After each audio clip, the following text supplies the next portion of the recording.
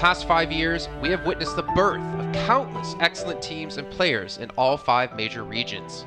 They are still remembered by us to this day. At the same time, we also remember our fans who loved us from the very beginning. On the occasion of this 5th anniversary, let's turn back the clock to the starting point of PUBG Mobile Esports, the Southeast Asia region, where all the stories began. As the first world-class event, PUBG Mobile Star Challenge gathered professional players from all over the world. With continuous development, the 2019 PUBG Mobile Club Open Global Finals is undoubtedly the most exciting event. 2019 Fall Split Global Finals, ladies and gentlemen, give yourself a round of applause! Among the countless rising stars, one shined particularly bright. Bigatron Red Aliens, a team from Indonesia, Bigatron Red Aliens! just got first place in the PMCO Southeast Asia Fall Championship, earning the chance to compete in the PMCO Global Finals in Malaysia. In the subsequent prelim stage, intense competition kicked off immediately. And finally, they advanced to the Grand Finals in 2nd place. BTR demonstrated impeccable strength in the competition.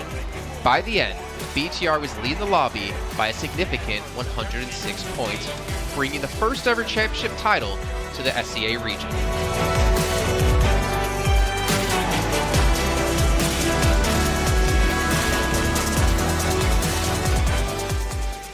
Di saat itu siapa yang nggak kenal dengan nama Bigatron gitu? Tim yang punya segudang prestasi, mereka juara dunia di PMCO Global Finals tahun 2019.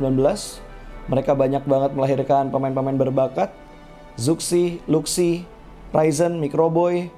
Terus habis itu Zuxi, Luxi juga saat mereka menjadi juara dunia, mereka berada di masa prime-nya mereka banget.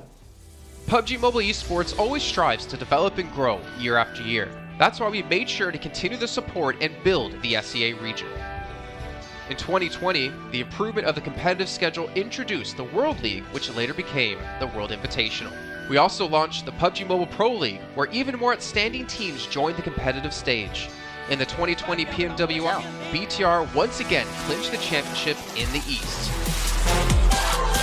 This had given Southeast Asia the title of the strongest region in the world. They hoped to continue their legacy at the PUBG Mobile Global Championship, the pinnacle of PUBG Mobile Esports.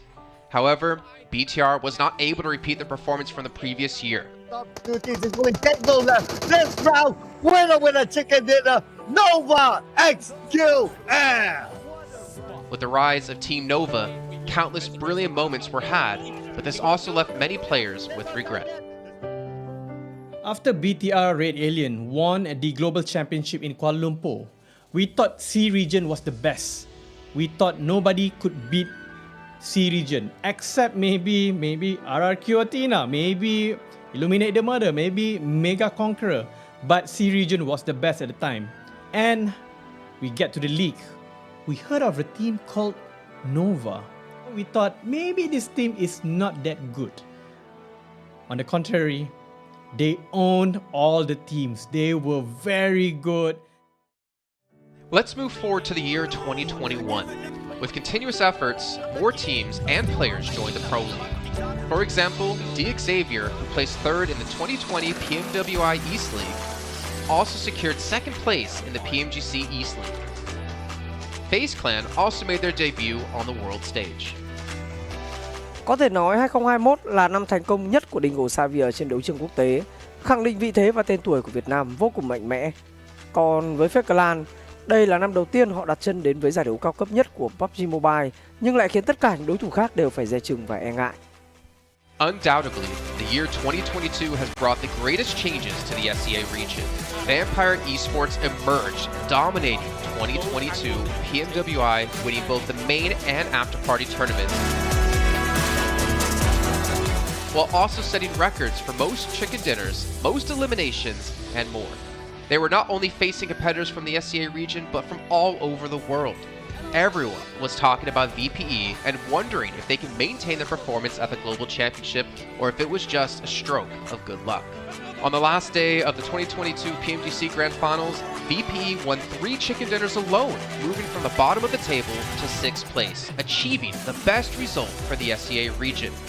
They pulled off another miracle, but sadly, it was not enough to win it all. In 2023, VPE continued their impressive performance. They once again won everything at the 2023 PMWI. 2023 PUBG Mobile World Invitational Champions, Vampire Esports!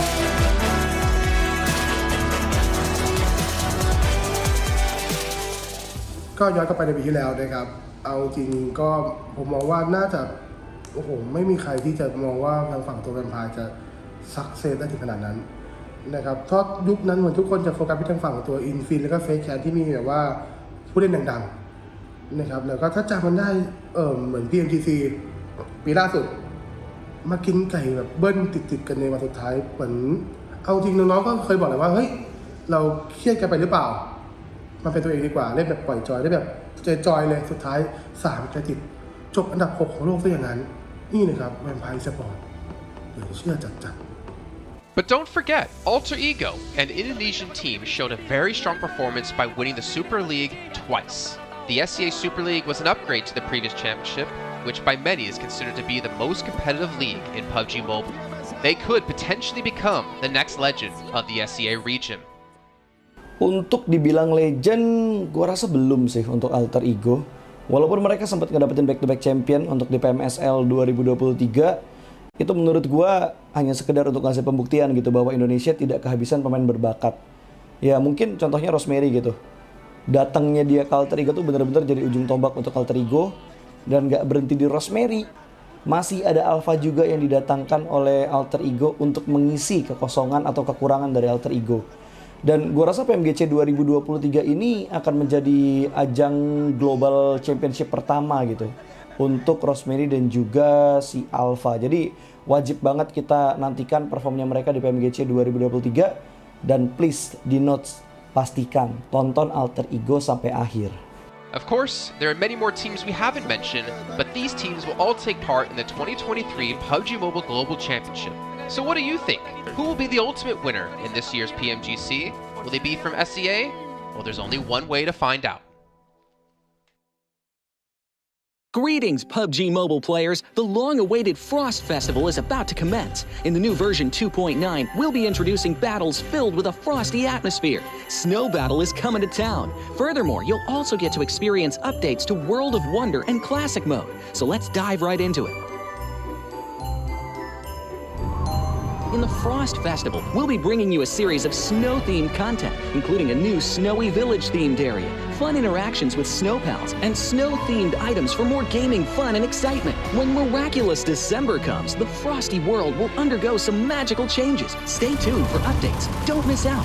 First, let's take a look at the new themed area, Snowy Village. The village covers a wide area of 280 by 150 and has loads of supplies. It's located near Stalber in Erringdale, Iceborg in Livik, and Goroka in Vikendi. In addition to the buildings on the ground, the underground area of the Lucky Ice Tower is also worth exploring. Make use of the 2-story layout to experience a completely new battle experience. Sound the bell in the Lucky Ice Tower, and you can even summon rewards. Additionally, the village also has a snow rail, which can help you quickly move around and gather supplies. It allows you to navigate flexibly between different areas of the village and also swiftly relocate to advantageous positions during battles for your team to counterattack more effectively.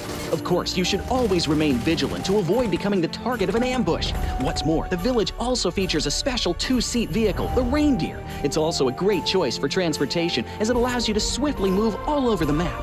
For intense battles, we've also prepared festive and practical battle equipment for you, the Snowball Blaster and Snowboard. The Snowball Blaster can be used in many ways and has loads of functionality. When you aim it at the ground or a building, it can create a snow pile cover for you. When used on enemies, you can temporarily transform them into lively snow pals to restrict their movement. When facing bodies of water, you can use the Snowball Blaster to freeze the surface so that you can walk on it. It's definitely a practical yet entertaining weapon. After transforming into a lively snow pal, you will be unable to use firearms to do battle. You'll only be able to rely on basic actions such as walking, running, jumping, and swimming to evade enemy pursuit. It takes some time before you can revert to your human form. Let's build a snowman together. The snowboard will also bring you a whole new experience. Apart from helping you glide and move on various surfaces, it can also be used with the Snowball Blaster. Explore the many possibilities and use these 2 items to have all kinds of fun. We've also designed various interactive mechanics, such as searching for snow toddlers, lucky ice, and the Snow Blast Zone. When you encounter a lucky snowman on the map, don't be in a rush to leave. There are 4 lost little snowmen hidden near the lucky snowman. Search for the 4 hidden snow toddlers and bring them back to the large snowman. You'll then receive a token of gratitude. There are lots of lucky ice scattered across the map. Shatter the ice to get the supplies inside. Try using a melee weapon to break the ice more easily. Furthermore, you'll find that snow has engulfed some red zones on the map, and the falling snow will bring about many interesting effects. Players within a snow blast zone will be transformed into a lively snow pal if they're hit by the snow. If the snow lands on the ground, a snow pile cover will be created. In this World of Wonder update, we'll be introducing a brand new transformation skill gameplay and a catch me hide and seek gameplay for you to enjoy the transformation skills to the fullest. Of course, you can also use this skill to create more interesting creations. We've also added a Snowy Village map template to celebrate the Frost Festival with creators. Additionally, we've also made some updates and improvements to gameplay devices, game parameter settings, and the editor. For more details, please follow the official PUBG Mobile community. We'll continue introducing the latest WoW content to everyone. As for Classic Mode, we've also made some improvements to vehicles, firearms, creation mode, emotes, settings, and more. First, we've enhanced the designated marksman rifles. Some DMRs can be equipped with the full auto mod to fire in full auto. We've also improved the attributes and handling of some vehicles to enhance your driving experience. We've also added a new garage mechanic. From now on, you can choose your dream ride during matches. Meanwhile, we've also added a custom SFX adjustment feature. You can adjust the volume of some sound effects to whatever best suits you. As for creation mode, we'll be introducing some quick view features for watching the victory dance and fireworks displays and the new Frozen Kingdom themed performance in order to provide players with more possibilities for creative content. Furthermore, we've expanded the emote backpack. Now you can equip more emotes before entering the battleground. That's a wrap for the main content in this new version. In addition, new content will be added to the popularity battle event, Metro Royale, and season rewards. For more details, follow our official PUBG Mobile community. Snow Battle is coming to town. Winner, winner, chicken dinner. In 2020, while the eyes of most PUBG Mobile viewers were focused on Southeast Asia as well as other regions, there was one region in particular that went under the radar, the 2020 EMEA League. Numerous teams from different regions were fighting for a spot in the 2020 PMGC. Among them, the teams from the EU region were the most dazzling. Kanina Power, which had previously won 3rd place in the 2020 PMWL West League, managed to break through and eventually won 6th place in the 2020 PMGC. Klastilj Athletics from Turkey also successfully took 8th place. For the entire EU region, this was a great start, and in the future, the EU region would grow into an even stronger region. The EU region seems to have endless potential. They always have a number of astonishingly talented newcomers. In the 2021 PMWI, in addition to the veteran team Kanina Power taking 2nd place, the newly reorganized team in 2021, Nexria, Xenox in the smokes, the solo by themselves, surprisingly won 3rd place.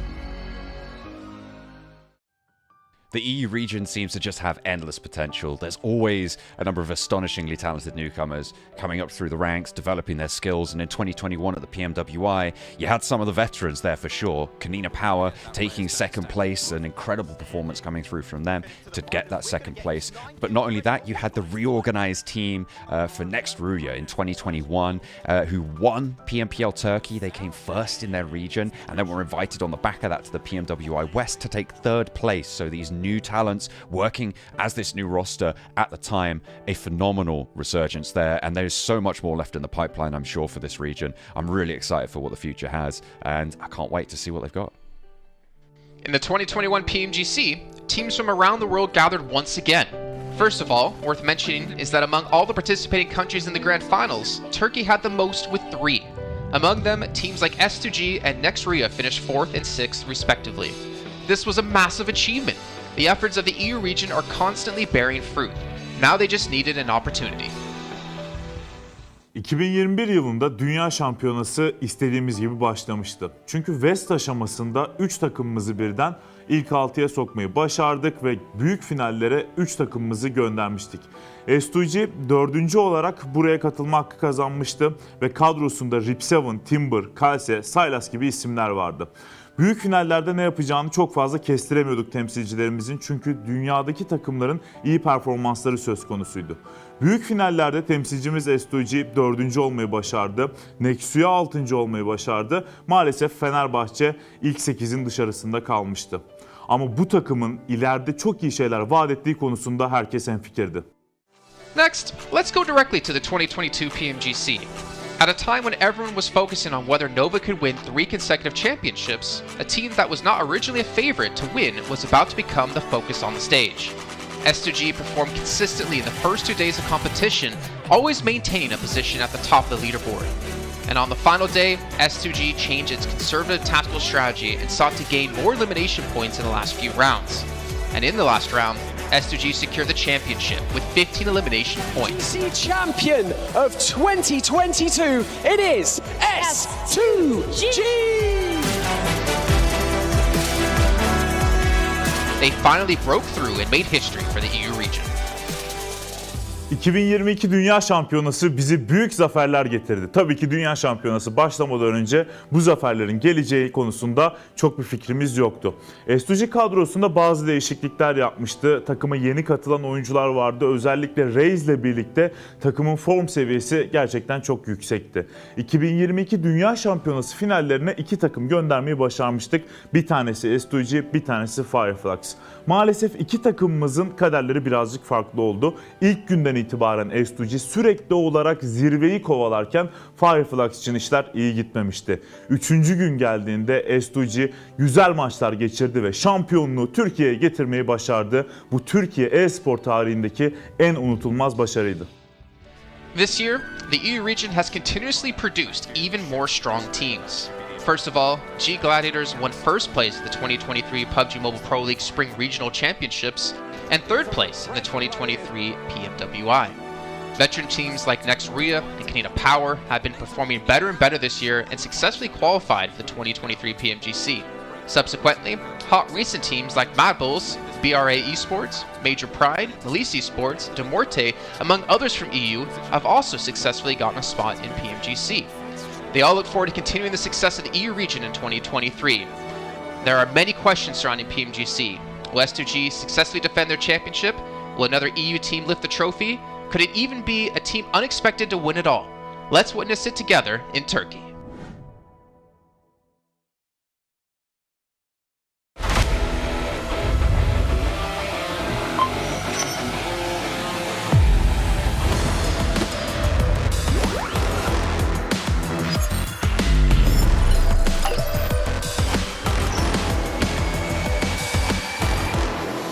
Investigator.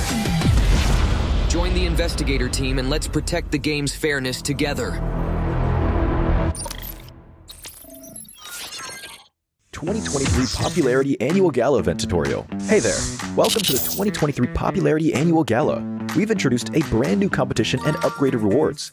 You will have to go through 10 rounds of 1v1 matches and compete to become the first ever PUBG Mobile Popularity Annual Gala champion. So let's get right to it. New competition, ladder competition.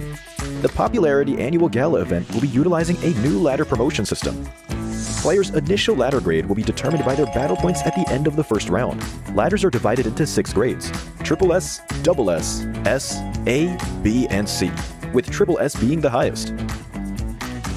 Ladder promotion rules. Players are ranked based on the popularity they gain during the battle period. For rounds 1 to 9, the ladder results are settled at the end of every round's battle. Apart from ladder grade C, each ladder has 100 spots, with the top 20 promoted, the middle 60 retained, and the bottom 20 demoted. If you're trying to move up the ranks, be sure to stay within your ladder's retained threshold or higher before each round is settled. Additionally, ladder grades can only be promoted or demoted by 1 grade at a time, so your performance in the assignment round is crucial. Be sure not to miss it. Final Showdown. Based on the rankings from the previous 9 rounds, round 10 will be the decisive showdown to determine the final rank and ladder grade placement, including the champion of the 2023 Popularity Annual Gala, who will emerge as the ultimate winner. New exclusive rewards. At the end of round 10, rewards will be issued based on the player's ladder grade and final rank. For outstanding players, they will receive exclusive rewards that can showcase their supreme honor both in and outside the game. In-game rewards include the honor title, honor name tag, and honor avatar frame, which are sure to make you stand out. Moreover, there are also physical trophies, interviews, custom-made popularity gifts, official social media promotion, game exposure, and other exclusive honorable rewards. Gain global renown both in and outside the game. What are you waiting for? Participate in the 2023 Popularity Annual Gala now.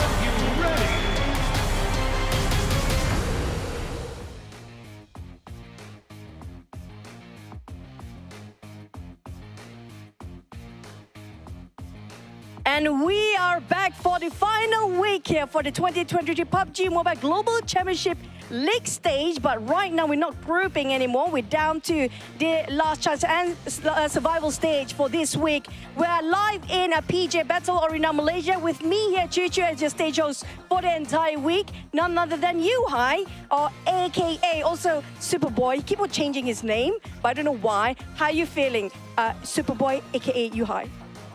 Today I feel very good because I'm so excited for today. The last day, last week we didn't happen to make it, but yeah, we are hunger for more. Okay, that's gonna be just the introduction, but he's super excited. I can vouch him for that. Now back to the serious question, right?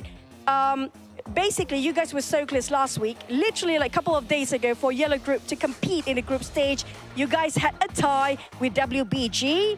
The only one that actually made a difference was the tiebreaker, the chicken itself. Now, how did the team take in the result? How are you guys feeling, and how do you take in the result in your teams as well, like yourself? Kejap, translate, sabarlah, sabar, relax lah. Oh, okay. Kena translate bang, okay. So, cuba dia tanya tadi, apa ni dia, sorry lah nak masuk Grand Final dah sikit je lagi minggu lepas kan. Baru je beberapa hari lepas dekat Yellow Group, yang korang boleh katakan seri dengan WBG tapi sampai ke tiebreaker lah. Jadi tim Yuhai sekarang BTR, macam mana dia orang ambil keputusan tu, dan macam mana Yuhai sendiri korang prepare untuk hari ni lah, rasa macam mana? Rasa dia time tu, of course kita orang sedih, rasa macam kena fake hope, kena putus cinta. But I think this one is part of the game lah. So we like it, we enjoy it. This is what competitive is.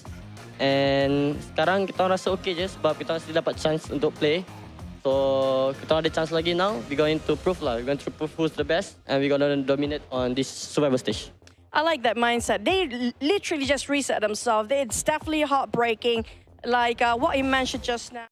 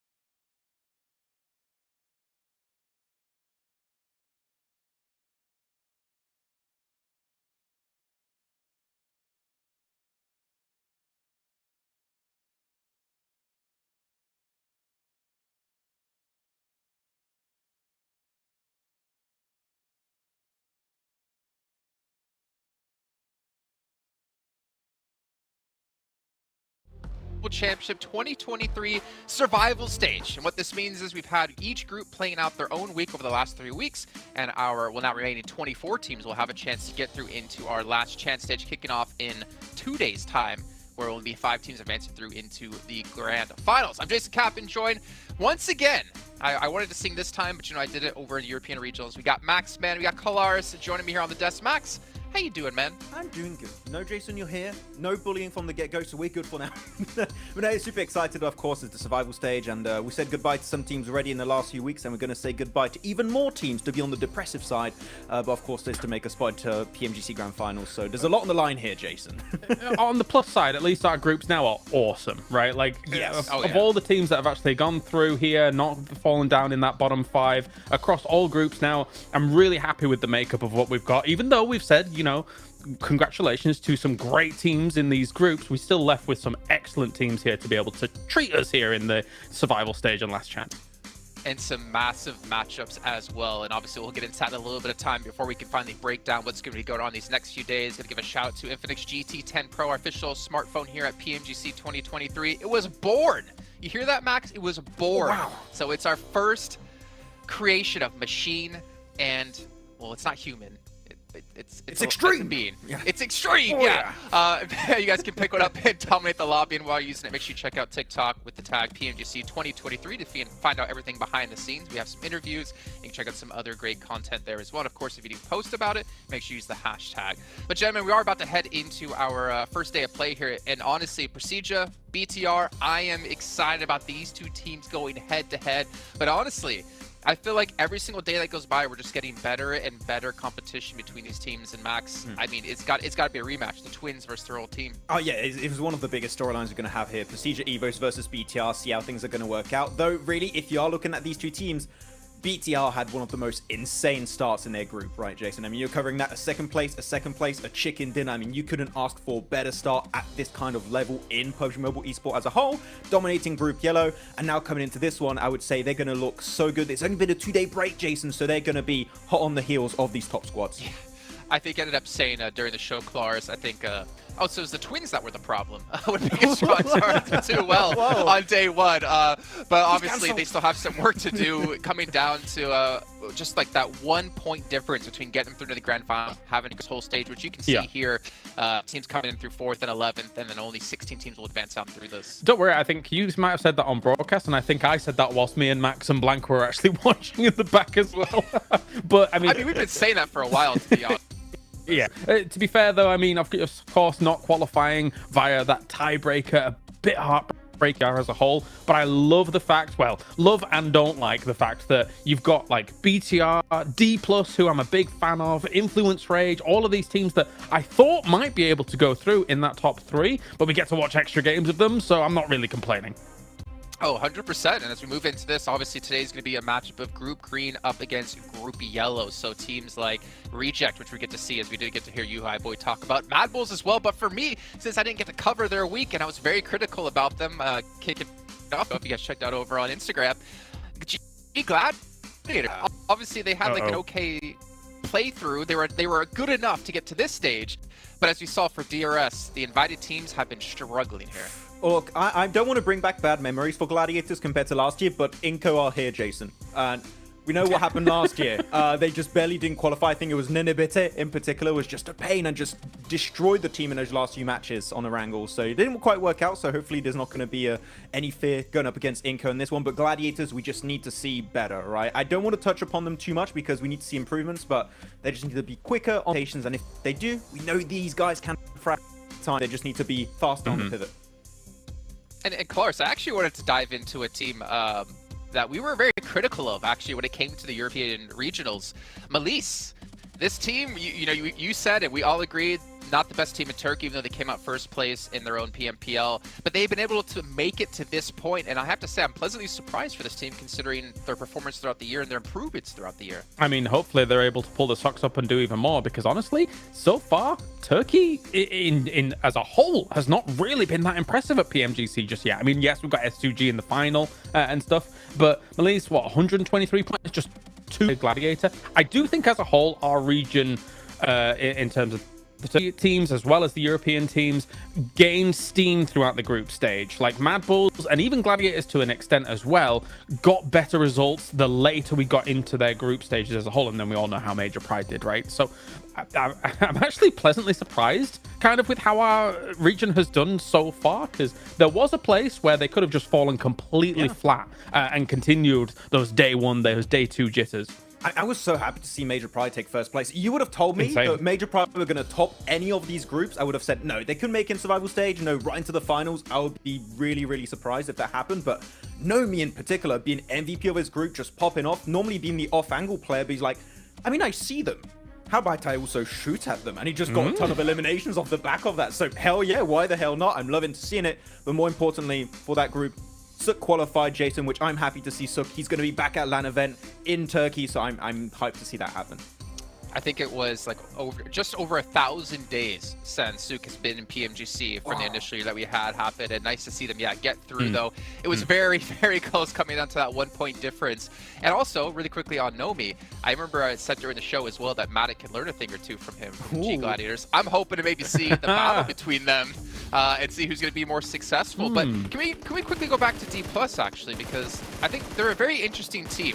Day one, they were hot garbage, and I'm not really afraid to say that. They did not look good, but the passive play that they started off the event with, it slowly transitioned to more and more and more aggression.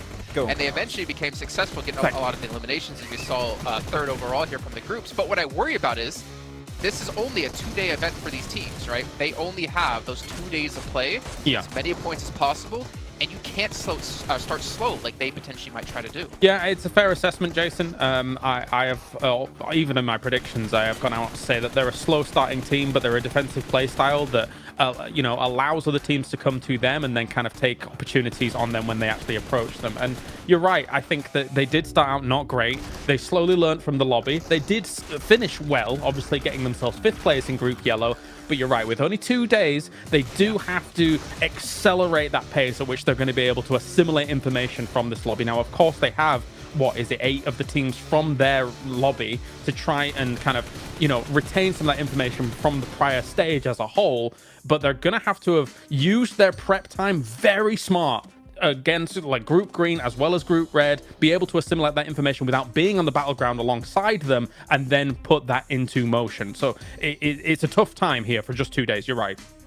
Exactly, and that's what worries me. It took them 2 days to learn out the 16-team lobby. At least they get to carry half of the teams through, like you're mentioning. But we're going to see here our order. We're, of course, going to be starting things off on Sandhawk, going back to our back-to-back-to-back Erangels, and rounding things out with Miramar. And I know we talked about this at PMWI, Max, but big fan. I'm a big fan of this format, and I actually hope to see it kind of continue along forward. Yeah, the only thing, of course, is you only have one Sandhawk, so if you're Alter Ego or Gladiators, you might have a little bit of a tougher time there, trying to go for that hot drop on near Camp Alpha. But yeah, it's good. You can make some very quick adjustments, and as you already said, Kalaris, right, you're going to have a very short amount of time for these teams to adapt. So the fact you can have 3 Erangels in a row, 2 Miramars in a row, if the first one of that map doesn't quite go your way, you can quickly adapt, maybe change your drop a little bit or your rotation, because you only have 2 days of play, right? That's such a small amount of time to qualify into the last chance to then try and qualify to the grand finals.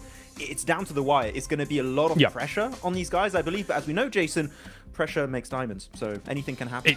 That's you know what? Jason that was said. last year, okay? Calm down, calm down. And actually, to that point, Jason, what Max is talking about here, for Gladiators, especially on Sandhawk, we thought about in Group Green, if you look back at that, Alter Ego was beating them pretty consistently, right? Not only that, but Rosemary is the top damage dealer across these groups. So if I'm Gladiators starting off this group stage, understanding that it's a bit of a severe situation now with only 2 days worth of games to try and get to last chance, I think you do not contest them on Sandhawk. I think you try and kind of pivot around them a little bit, still be Northwest Island, but yeah, I think it's a death sentence if you go up against Alter Ego up there. Yeah, as we were looking at the stats also, I want to bring up one last topic here, which is actually of some underdog teams that I think were really impressive, is Africa as a whole, right? Sure, Falcons didn't qualify, but in Group Yellow, Rook and Brute Force, normally when you look at Africa for these big international events like PMWI or PMGC more specifically, don't really expect too much of them. The fact that they both qualified against massive behemoths of PUBG Mobile Esports like Vampire, like De Muerte, like DRS, really impressed. So if they can keep going here, maybe, who knows, maybe make into the last chance, I think that would be one of the biggest international kind of results for an African team. So keep it up, boys. Well, doesn't the world supply of diamonds come from Africa? So the pressure is making diamonds out of these teams. Oh, here we go again. Got it. Yeah. You said it was last year. Go away. If you're talking about MEA, I mean, one region we really have to talk about is South Korea, because this region in general, thinking back to prior PMGCs, we would have one good team. We had, I think it was Archer, and then that eventually evolved into D+ as they are now. But to see Nongshim Red Force as well qualify from their group in first place, to see Duxan as well be this high up, I think they finished 5th in their group in group Red. I think South Korea has probably come out to be one of the strongest regions we've seen so far in this PMGC. I think as time goes on, I think they're going to get even stronger. If you think about Group Red as well, we were watching it whilst you guys were covering it. Day one, I thought both South Korean teams were going to be able to make top 3. Duxan looked fantastic in day number 1 as well, and I've already talked ad nauseum about how I like D+. And the cool thing about South Korea is they do have slightly differing play styles. D+ does not play the same as NSR and things like that, so they've got a wealth of play styles to be able to bring to the battlegrounds, and it's exciting to watch. Okay, well, it's time to kick off our very first match here of our survival stage. It's Group Green up against Group Yellow. Your commentators are going to be Jackie and Blake. Thanks, Jason. Honestly, mate, can't wait to kick this one off. I think we are in for a treat of a day, Blank, and an absolute spectacle of a week, mate. The culmination of everything we've been waiting for, the remaining teams that weren't eliminated and, of course, haven't qualified yet. We get to set those stories, Blank, and see who's going to be left of the cream of the crop at the end of all this. Yeah, I mean, to be honest with you, there's some really good teams out of both these groups coming through. Obviously, they weren't the best, though, right? They didn't make it directly in from those groups themselves. They weren't in the top 3, but there's some teams that were very, very close to making it. I mean, Bigatron Red Villains, they were very, very close, right? It was right down to the wire. Silby, I think he needed I think it was 1 or 2 extra points on a survival on the last game of Group Yellow. For Group Green, Reject was so close to making it in, but Alpha just had such a ridiculous amount of points just accruing throughout the entirety of Group Green. It was very difficult to catch up, and I think the guys touched upon this already, which is a case of Reject starting a little bit slow, which can't be the case here. I think it's even more difficult for Reject in Group Green since they've had so much time off as well, Jackie.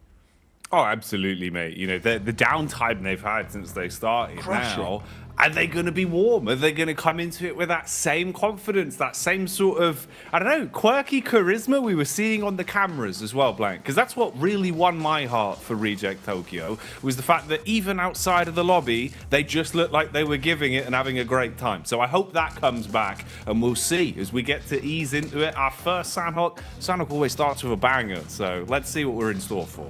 Yeah, tons of hot drops on this map. We saw it throughout the entirety of all the groups. Most teams are always struggling. Specifically, though, in Group Green. That was where we had the most voracious amount of actions as teams were hungry to pick up their spots early on in the game. Looks like Gladiators do confirm their position up towards the top side of Northwest Island, which is great news for them. A lot of times they were contested by Alter Ego. Team Queso off towards their western side and Quest up towards the northern edge. I think these teams in particular, Team Queso were looking fairly good towards the start and end of their group itself, but already got ourselves a little bit of action. It's DK versus DXavier. A double D action. Love it. Yeah. Thrown straight into the thick of it, mate. And this is what we were expecting as well, right? We kind of even set up this angle with the interview we had on stage, where you could see players realize today, Sanhok isn't going to be a walk in the park to start it off.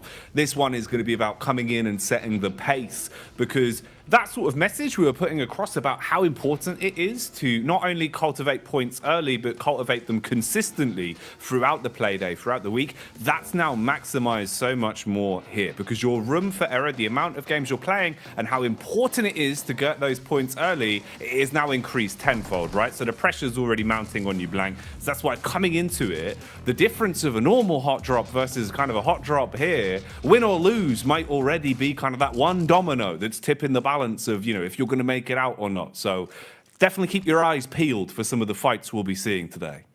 Yeah, it's killer, right?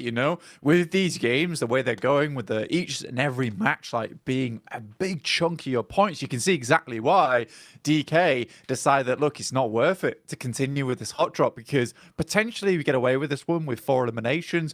But if we risk the biscuit, potentially the biscuit gets all eaten up by the guys on DX Xavier. We leave with nothing. We don't get a single point on Sandhawk. You want to try and make it so Sandhawk has the least amount of variance for yourself on these maps. And the way to do that is just try and not take fights early. Try and get 4 members towards that end game. Play off the back of that. It's smart. I like that from D plus Kia. This is a slow starting team anyway. They understand that likely they're not warm enough right now to be taking a fight in Paradise Resort just this moment. Plus, with the way they dropped in, they weren't on the north side, they were on the south. There's some really good rotational paths from that southern edge. You can also gatekeep quite easily. And with the circle being on that south edge anyway, this is a smart choice, I'd say, for the guys on D plus Gear. The reject lads, you were talking about them. Yeah, they're unusual off and on the stage, right? You know, in interviews, they're quite fun to watch. They're fun to listen to. In game, they make some interesting plays. I think my most favorite thing about them at the moment is Lufa in his endgame tactics, where he does sort of bait the rest of his teammates, but it's always for a good cause. Oh man, it works though. That's the thing that I like, right? Is at least it is kind of a calculated system where it must be commed across. Someone must be telling him like, look, bait me in this situation, because he knows how to play around it really well. And I think that's actually one of the things I remember as complimenting as well, is how impressed we were with the instant you would see comms being laid out, the way teams were willing to basically dedicate, 1 or 2 players to hold really important angles, watch towards compounds, and have faith in basically a solo in the team throughout a lot of the squads we had in Group Green. We were setting that kind of idea, Blank, that Group Green really was like the group of death with all of our talent in it. It was an overbooked party. We had no room with the amount of stars we had.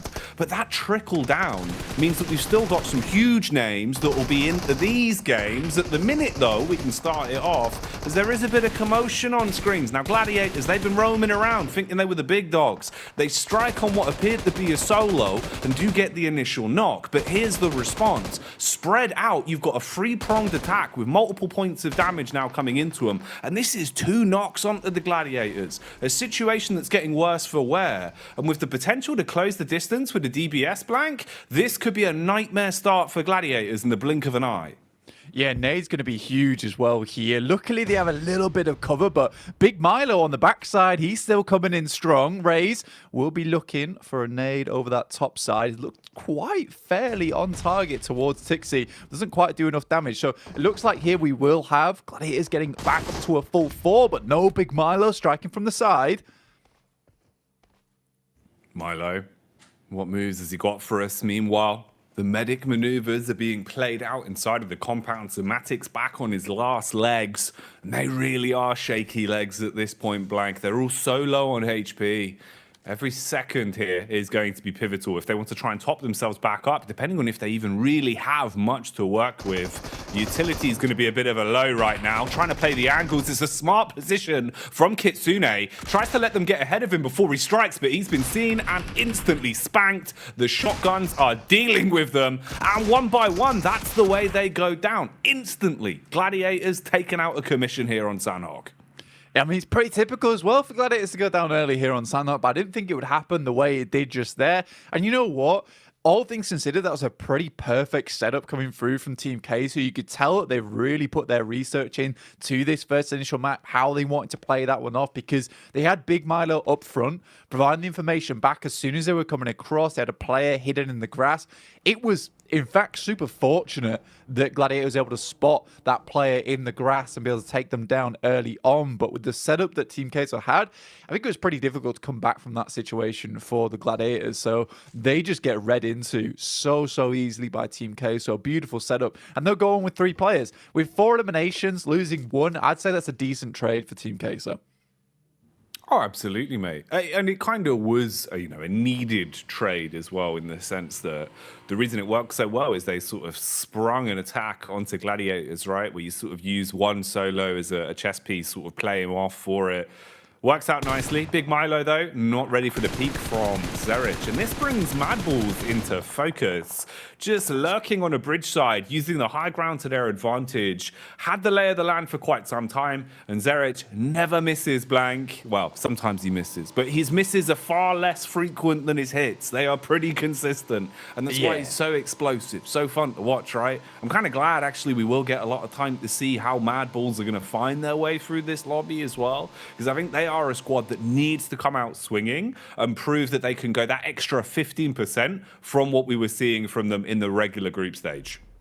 Yeah, I mean, for Zerich, he hits, 100% of the time, 60% of the time. He's a really fantastic player at the end of the day. And I think for Madballs, we knew they could do more. And they kind of bumped up their performance towards the end of their group stage, right? Which was what we found quite surprising. Because I think at the start, most of us on the broadcast, we thought it was done for Madballs. We assumed that for Gladiators, Madballs, the EU representation just wasn't there. But Madballs really brought things back. I think they ended up with a 6th place, which was actually fairly decent in terms of a climb for them. So I'd like to see more coming out from the Madballs team. And you can see them doing their scouting, doing their due diligence early on in that game where they went up towards Camp Alpha. They spotted them out. Then they took shots over towards Team Queso. Really nice stuff. I think you can't fault Team Queso for the plays they made there. It was just a good read into another good read from another team. It's quite difficult to watch for. Malise Esports, actually a really decent team playing on the edge. I do like watching this team overall. They have lost CEO later, though, who I would say is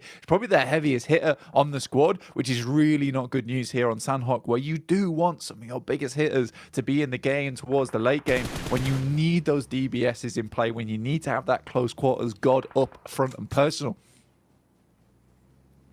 You need every tool in your toolbox at this point. So already suffering a little bit into this one. Definitely will come back to haunt them, at least slowing down the potential from Elise early.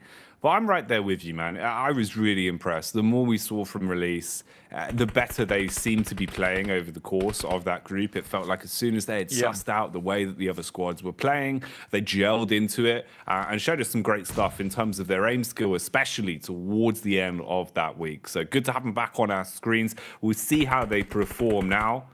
And I think that is really the scary part, Blank, is at the minute, my brain cells are kind of telling me a good majority of the squads that we should see being able to farm up a lot of points early into this week would come from originally being inside a group green. It just felt like the talent was so much more stacked pound for pound. But I guess the proof's going to be in the pudding, right? Because it's still a contrast of how quickly can they adapt to the new lobbies they're playing in. And contrary to that, how quickly can they bounce back from having an extended break? Yeah, man, I mean, look, you have custard with most puddings at the end of the day, and custard's yellow. So group yellow might be onto something here. That's what we're thinking. That's what we're talking about. But realistically, you are right. I think a lot of the firepower over in group green is rather large. And I think just in terms of the point scoring that we did see from that squad, from that group in total, you can say that most of the teams that made it in towards that top 11 that went through to this survival stage are incredibly stacked. But there were some great teams that came out from Group Yellow as well. IHC, one of the teams that's got really good history on them. Ziol being in the mix for such a long time in PUBG Mobile, making it to multiple PMGCs. We'll see what IHC can do here, because it's a team that I did want to make in towards the PMGC, but they just really didn't perform the way I wanted them to in Group Yellow. One of the worst performing teams to make it into the survival stage from that group. So again, this is really do or die moment for IHC. I don't expect too much out of them, but I'd like to see them turn things around. Oh, absolutely, man. I mean, I've been so massively impressed by a lot of just the sheer talent we've seen from the Mongolian region. So if there's still more Mongolia madness to come out, Blank, I would be living for it, be it IHC or whoever it is that will be picking up the points. Right now, though, IHC not really being getting much from this, other than a bit of buckshot into the back as the DBS cleaves its way through most of the roster. So it'll have to be a little bit later if they want to start popping off, leaving them down solo, so we'll see what he can get done with it. Still potential to try and sliver your way through the rest of the game, maybe steal away a couple of points on the old placements, but dream scenario not going to work well for them. The fight's continuing a little here as well, and finally we get a cameo from Quest back on our screens. Haven't had time to touch on them just yet, but this is a side that I was very impressed with in terms of resilience. Did a great job to fight for their spot, to be here today, and showed that they deserved it, really. Al Haji had some huge moments as well, but at the minute they are trapped, playing down in a gulch, effectively separated with 2 players back over towards the compound, but you are eating a bullet sandwich and it is not very tasty. Not at all. I mean, Influence Rage is going off on them at the moment. This is painful for Quest, absolutely. BTR down towards this southwest side right now, around Camp Charlie. Still got a little bit of a ways to go. Alter Ego in front of them, so Indonesian on Indonesian action at the moment. Alter Ego making their way in from Group Green, tried to shunt out the guys from Gladiators, so some of them were a little bit easier to play from, but didn't happen to be the case here. So Alter Egos had to switch up their things just a little bit. They've had a lot of prep, but will not save them from the guys on BTR. Superboy went down early, but doesn't really matter. La Paz, Tatar, as well as still bringing rain here from BTR. The drop off straight into it as Rosemary gets smacked down with the elbow drop, and that's Alter Ego going out. Okay, man, that's a rough start for Alter Ego Blank. You know, I know it was a little bit shaky, kind of felt like choppy waters for them as they were sailing their way through Group Green, right? But they still impressed, and individually we were seeing some great moments. Rosemary as well was kind of like soaking it all in, living the high life of being at PMGC and proving that, you know, he can really do an awful lot as an individual as well. We saw a couple of times on the interviews on stage, he was looking a bit more confident the longer the tournament was going on. So that's unlucky. Kind of a bit of a reality check, I suppose, for Alter Ego straight away here then. Yeah, tough stuff. I mean, they get stuck out in the water as well. Not a good place to be. But I think with the amount of time you've had to really think about what's going to happen during these stages, you might have been able to predict BTR's rotate here and think about maybe potentially playing underneath the cliffside instead of getting bogged down in the water too early on. Circle on the northern edge, though. This will take us further up towards those little ridge sides around where we've got Influence Rage playing. I think that Influence Rage definitely a team that I didn't expect to see here over in the survival stage. I thought they could do so much more as the Brazilian squad, one of the biggest risers from this year in terms of teams from the American region. So I do want to see a little bit more out from Influence Rage. Already you can see their firepower is still here on display, but it's crazy to see because this is so much more of a balanced lobby this time around with the amount of eliminations going through to multiple teams. It's going to be an interesting finish, that's to be sure. And we don't end up round cave on this south side, which I'm happy about because that is always a really awkward finish, and usually it's one or two teams that benefit from the back of that. It's funny, man, just as you're saying it, even, you know, being here right now, it feels worlds apart from those games that we had back in Group Green, you know, in just the way that it's being played out. The fact that we're getting fights, it feels a bit more consistent. It feels like there's always something going on with those fights. You know, it was so calculated down to a point where you could see everyone really was playing to win from the get-go. It was very different. And also, I think the level of aggression here vastly changing in the sense that you've just allowed Federal to spot out two men running up the hill and absolutely annihilate him. That is a massive play. Influence Rage now going to want to continue this as well. You found two free pickups, basically fragmented Reject Tokyo and got them in the palm of your hand. Bullet after bullet breaking their way through their defenses now. Trade back onto one player, but you have shut them down massively. It should be a relatively easy cleanup from this position, and that is rough for Reject Tokyo. The Japanese side just evaporated and basically all by the hands of Federal. That's madness. Yeah, in the bin there. And I think for Reject, it's one of the case where you just have to get the timing on that rotate right, where I think they got so far up and they were pretty quick about it. Then they started to stall. Federal takes a really good opportunity, right, to just have a quick peek over the top side, understanding there might be a team coming up from behind. And it was perfect timing from him. Got the double spray down, which is not easy to do. And again, they were a little bit surprised by that, but I thought that they might be able to get that refrag, which potentially might have saved them in that situation. situation. Little boy still holding out towards that eastern side, looking towards the hilltops, over towards Mad Bulls, who made a really smart rotate over towards that northeastern edge to just manage to make it way in whilst not having to fight against Influence Rage too much. Circle down towards that south side, and Pasija Evos, they get a nice spot in the circle off the back of this one with their position on the map. Getting this control of this compound is really big news for them. They just need to hold out BTR now. Another team that did really, really well in their group. We'll see what Pasija Evos can do here. Zuxi's in, Luxi's out. We got Link's Misery as well as Redface. They showed off some pretty slick moves over in their group. Fell off towards the end, though. And I think for them, it was sort of unfortunate because they really could have gone all the way, because towards those very, very last games, there was certainly a step up in performance, but by that point, it was too late. Alpha 7 had already ascended. Alpha 7, man, well, really like one of the 3 big point vacuums that were in that group, always one of the absorbing them all, right? It's mad. That's why it's so hard to kind of like deliver like the true depiction of the way those games went. If you didn't see them, it was just madness. Even looking back at, the overall sort of point differential that we have from the top to bottom in like top 3 for all 3 of the groups, still just wild how Group Green was so much further ahead in terms of the overall points, right? A lot more elimination. A lot more aggression, but late games with close scoring between a lot of them. So that's why it was so impactful. We were talking about Reject Tokyo, barely missing out by like 10 points or whatever it was. And now they've kind of instantly, again, you've come in here, you're like, all right, let's see what we can get going into this week.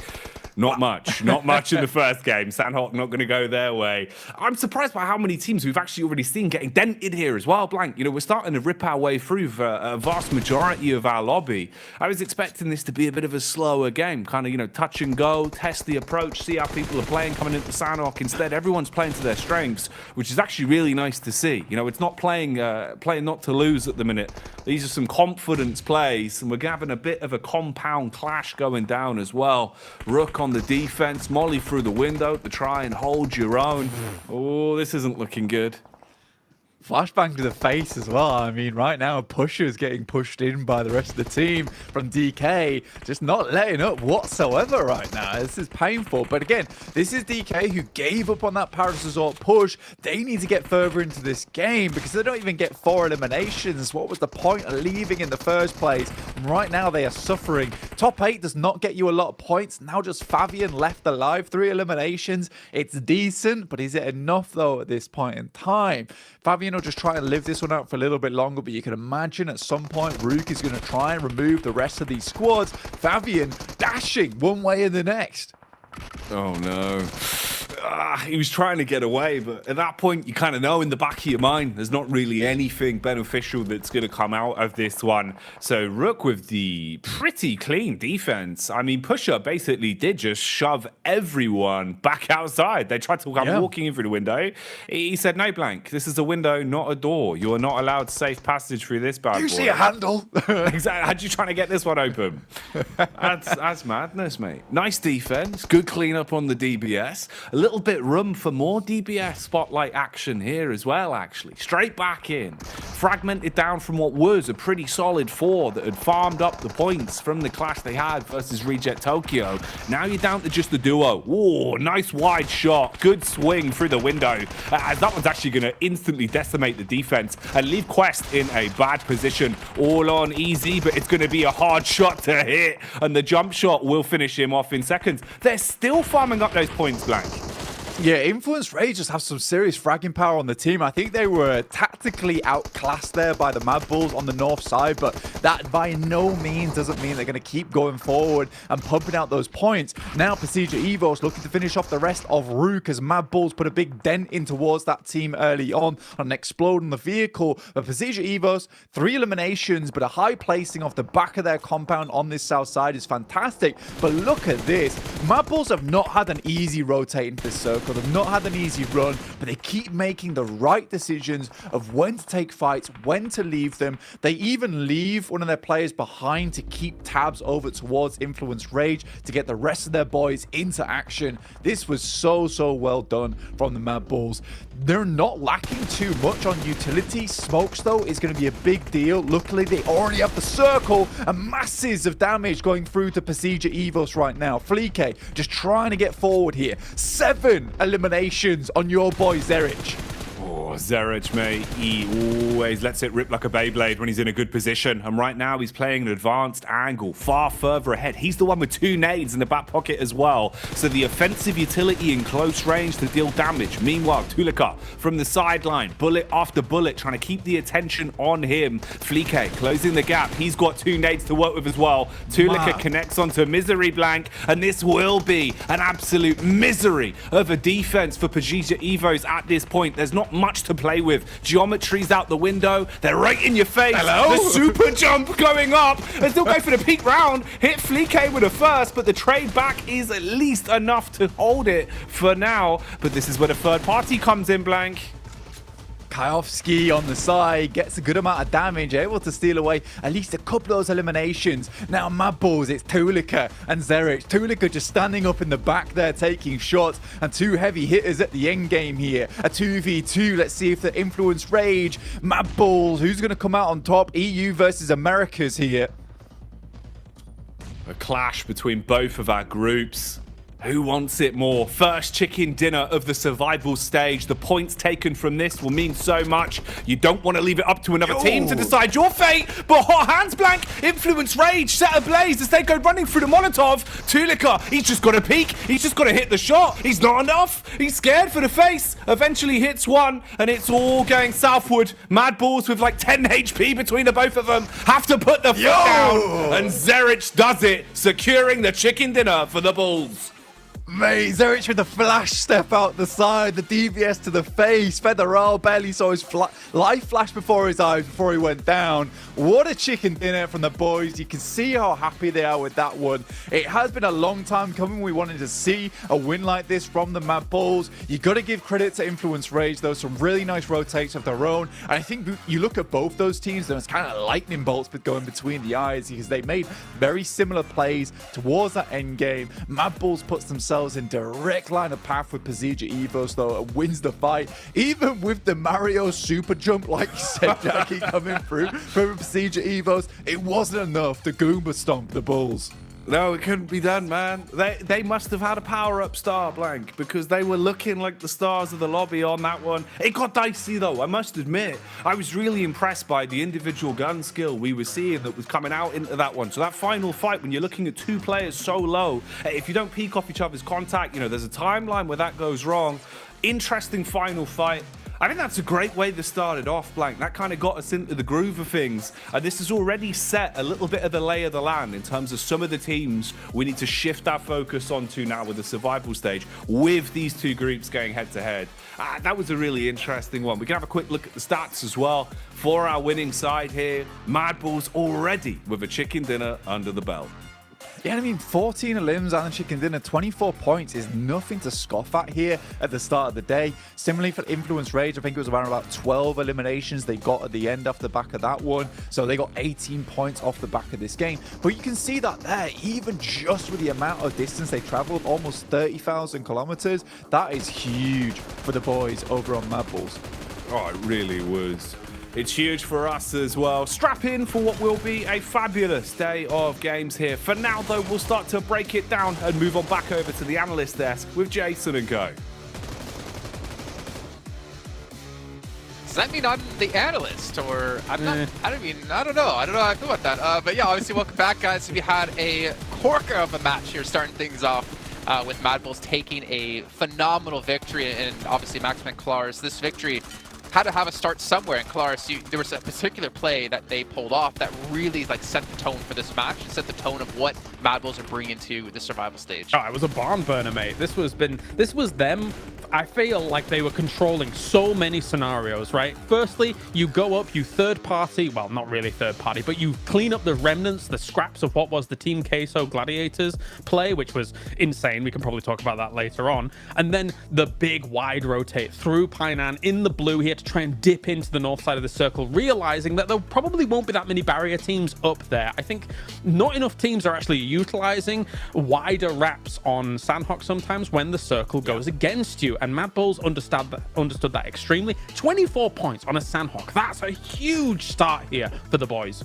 Yeah, I think that it was just Zerich looking at Effect dominate his group yellow. He's like, I want to do the same thing. So it started popping off. Yeah, playing the western side of Quarry, eliminating Dig Xavier, pushing up onto Influence. And normally, I think, Kalaris, you're looking at Influence saying, okay, they have the advantage. They should win that fight. But they started taking some casualties in the middle of that. And they just like, okay, we have to give up that position to Mad Bulls because they're just on fire. Let's just go down and fight Quest and play hopefully for the win, which at the end, because there were rocks still available, Mad Bulls are just able to linger further and further in the match. And one fight that was very interesting, that we're a bit kind of unsure if it was like played perfectly, if there were maybe a few mistakes, is sending that fight over the road onto Procedure Evos, but by clearing that angle, you can then play the rocks. So sure, you lose Flique. Precisely. I think it was a necessary sacrifice to make sure you can play that angle against the two remaining players of Influence. Yeah, it's a constricting play, right? Like, you want to be able to pigeonhole your opponents into a certain scenario so that you can exploit that on the opposite side, because across that road, from those little shacks that they're in, maybe some of the little rocks and trees that Procedure has, actually that's a really open line of fire onto where Mad Bulls wants to be against Influence Rage. So I love their kind of step-by-step play here on Sandhawk. I think it was really well thought out, and you could see how excited they were by that victory at the end of it. They were buzzing. Yeah. I mean, they also played out the last little fight as well against Federal perfectly, right? Both peak at the same time from different angles to make sure you can't get that 1v1, considering how low HP Mad Bulls were. But as we're talking about highs for some of these teams, you have to keep in mind, you only play 2 days. You only play out 12 matches, and then you just have to not be in the bottom 6 teams or the bottom 8 teams to get through into the next stage. So it's going to be a good sign here for Mad Bulls. However, on the other side of this coin, we got to talk about Queso and Gladiators, Northwest Island, and we got to dive into it because a 0 or 1 point match for you is not going to be enough. I don't want to. I don't want to talk about it. Do it, Max. Do it. Look, okay, a 4-man car rotation into Team Queso. I don't know how you... What do you want me to say about that? It was not good? Don't do that. You will die. No, I don't quite get it. Sure, you are sharing a similar position. Maybe they want to facilitate a further rotation by just clearing the northern western island, which, no, makes sense. Okay, I think there's better ways than to just send it as a 4-man rotation in one singular car, because Team Queso normally like to split drop around Camp Alpha, so you're going to be vulnerable from multiple angles. And Mad Bulls hear the fight, right? I mean, talked about it, Kalaris. They hear the fight. Like, what the hell is this madness happening there? Let's just capitalize on that and get free early game eliminations. Fair enough, but Gladiators, yeah, I've just lost hope when it comes to Sandhawk. So I'm looking more towards Erangel and Miramar to see what's going to happen. But Sandhawk is just, it's like they're giving up. I mean, the bizarre thing is Alter Ego has bailed. Alter Ego has given up that early fight. We saw them dropping down towards, I think it was Camp Charlie, Taiban, by even. And given that they have moved away from that and given Gladiators room to breathe on Sandhawk, Gladiators then said, we don't want to breathe. We want to go. Like, where you going? We don't want to breathe. Go somewhere else. Like, there were opportunities. I mean, as Max was saying when we were watching the game, Rejects leaves early. You could take that potential path through to a circle that actually would benefit from that kind of rotational path. So where are we going here? What do we do? Especially in one car. Don't get me started on one car. Yeah, we need better from Gladiators. We need better from Gladiators. Okay, well, looking down the list, obviously we had D+ as well, get up against a fight against D Xavier in Paradise. Again, like with so little time to play, I mean, you're only going to do the Sandhawk once against the group you're playing against currently before it rotates, right? So your positions might be a little bit unsafe now, might be safe for the next time, or maybe the other way around. But obviously, we're going to have to find out. It's still 2 days to come here. But it's time to head into our second match of the day. So let's send it back on over to Blank and Jackie to kick off our spree of Erangels. Oh, it's always a nice part of the day when we get the back-to-back Erangels back. Those nice greeny pastures that are always enjoyable to be in. Who knows? Maybe we'll see 2 vehicles from Gladiators this time around, Blank. Yeah, 3 or 4 might be nice. That'd be good news for me. I mean, the one vehicle you raz down, it just wasn't. It wasn't the one. Let's put it that way. No, it was. It was just one. It was just one, but it wasn't the one. All right, I didn't like it. It wasn't great, but we will see what happens over in these angles. Obviously, Sandhawk really low amount of reliability on that map to make things happen. But I think at the same time, when I think about this, for Mad Bulls, they really did show that that map is controllable if you make the right moves and you make the right sacrifices as well. Remember, they lost players going into that final circle. A lot of times you see the winning team on Sandhawk be a 4-man squad, right? And that's kind of by design, is that if you get a compound in that position, you can remain there for a very, very long time. You push out towards the end when the circle moves away from you in just a minute fashion. But for Mad Bulls, like I said, they made sacrifices. They left players behind to guard their backs. They went down to the blue. They pushed forward. They took fights, and they just claimed the circle as their own in the end. And I think for Mad Bulls, that's a really admirable quality, and one that is going to be really, really important when it comes to a wrangle where sometimes you do have to fight for these compounds. And I think that we have seen before in a lot of groups, there was a lot of fear to try and push on compounds, or a lot of fear to try and go for these crashes. Man, there really was so much more, I suppose, kind of conflict to, control what otherwise would be a more guaranteed drop spot, just with sort of the overlap we have of different regions, different teams that were coming up against each other, especially back in Group Green, where it felt like, Erangel, there would be at least a few guaranteed hot drops that we'd sort of be looking at towards the opener. We'll see how it looks here. We'll see what your real scrap in terms of rotation is going to be, any similarities that we'll have once we get that overlap established, because this is the meat and potatoes. This is that consistent portion that will always be there to rely on, right? The back-to-back-to-back Erangels. This is where we separate really a good majority of our points. Some mistakes here are going to be costly, namely for some of the squads as well that weren't able to get anything on the standings off the back of the opener on Sandhawk. That's where you get an extra little bit of pressure. You can feel the coach breathing down the back of your neck, Blank, going, if it's not going to be a win, it's at least got to be a point earner, right? Yeah, I mean, it does get away from you quite quickly as well. If you keep earning 0 points on the day, that kind of thing can add up quite quickly, because you understand that tomorrow you might not be playing. You might not be in this one. Sem9 already starting things off strong there. Alter Ego loses Rosemary off the bat. That is really, really bad for Alter Ego. So far, they are suffering in a big way.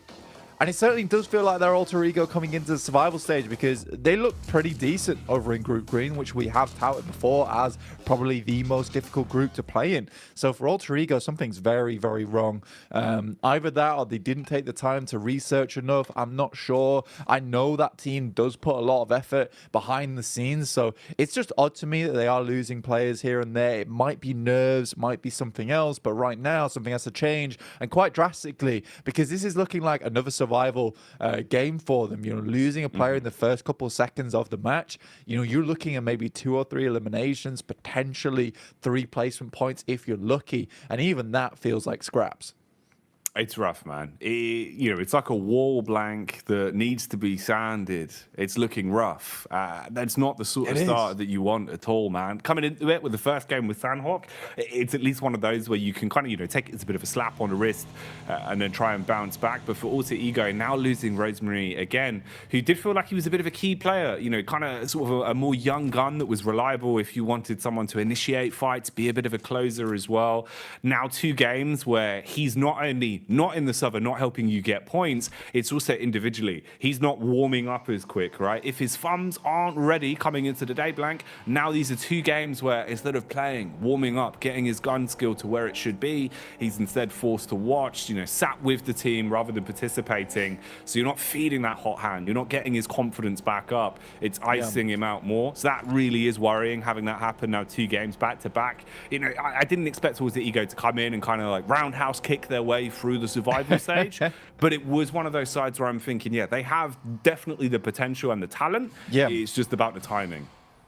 Exactly. And I mean, as we know, Rosemary, world-renowned sandpaperer, now only 3 guys who aren't even that good at it to try and sand that wall and down. It's a big wall, you know. It's a big wall.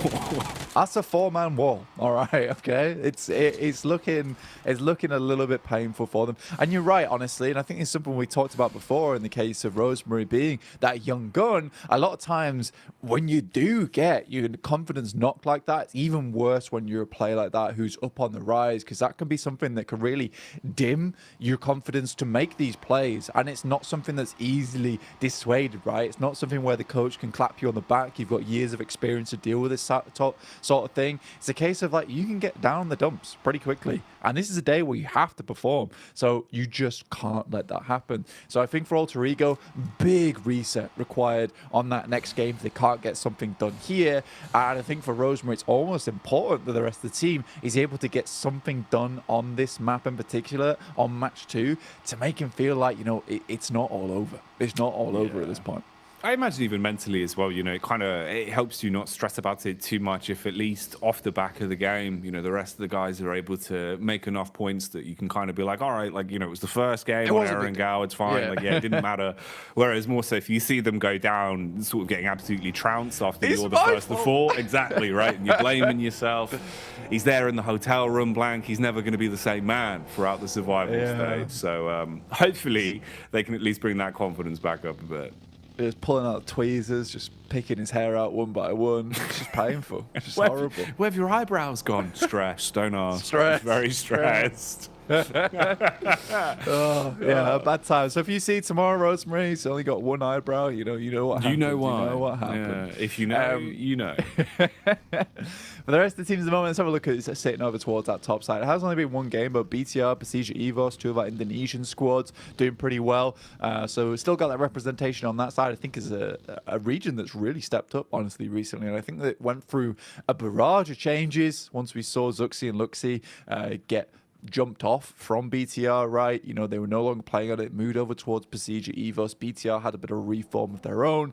And I think a lot of the big talents kind of split up between squads, and we found some new big talent coming through.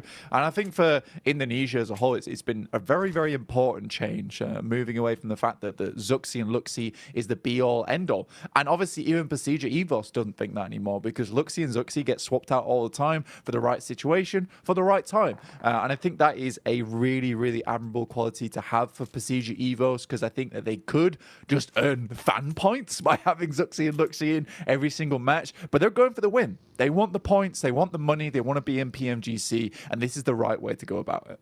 Absolutely. I know we were even speculating about it, where it felt like sometimes it was like there was some sort of consistency to the inconsistency in the way that they would rotate out based around using their subs, because it wasn't always the same battleground, so it's not map related. It felt like, you know, at times it was even just energy. If it was more of a staggered day, right, where you've got sort of 6 games, they would rotate to try and keep the energy of the team, I guess, at like the highest maximum output, and that kind of did work for them. Honestly, there was a few games where you'd see sort of like someone coming in fresh, and it's like, oh, okay, yeah, you subbed out Luxi, but it is working in a way where they were all sort of happy to pass the baton.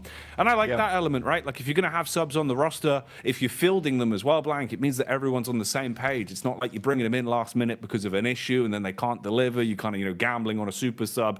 It was the fact that, you know, it feels like you've got more of a sort of 5-6 man roster here with EVOS, and all of them can play very comfortably around one another.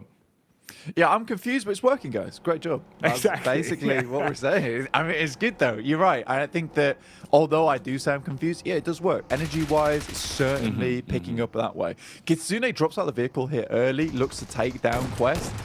Mactic attempts to run him down. A little bit cruel. Only one player here from Quest at the moment. The rest of them are quite split off, and I don't know what he thought he was doing by taking that engagement. Might have just wanted to hide away. Gladiators, though, do at least find themselves one singular point off the rip. That's decent for them. They're on the south side. They dropped on the southern edge of Sosnovka. Team Queso also dropped in a similar location. I thought we were going to have another case where Team Queso just takes down Gladiators. This is like a rival match once again. But no, they both make it through. And they're on the right side of the map as well. So potentially a game here for Gladiators. They desperately need it. I think that Sandhawk, they understand, is not their best map at all in terms of anything. So I think that if they can get a strong map here on Erangel, it's a case of you just forget about Sandhawk. it would be like a social media meme for Max that is just shaking hands emoji, gladiators, Sandhawk starts, you know?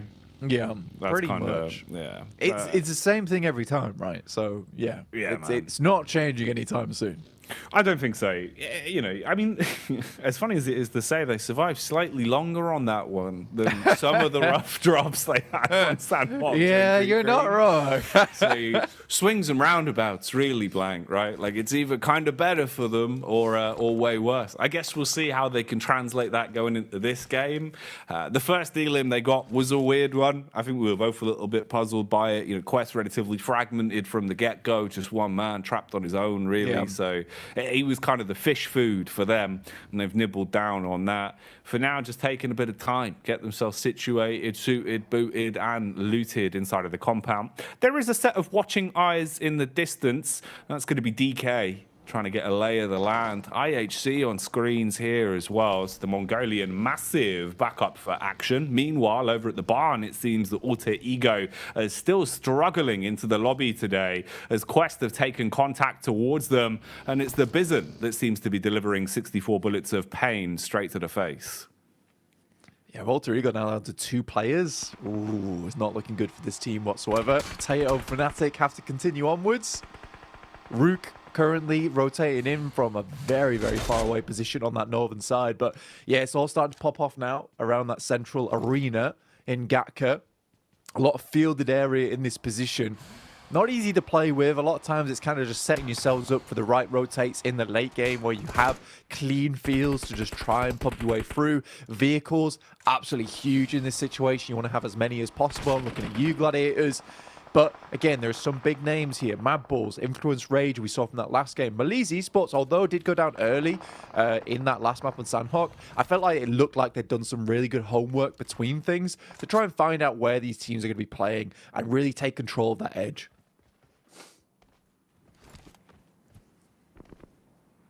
Potential for a lot of commotion. In terms of the lay of the land, you can see the rotations that are coming in.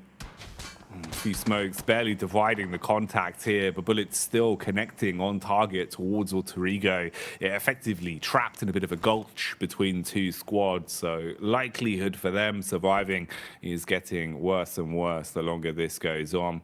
It's Gladiators that are still down towards the compound. They found themselves a safe spot and have been at least gifted more safety in terms of the longevity of this position, with the zone favoring them relatively center so far. Mad Bulls already in a good spot as well off the back of this shift. IHC, meanwhile, keeping their ears about them. They've been waiting for this rotate off. And Alter Ego, they were trapped for a while, but they've been able to shake loose and actually have a fairly clear path ahead of them as well. So if they can keep their noses clean, late game points could still be accrued for them.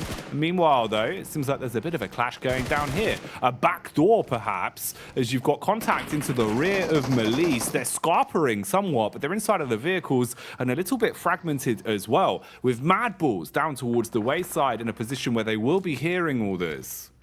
Yeah, we know from that last game as well in Sandhawk, Mad Bulls quite easily picked their way through over towards this western side, spotted out some of these players, and then took the fight afterwards over towards Team Case. And already, Mad Bulls, they are engaging. They took some shots over towards Malice Esports. They've crumpled some of these teams. They want to try and take as much control over this edge as possible.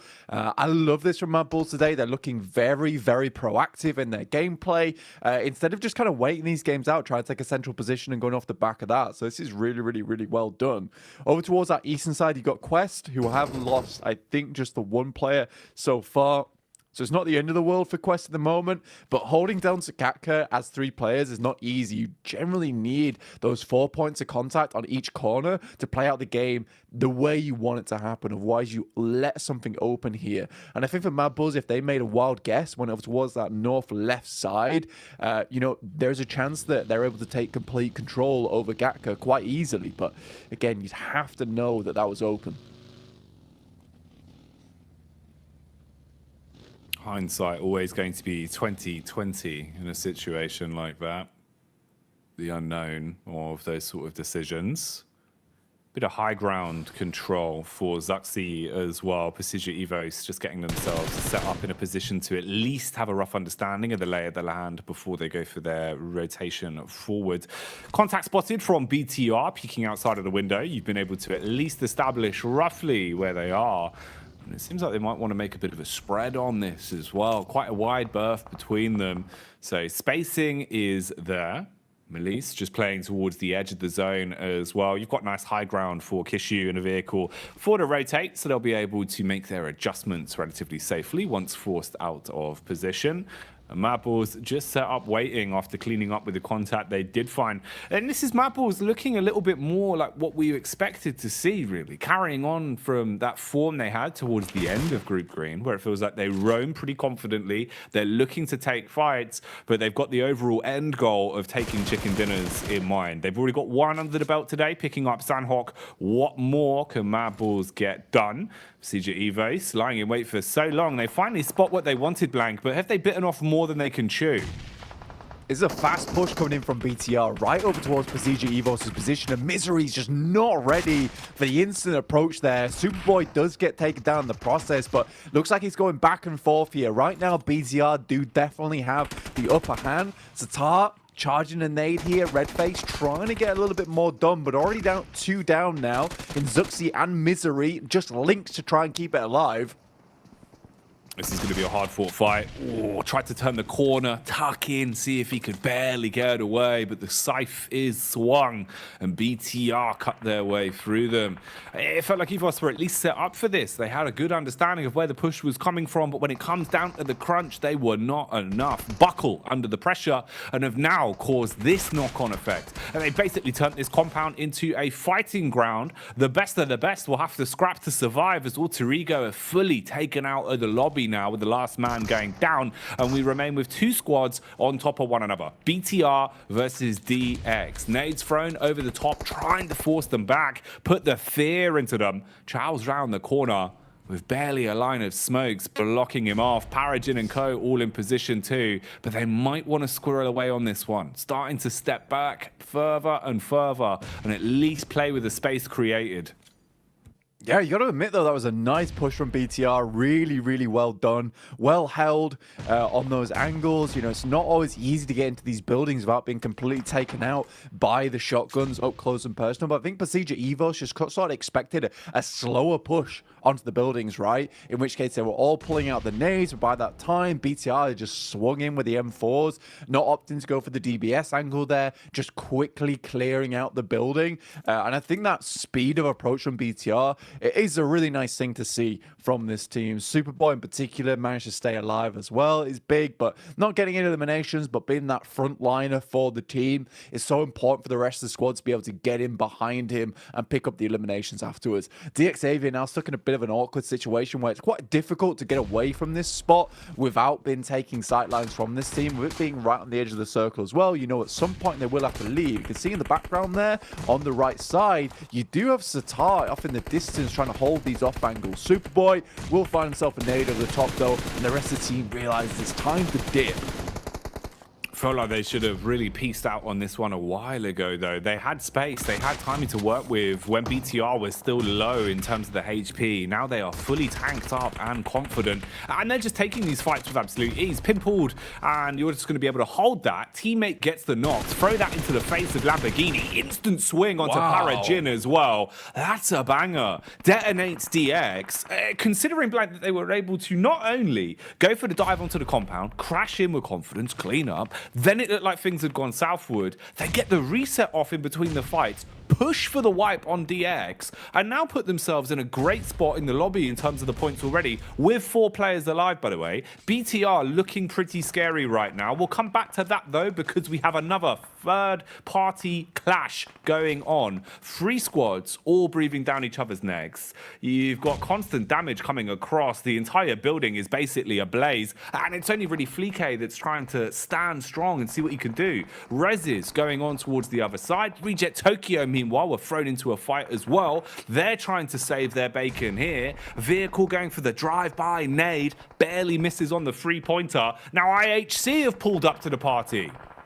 looking to run down Raze, but don't find it. And Demo gets in, but Alex is already down here. This is looking a little bit disastrous. Tries to swing out the way of the vehicle, but Team Queso very quick on the pull here. Big Milo swings round, looks back towards the guys on IHC, but only one left alive for them. A really pitiful push there coming through from IHC as well. And Team Queso just sort of handle it.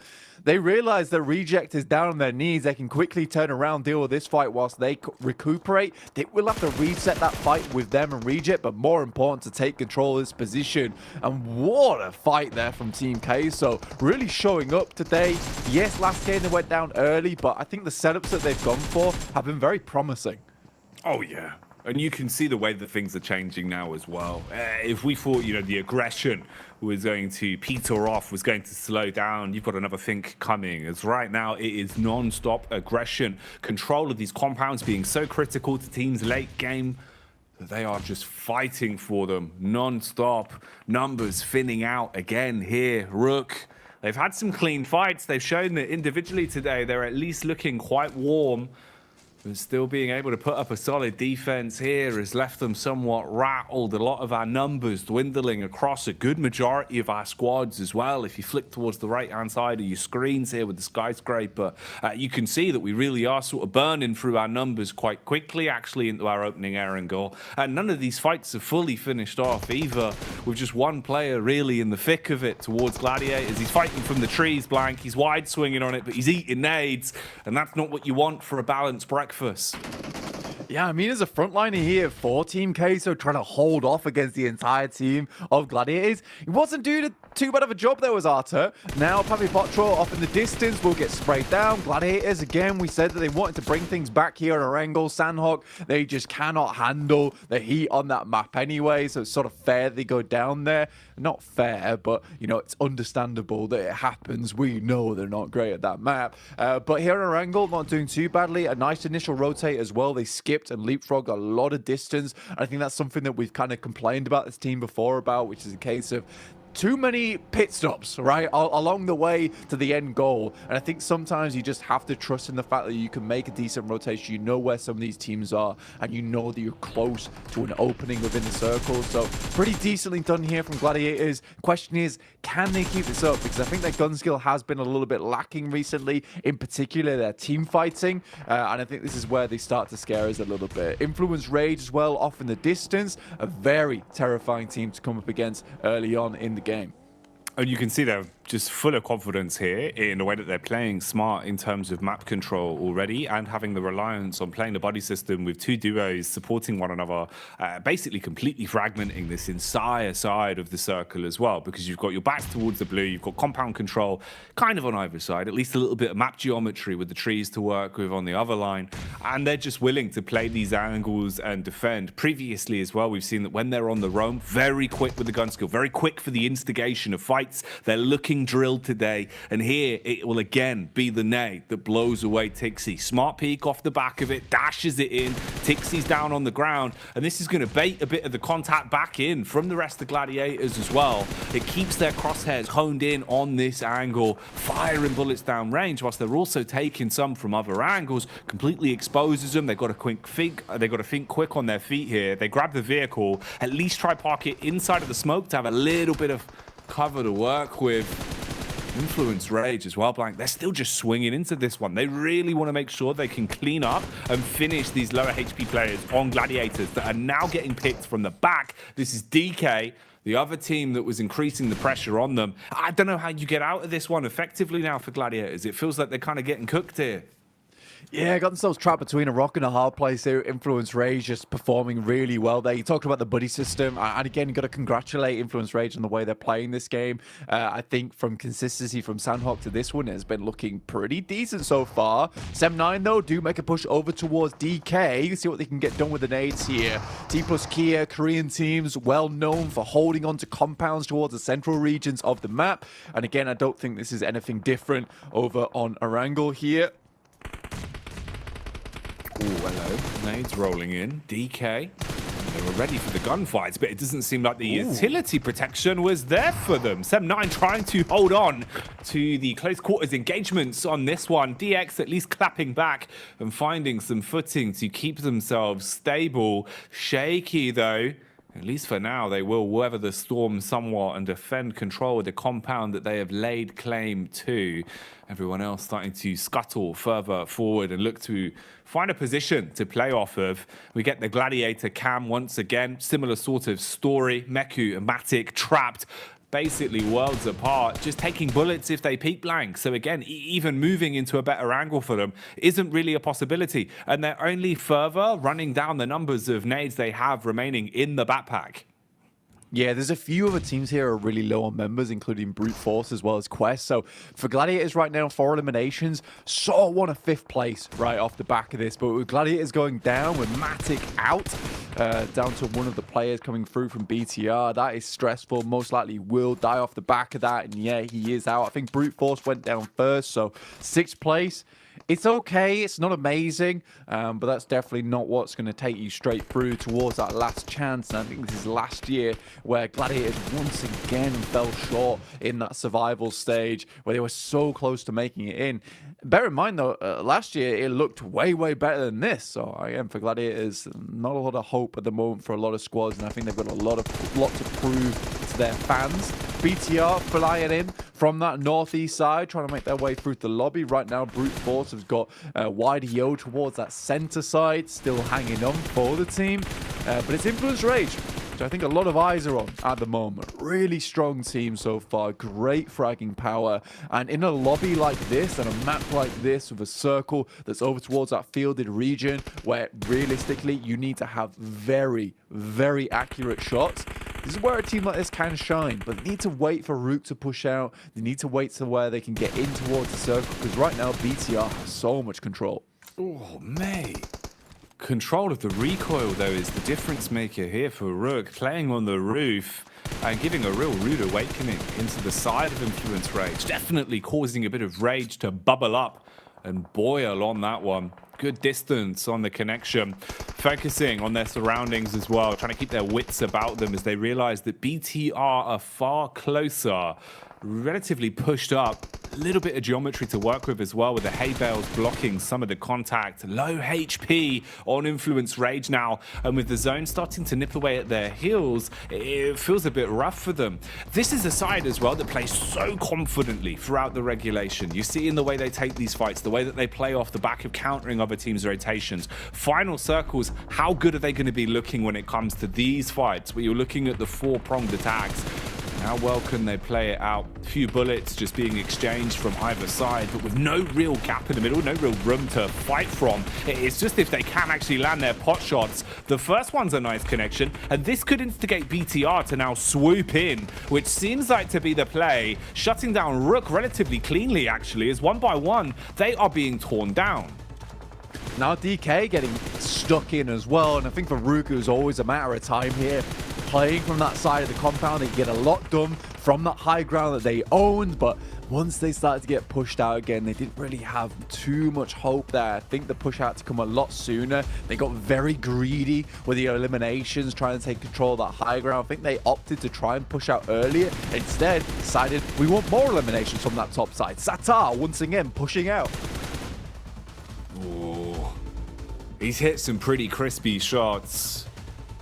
How much more is in store for us? DK seeming to just be playing the defense rather than offense right here.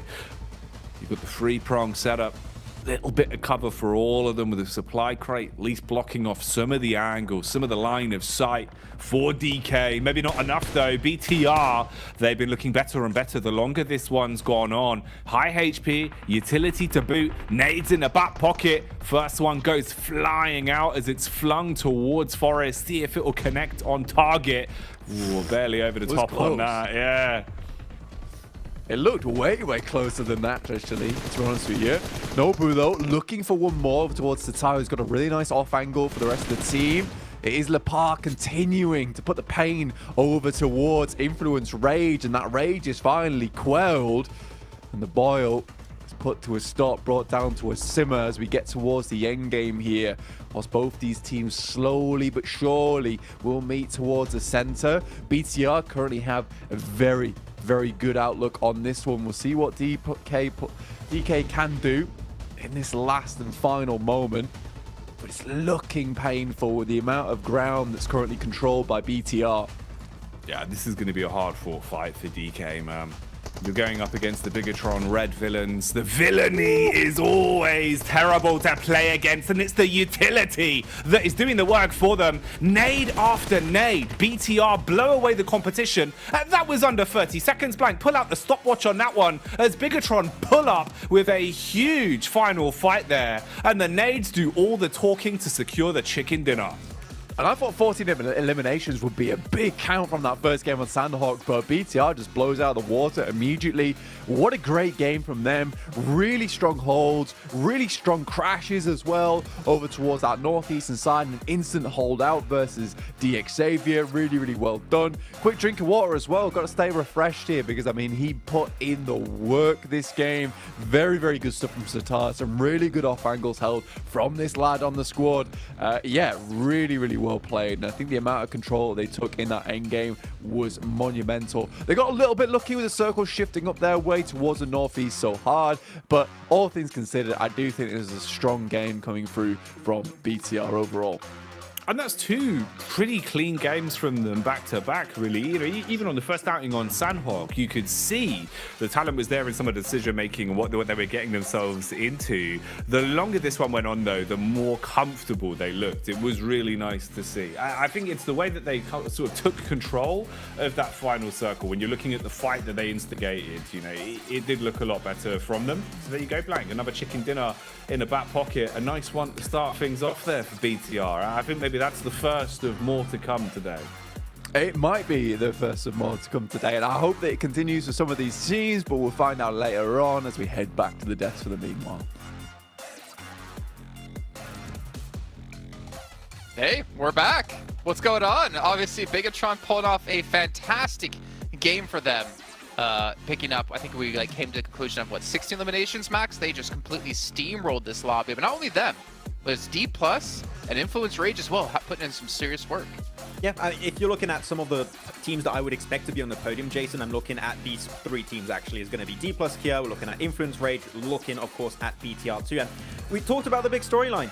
Is it BTR? Is it Procedure Evos? Well, it wasn't even a fight, apparently, in that early game. They just completely dunked on them in that compound without losing a singular player to Colaris. It's so important that it allows them to get such a massive spread in those fields.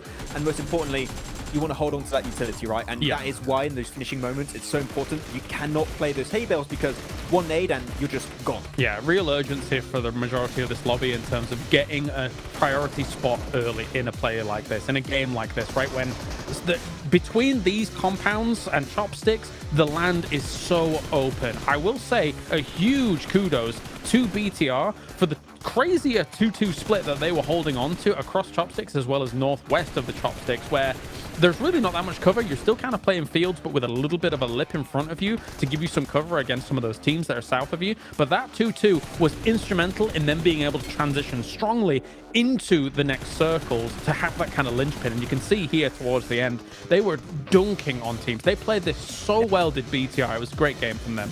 I think they had 8 eliminations before this, and all of those on northern teams, which means that you are not going to be backstabbed in those situations. So you can play the hay bales, play the low off terrain advantage, and they're looking so happy, of course, as they secure themselves that win. Looking fantastic. 26 points right here for BTR.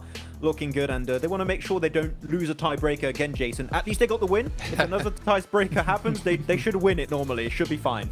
I mean, obviously, it's just try to be out of the bottom 8 here, and one victory like this could be exactly what you need to be a little bit more safe. And while we're doing Group Yellow, I did remember mentioning to Seven and Cameron that this BTR, it's like the old BTR with the play they're able to do in Day 1 in Group Yellow, and what we're seeing here in Day 1 as well. It's fantastic to see BTR be this strong team yet again.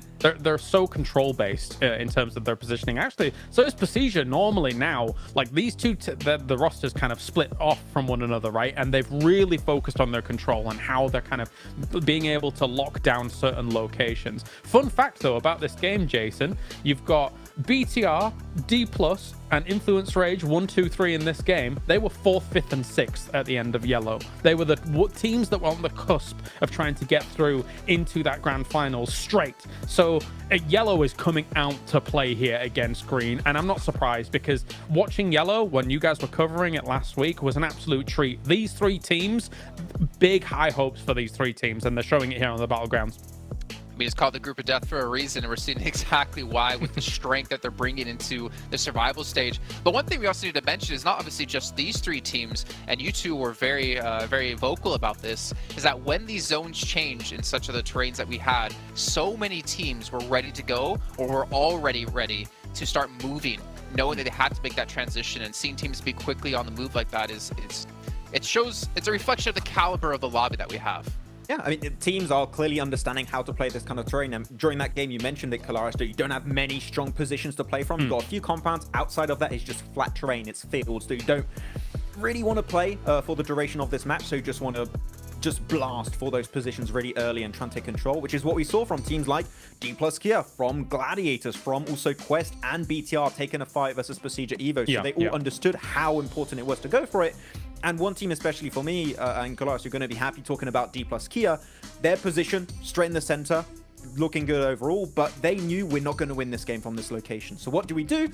Just get as many eliminations while we are still alive in this match. And look at that, they got double digits just by trying to get those points before going out in the match. So I love the mentality overall of all this lobby, but D+ Kia more specifically this match. Yeah, they showed that their compound defense and control is strong. Again, kind of one of the hallmarks of D+ that I really enjoy watching is their ability to be able to hold down these locations, and they do it really well. And just to wrap that up succinctly, what you were talking about, Jason, and what Max was talking about with the movements, you want to be in your cars moving before a circle pops. We see too many teams be slow, not in their cars, not ready to go. But at least if you're in your car heading in a direction, it could be the wrong direction, but at least you've got momentum to start moving to wherever it goes as it does pop. So we see this lobby, I want to say maybe 13 teams were ready to go on circle 2 and 3. As you say, Jason, the caliber of this lobby is awesome. I'm happy to be here in the survival stage. And as a last little note, we talked about Rosemary being the highest damage dealer out of all of the groups. Well, Alter Ego are currently sitting in 15th place with 2 points. Then right behind them is Reject on 1, which was our 4th place team coming out of Group Green. But again, it's only 2 matches. Not too laser focused on them just yet, but they have to turn some tides around because they're running out of matches to make things happen.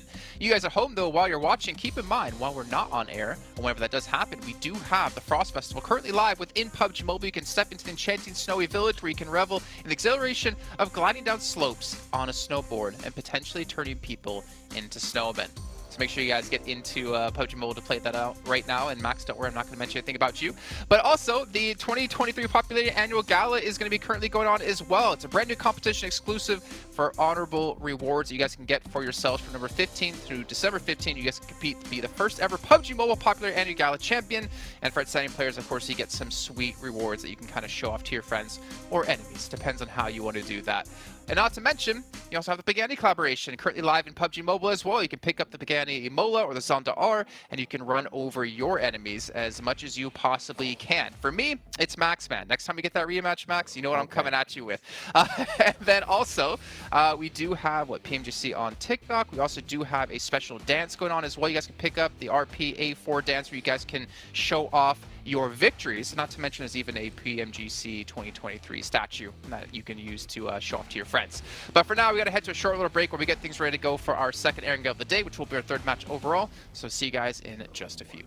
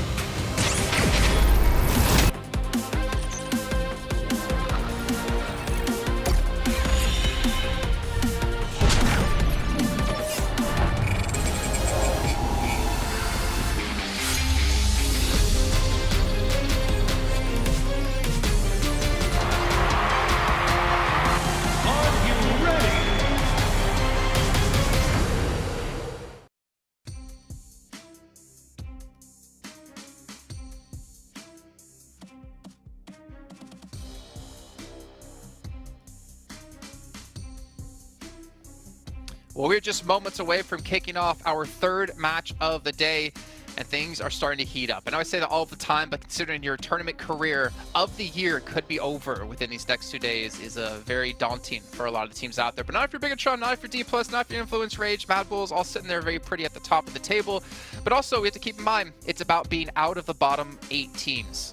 You don't have to do that well. You just have to do not that terribly. Let's head over to our casters as Jackie and Blank are ready to take you into our third match.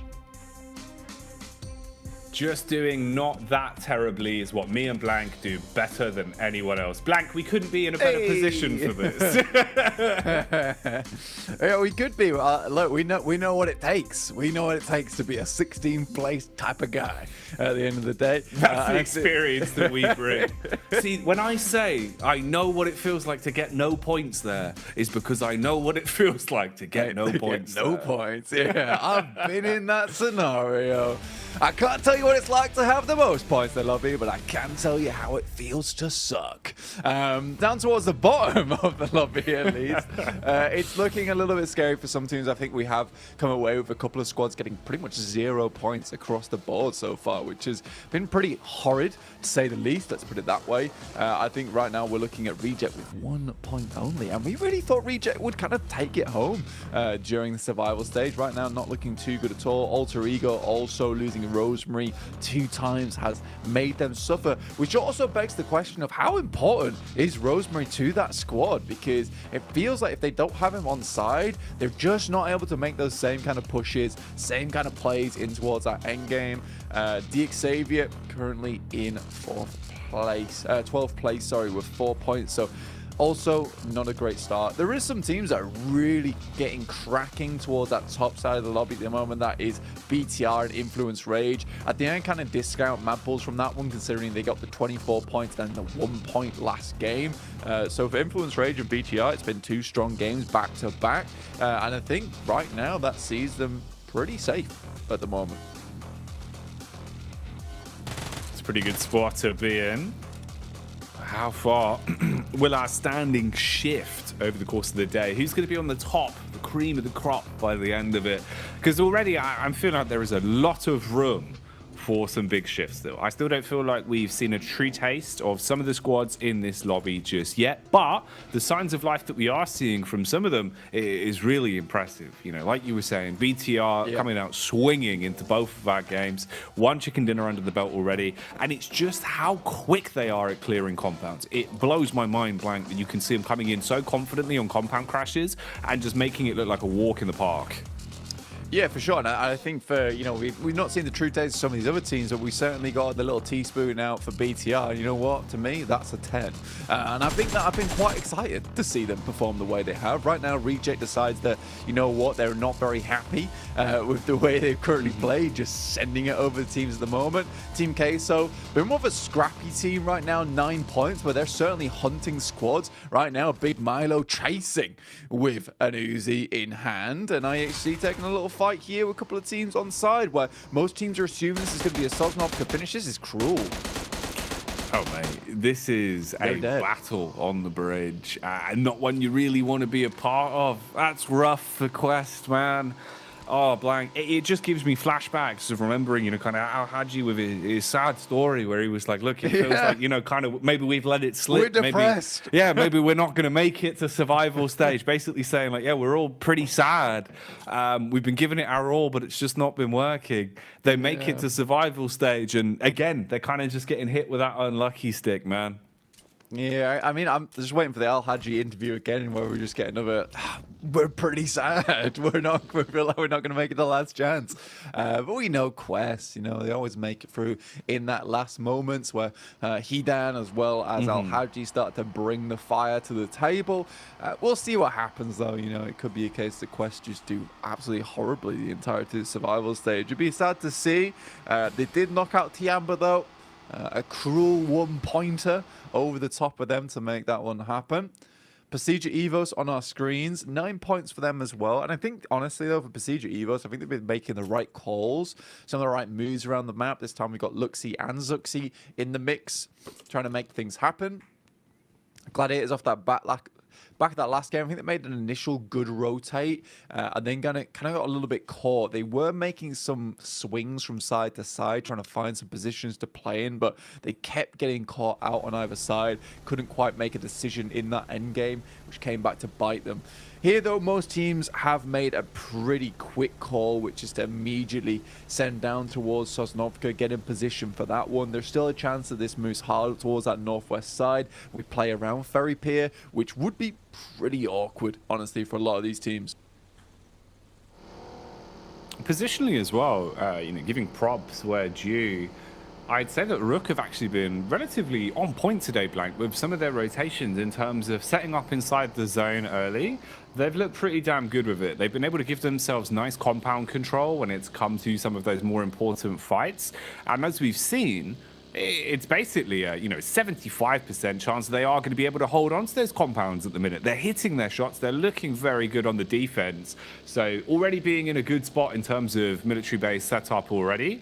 We'll see how that works out for them the longer the game goes on. Of course, that is sort of the main mindset for a lot of our squads at the minute. Complete the mass migration with how harsh of a circle shift is going to be down towards the side. You're going to lose a ton of land mass where most of the circle is water. Reject Tokyo were one of those squads that started their grand journey a while ago and have now started to touch land and arrive where they want to be. So but moving, shaking, and grooving going on. The early combat seems to have calmed itself down. One of the other squads we saw getting absolutely rocked, by the way, was Melise. They were basically trapped on the bridge in some very unfortunate positions, just getting mauled by an LMG.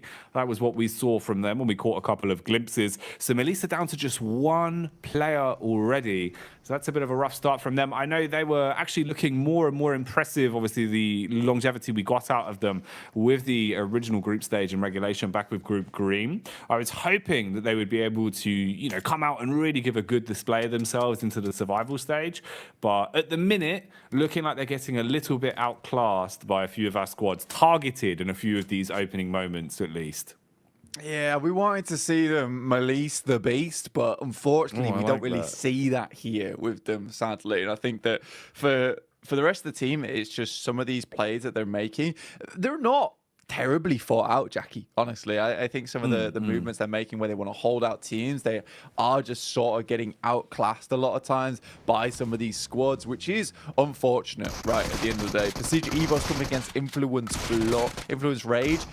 I am worried about this team overall, and not the fact that they're doing badly, but I'm worried that Influence Rage is going to start really taking some big points away from a lot of the teams in this lobby. Like Kale was saying, you don't have to do extremely well in survival stage, right? You just, like we said before, you just don't have to do horribly. And I think right now at Influence Rage, it looks like they're just taking so many points away from around the map so far. Hitting teams very hard in the early game, which really just squeeze those points out. So for anyone in the group playing with yellow, does make your life a lot harder, especially if you have to play with them every single time. Dear me. See you later. Down to some nice nades from Reject Tokyo, who have come out swinging in this match, which is nice to see. CEO of Grenades there. Unfortunately, his stocks went up with a boom. Reject Tokyo, man. It's nice to see. They, again, were one of the sides that I remember as really complimented in terms of how clean they were with their comms for sort of double, triple nade setups. They were pretty quick with it. Them and Stour, I remember impressing an awful lot throughout Group Green. So if that's a trend that continues, it always helps. Good to have that extra element with the utility there stuck up your sleeve. I like what you were saying, though, with Influence Rage as well. I think it's an interesting tidbit because the way they're playing it, we even sort of noticed it back towards the final circle in a previous map. They're very confident over the course of the first few stages of the game. They prefer roaming. They prefer fighting. It's that, more sort of classic meta that we were seeing with some of our Brazilian teams, right? Where like Loops were playing like it, where they would just build so many points. Alpha 7 were playing like it, Championship, where they would build so many points off of roaming, picking apart weaker squads, kind of finding targeted squads that they're willing to kind of track down game in, game out as well, and put the pressure on, because it frustrates them and it accumulates points for you, making your job kind of a bit easier. And they are skyrocketing further up the standings as well. And keep in mind as well, when you look at sort of where they are in the standings with a guaranteed second place, out of the top 3, they're the only team that doesn't have a chicken dinner under the belt as well right now. So these are just basically elim and placement points, and that bodes well. Even if they're just playing for elims like this, Blank, and guaranteeing a good few per game throughout the course of this first play day, that's the sort of stuff you want in a survival stage format like this, right? Where you're sort of just doing the handiwork for yourselves. Even if you're not guaranteeing you're playing for that guaranteed chicken dinner, you're still getting the points you need to have a safe placement. And safe placements are kind of worth their weight in gold right now. Yeah, I mean, for the guys on Influence Rage, they do sort of have that Brazilian confidence buff, right? And I think that does come a long way, especially when you get to a survival stage. I think we've certainly seen some teams in this lobby, like for instance, Reject or DXavier, Alter Ego, severely suffer from the fact that they are in the survival stage. But teams like Influence Rage, Mad Bulls, BTR, who just decide, you know what, look, we're in the survival stage right now, but it's a case of we could either like kind of drown in our sorrows here, or we can just put the boots on and get to work, honestly, and just kind of secure our position to the last chance, make it as easy as possible from day one like this, and then go from there. And I think that is a really, really good mindset to have. Coming out swinging in the first 2 games is so important for the mental game, especially in survival stage. You mentioned it really early on, Jackie, and it's a great point to make, which is a case of you don't have much chance for error here. And with Alter Ego going out again with 0 points, I think that they might have made too many mistakes already. Man, with how it's going right now, I want to kind of agree with you, because I think really the realism of where we are with this, Blank, is it's just going to be so harsh to instantly start bouncing back. You know, it's kind of like a metal bar. You're already way too far bent out of shape, right? Considering the fact that not only you have to fix the damage you've done, but then you've got to get more. It's just like kind of sad. It is kind of sad. We've got the Maxman update coming in as well. So that was literally them just raw on the rotate. So the timing of it all not taken into account in terms of the rotations, going out to the blue just off the back of swimming. So you are cold in water and now eliminated by the blue. Oof. 3rd game in a row, Blank, where you've basically got nothing on the scoreboard. If that's not going to tilt you mentally as well, alongside just, the actual tangible things we can take into effect to say, like, look, it's not been a good day for them, plus the mental side now coming into effect, I don't know what we're going to be seeing from AE at this point. Yeah, I mean, you identified it really early. Like, look, it's a case of Rosemary going out a couple of times, confidence gets knocked, there starts to be a little bit of sadness draped over the team. And then from there, you just don't make the right plays. And a lot of times, this is what PUBG Mobile boils down to, is if you're having a good day or having a bad day, you have to be able to make those calls in those moments, because if you're not feeling confident, you're not feeling great, that's a day where you don't decide, look, boys, we're just going to crash over in Millie Base, or we're just going to go crash the ridge side and the western side of this circle. We don't care if there's a team there at the end of the day. We're still going to make it happen. But if you're not feeling great about it, that's a position where you're like, we'll just, hang around on the edge of the circle, maybe drink some tea, and then hopefully we get in later. And that doesn't cut it. That doesn't cut it here in the survival stage. Right now, we've got a couple of teams that are looking fairly decent right now, and one of the teams on that Western Ridge is Rook. And you talked about earlier on, this team, it does look like a squad that is really, really confident at taking Central. Right, they're not the hugest points in the lobby right now with 14, but it's good enough. In the meantime, we got Brute Force here going up against Influence Rage, who are still trying to hit some big money shots at the moment, try and get some big amount of eliminations on board. Prepod coming in, one of the best names in the world, in my opinion, over to try and remove some of the rest of the players here from Influence Rage. We will run down Federal. Now it's just one player remaining in Kayovsky, and that will be the end of it. Nice one from Prepod, moving in there, understanding that he can probably finish off the fight for the rest of the team, and Brute Force will move on forward. But again, 4 eliminations on the game for Influence Rage. Could have had more, but on a map like this, on a circle like this, where you're quite far away from the circle anyway on the eastern side, I think you'd be pleased with 4 eliminations. I think so. Especially with the points you've already gathered. This is one where at least you can go, okay, kind of halfway point of the day.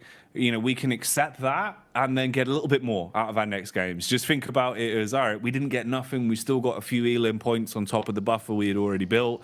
As long as sort of, you know, no one outside of the top 3 kind of has like a mad game and starts to mess up where you are in the standings. Yeah.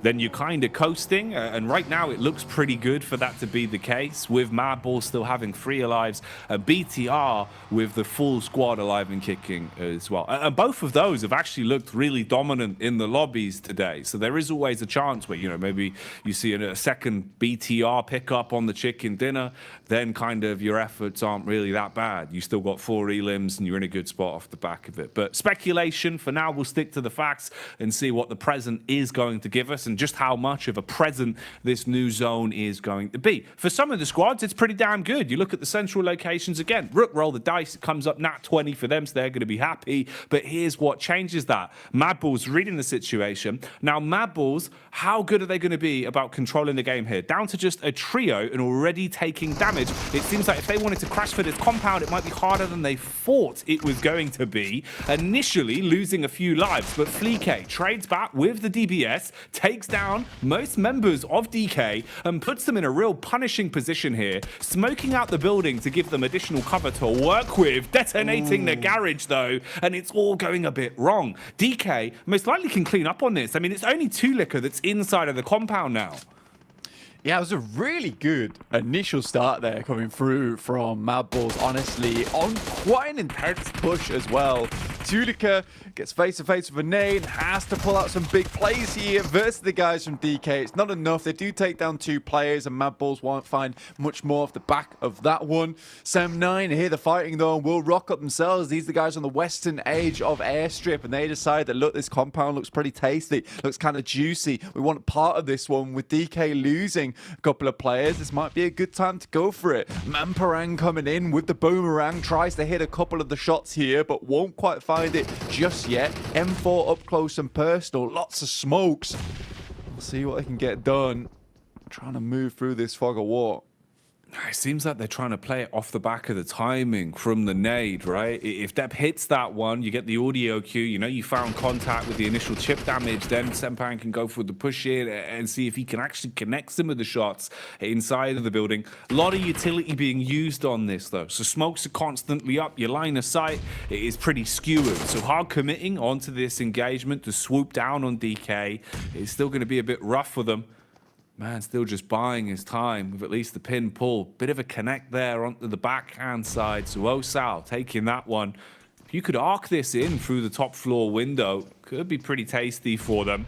Of course, positionally, they don't have the information that we have to play off here. So, hit or miss. There's finally the tag they were looking for. Wants to bait them into the DBS, though. Could be a bit of a game changer. If you funnel yourself through the choke points, that's where the DBS, it's going to bite down on you. The jaws will come out. Timing's good for the wide swing. Hits the first, puts the pressure on. Sem9 now being forced to defend rather than aggress on this one. Noble as well. He's got the nade. Good timing on that. Dashes it out through the window. A bit of chip damage onto them. And they're starting to lose a good chunk of HP here, Blank. This could come back to bite them on the bottom now. It was lucky that Nobu goes down there. I mean, if he doesn't go down, I think it's a very, very different story. Sem9 certainly take control of it, but it was not as easy as I hoped it to be. Now in the top 3, you've only got BTR remaining currently on our screens, going head-to-head versus Reject, who did find themselves down towards the south side of Airstrip, currently playing around those 2 compounds available. Got some nice positions where you can take control of the high ground. Fortunately for them, the majority of the circle's already off towards that western side, which is just high ground all around. So we'll see what Reject can get done on this game, but right now we are all looking at BTR. This Indonesian squad has done so fantastically well here. They were just a few points shy of making it through directly to the Grand Finals itself, so it's not too much surprise they're doing very, very strongly here in the survival stage, but it's also not like we didn't have other really strong teams that were just shy of making it in towards that direct invite either. So a very, very nice performance here from BTR in Group Yellow. One that I don't think a lot of teams expected. It's just been so impressive, man, to see the way they're playing really confidently and really calculated as well. So BTR, I mean, if they keep this up, it feels like they really could be commanding a lot of respect, because these are big point scoring games. You've already got a chicken dinner as well. You're going to get more and more eyeballs on you in the lobby, and that can go one of two ways. People might not want to play as confidently against you, or they might want to start targeting you, stopping you from absorbing all of the points. Bit of a clash on screen here as well. It's Gladiators that are trying to fight for control. After what seemed to be a rough start, the clash back does fall in their favor. Nice damage done to at least start to force them out of the preferred positions they're playing inside of the compound. Big Milo with a pin pulled, looking to try and peek round the corner and dash the nade for the close engagement, but Kitsune, he's too quick. He's been able to close the distance between them both, diving through the window, looking to bait out the play, goes for the second jump. That one will land on the peak, so Big Milo is busted, sees his teammate inside of the compound as well, and Kitsune is just toying with them, using all of the information to his advantage, but it won't matter, as when it comes down to Brawn, the DBS of Pappy will work far better. Quick res as well, goes for the medic maneuver on his teammate, and it seems like he's got timing on this, so Big Milo should be back in action. Yeah, Painful is the only player to make it through. There's a lot of shots coming from that top side. I think maybe from DXavier as well as Rook, perhaps even IHC in that situation, looking down towards the rest of the squad with Matic going down as well as Meku. So Kitsune, the only one to make it up to the actual building, did some extremely good work on his side. There might have been a chance for him, just got a little bit lost in the sauce at the end there. But for Gladiators, looks better, does look better, but still, is this enough? Is this enough right now? 8 points after 3 games. It's not ideal. There's going to have to be some strong matches later on if Gladiators want to hit towards that top 16. Big Milo drops out the vehicle. Papi Potro left behind. But again, Rook, like you said, rolled the dice. It comes up 6s. It looks nice here over towards the northern side for them. They will have to deal with DXavier eventually, but that's playing downhill, and this is just one of the most difficult positions to assault in the game. BTR similarly moved up, but Reject, they've been having a good game of it. I've been pretty happy with the way they regrouped here as well. They were playing on the 2-2 split. They get the info. They decide it's better off to hold on this compound here in the mansion almost towards airstrip. This is a very difficult position for BTR to remove themselves from now. The thing is with Reject as well, you know they're having a good game if it's got towards this sort of portion of the battleground, and finally now we're starting to talk about them, right? Because that means they're playing their kind of style. They're being allowed to take their time in terms of rotation and keep all four alive. A curse that we might have just laid on them, though, as you're going up against BTR, which is never an easy feat, plus the fact the first contact is from the nades, and they're just eating them now. It's an all-you-can-eat buffet, but there is just grenades in the boxes blank. Everyone's going down, man. It's literally just one man left at the minute. Dives out the window with the timing. That's just Lufa. But what can you really do? It really feels like you're in a bit of a already finished position. Only knock-on effect is that BTR have exposed themselves to 7-9 and taken a ton of damage on getting the job done. It felt like it was relatively clean, but in reality, you still got to lick your wounds from this one. And yeah, you get the compound, but you've basically bought yourself a sort of, you know, souped out shed to play off of. Yeah, I think for Reject, there definitely had to be nades way, way earlier before the cross even started to come through. If you allow them to line up those nades and get them in the window on the left-hand side, pretty much game over. I was kind of taken aback by the just random shot into the smoke, assuming that he was using the prop up on the back of the buggy there to try and get an angle over the top. Great move, great play overall from BTR, though. They understand the game, they understand how its little niches are played against them, and they get 3 across, which is pretty big news for them. IHC decided to take the time to move in from the south side, whilst Rook is still dealing with DXavier over towards the northwest. Yet to push in, and they will have to do eventually. Eugene just cycling right now, trying to get any info he can. 7-9 on the move.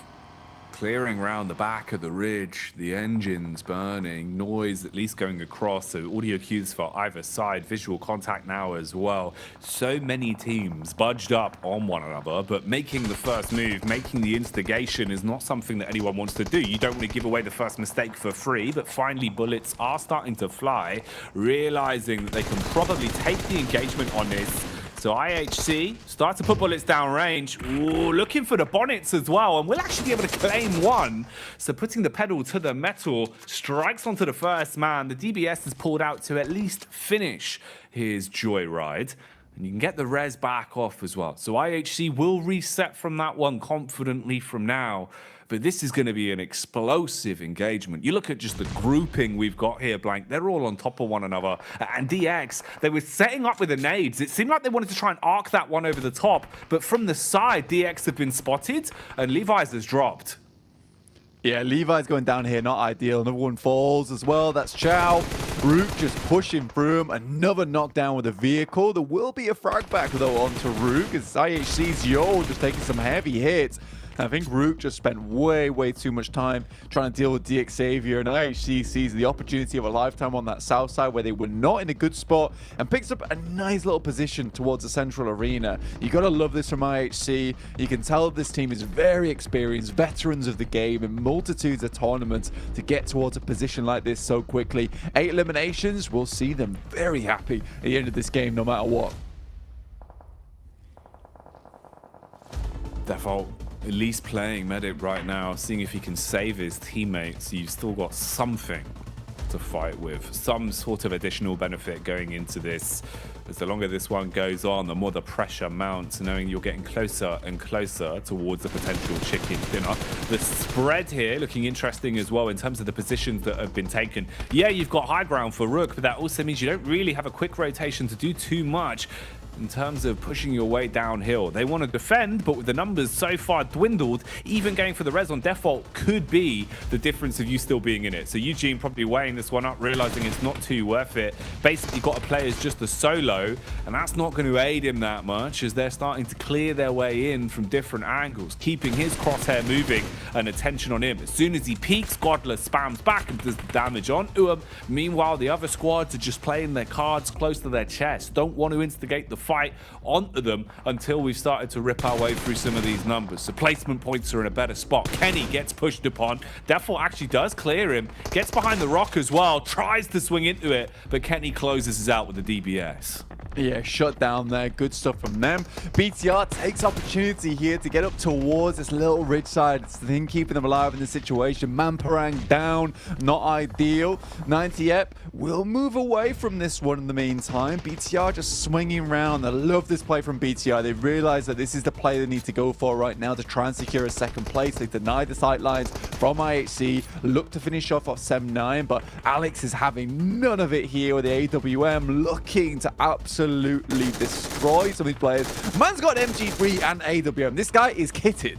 Yeah, man is stacked right now. The Arctic Warfare Magnum dealing damage bullet after bullet. And this bad boy just laying a spray of lead to consistently keep them stuck in position, taking peeks towards the opposite side of the hill. Alex, my man is quick-scoping now. Get their camera as he's doing 360s blank and keeping the pressure on all of the squads. So the high ground paying off massively for IHC. The Mongolian side getting closer and closer towards getting their hands on a chicken dinner, but they've still got to find their way through BTR. BTR that are down on their last legs, so far away towards the blue, playing medic as they're getting everyone back up, and Sem9 has kept the attention of IHC, fragmenting them as well. So BTR actually have time to try and reset a little bit and have something more to fight with coming into this. Luckily for the timing, Alex spots them, has contact, quick switch as well onto the sniper, he'll leave them laid out. He's dealing all the damage blank. This guy's like the final boss of the dog now. Just all the loot crates coming his way. He is killing it. Alex now, the arm looking to finish it off with big bang. Wow. Boy Lobby, he tags it. Gemfoss is down. One more to go in Superboy, and finally, Ray Boss is out. Superboy is clapped back. They're going for the res though. They want Alex to finish this one. Not playing the terror the man's been on. They're going to get him on his feet once again. get attached for max precision. Let's see if he can finish it off on the Superboy. His BR will go up in a puff of smoke, and it'll be IHC that claim victory here today. Great finish for him as well, Blank. Show real on that one. Damn, guy had the John Wick pistol in the back pocket as well. It's crazy. He was loving it. IHC, though, pretty calm victory from them. Not Matt literally just drops a peace sign, and that's it. God that's all you get. I'm in the survival stage, man. I didn't get the direct invite. I don't feel good about this one, but I don't feel too bad about it either. A little bit of smiles all around here for this team, but, you know, I'm happy for them. I do think that IHC should have done a lot better over in their group. I don't know whether they should have been the one to get towards the direct invite, but I don't think they should have been so far down the lobby. But big props to Alex here. He's had some big opportunities and some massive standouts in previous tournaments of the past. And well played, honestly. 904 damage total for him. Ziol picking up 986. He was really on a swivel towards that center side of the lobby. Overall, just great rotations in that endgame, and I think that's what clinches it.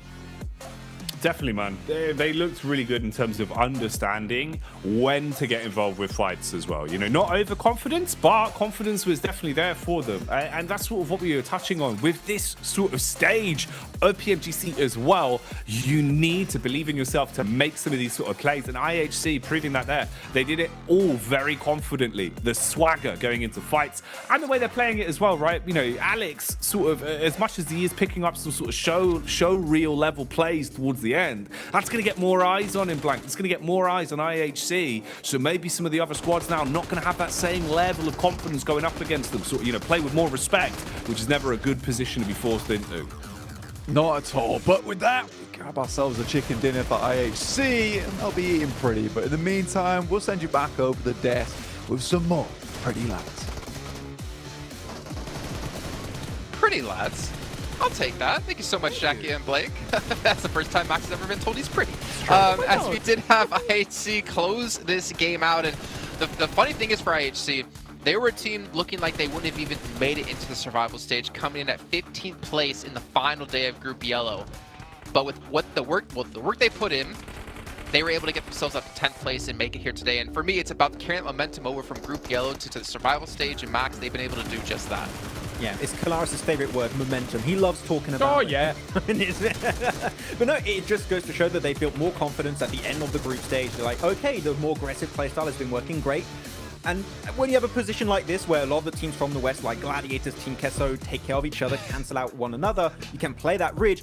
You have an Orm and an MG3 in the hands of Alex, by the way. I mean, what are you going to do at that point? It's like the perfect loadout to clear this game off Kalaris. So, yeah. 24 matches. We've had big games back to back to back for the winning team, which is very impressive. And the perfect position to play with those big guns from, right? Like, they had very few rivals down in the south. BTR was down in the south, but they moved towards that east side to get that compound, which eventually was so open towards the kind of IHC lines of sight. And then even Queso and Gladiators kind of eliminated each other as time went on, so IHC had so much room to play with. But you're right, Jason. Up until that last day in the group stage, IHC was kind of dog water, and now they're very much less dog water, which I'm very happy to see. That's what you saying.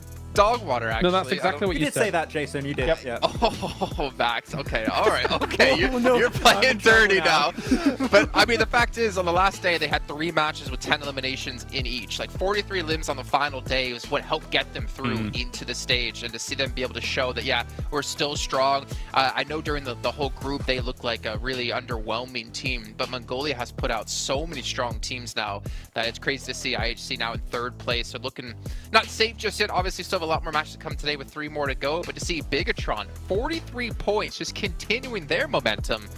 BTR are looking like they want revenge. They want to avenge themselves from failing to qualify by that 1 point in the group stage. Yeah, I think they just heard the Orm in the hands of Alex, like, oh, okay, we're going to go for 2nd place. Someone called the ambulance.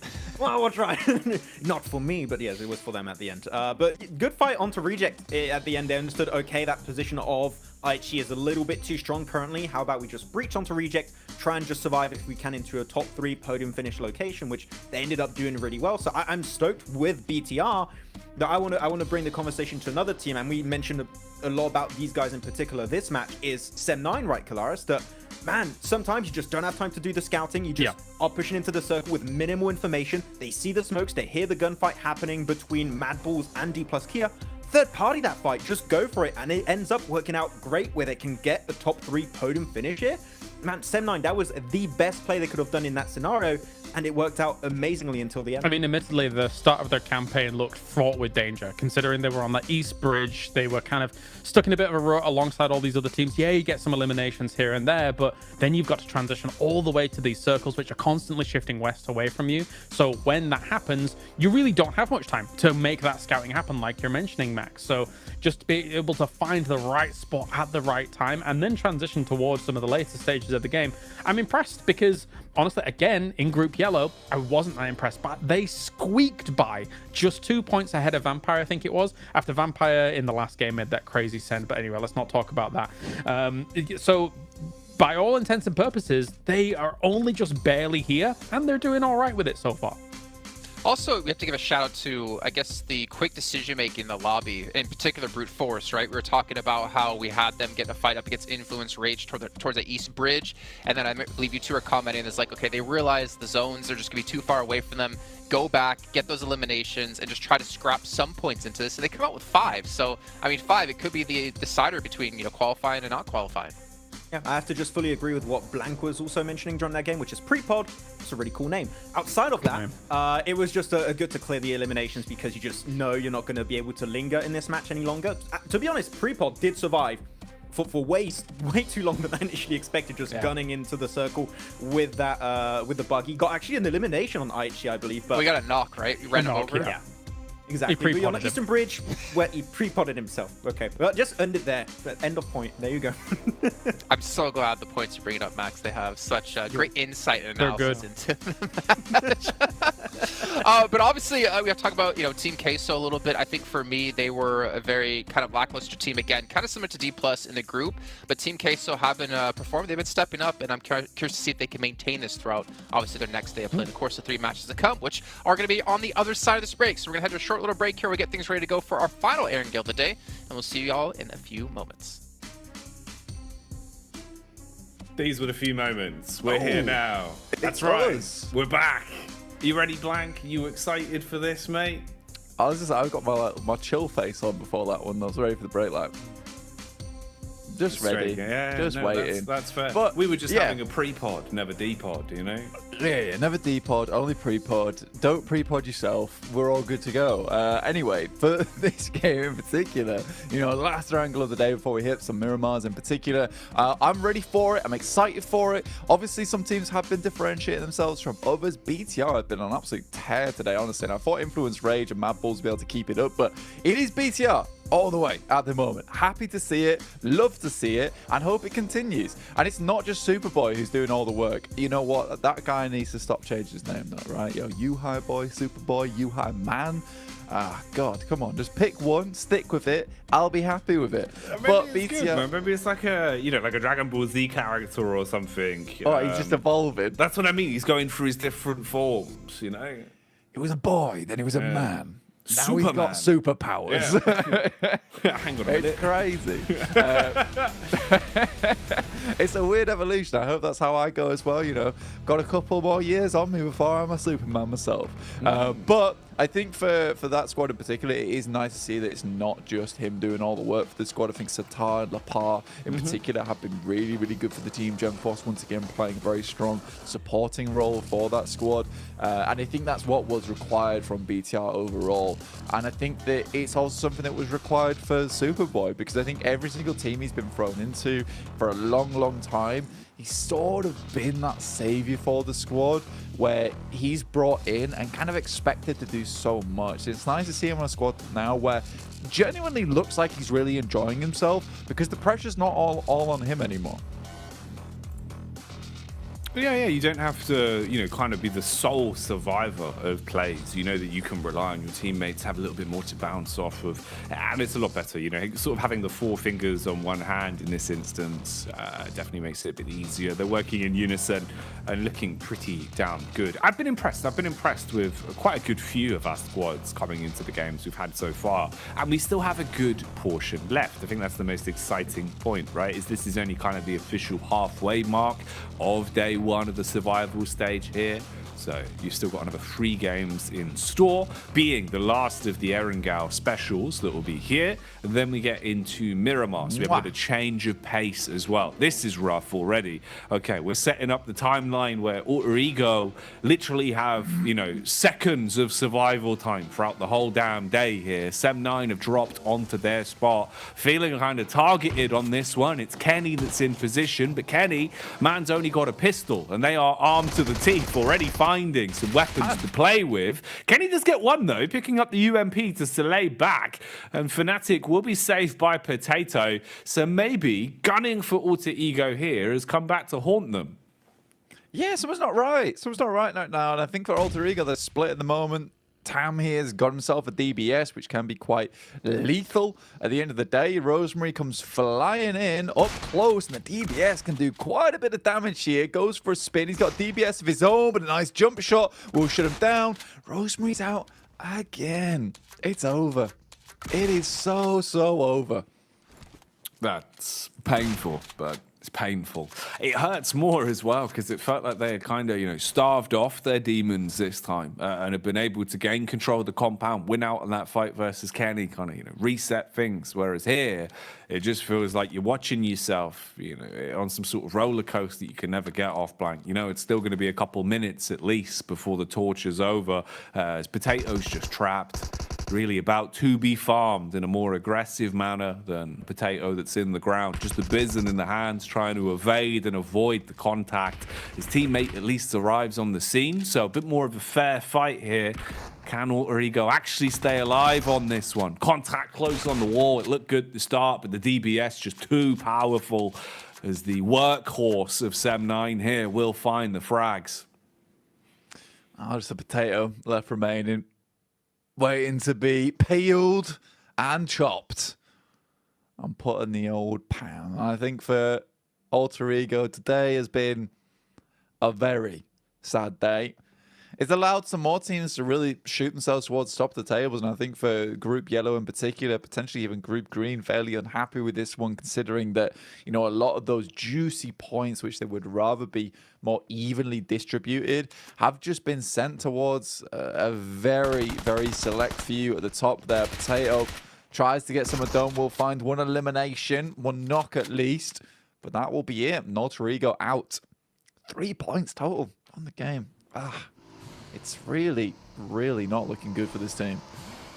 It's a shame, man. It really is a shame. It's almost in a bit of a jokey way here. Blank feels like we're seeing a bit of an Alter Ego of themselves. It doesn't look like the same team. It really doesn't look like the same team. And it's a shame. It is a shame. It felt like we were going to see them potentially come out and really, sort of hammer home more of what we were seeing during the regular group stage, where it felt like there was a bit more to display from them. And especially I was thinking with it being survival stage and the extra pressure on the line, some teams take to that. Some teams do really, play that sort of 10-15% better sort of with that championship mindset.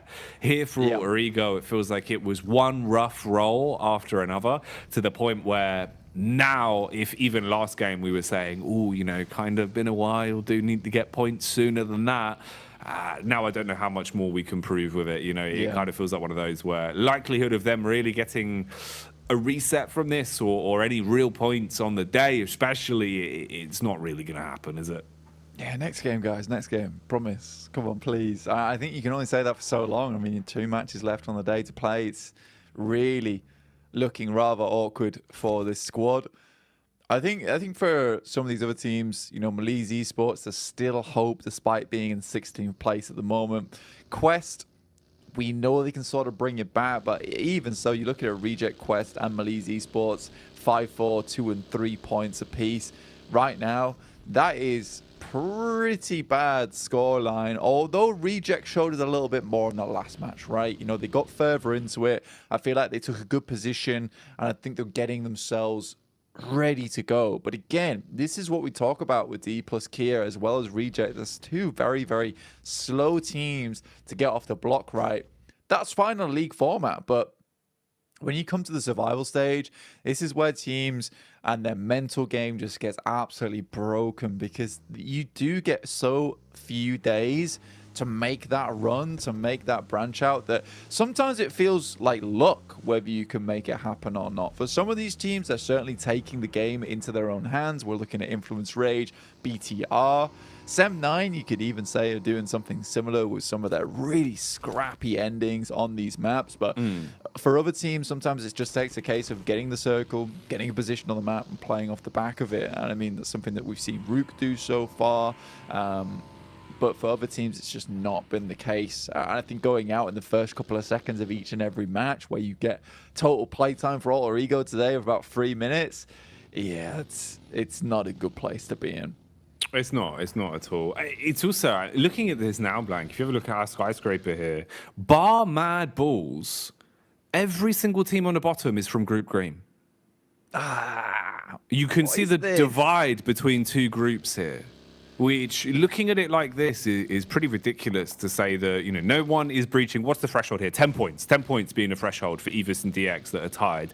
Outside of that, we see no one else from Group Green other than Mad Bulls in 5th place, which it kind of hammers home how things are shaping up in terms of the lay of the land. And kind of, you know what? Actually, this goes back to the point that we were making on the desk ages ago as well, where analysts were talking about the fact, you know, it's been a day or two since, you know, some of these teams were playing, whereas it's been sort of 2 weeks for some of our other teams. You take that into consideration, you're thinking, yeah, the benefit is, right, you can watch the other games, you can watch PMGC play out, have that benchmark come in ready. But how much does the benchmark give you versus days of play in the group stage recently? You know, your hands are warm, you're used to the booths again, you feel confident in that official.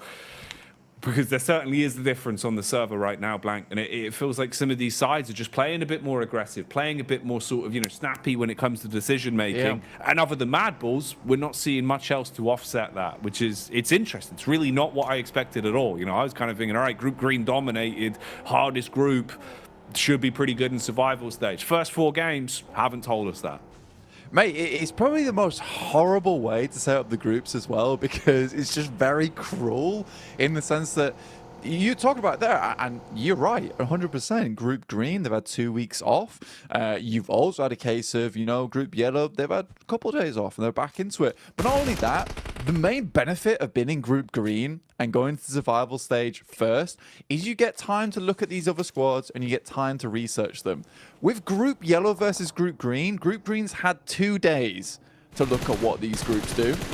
2 days to see what these teams can pull out, and 2 teams to research their own processes. It's extremely cruel to Group Green with the amount of time they've had to prep, the amount of time that they've been away from the game as well and not playing versus some of these heavy squads in the world. And I think Group Yellow just sort of have that inherent advantage because they've had 2 weeks to study Group Green since then, just in case they go to the survival stage, because they weren't playing for a while. So overall, sort of to be expected that Group Yellow would be doing better here. I don't want to go as far as to say it's unfair on Group Green, but it's definitely not easy. Yeah, it's just one of those, right? I know obviously you've got to roll with the punches because sometimes the shoe can be on the other foot. You know, we could have just as well been sat here saying, oh, look, with the prep they've had, it's been able to help counter the hot drops, help counter the rotations. The other side of that is you could just come in and play a completely different sort of game plan, really play more aggressive, play more confidently, versus sometimes what can happen if you've got too long anti-stratting, too long focusing on the books, when you get back into the practice and the actual game, when things change, they go against what the anti-strat's telling you, when the rotations are changing, frustrates you because you feel like, oh, we've done all this prep work, just none of it's working. Whereas you can notice teams like BTR, Influence Rage, right, even IHC to a degree with the way they're playing it, it's very much themselves. They're kind of just playing off the skin of their own back. They're the ones taking fights. They're the ones looking to play for points rather than play a smart, slow game game. We'll come back to this, though. Good topic of conversation for the overall lay of the land. But right now, in terms of the game we've got going on here on our last Erangel of the day, there's been a few fights going on. Some of the squads have started to go toe-to-toe, and we're seeing those numbers dwindle a little bit. Only one squad has left fully. That was the wipe we had on Alter Ego way back when this game started. At the minute, though, you're seeing Reject Tokyo, IHC, Influence Rage, everyone scrapping against one another. And that's because of this. Trying to get down to Sosnovka again. The zone has betrayed absolutely everyone. You have 2 bridges blank. That's basically it. So everyone is stuck on these roadblocks. They're in choke points and they've got to fight for survival.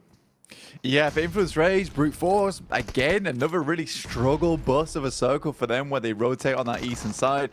Honestly, I think I've seen more Sosnovkas in the entirety of PMGC League than the entirety of the year.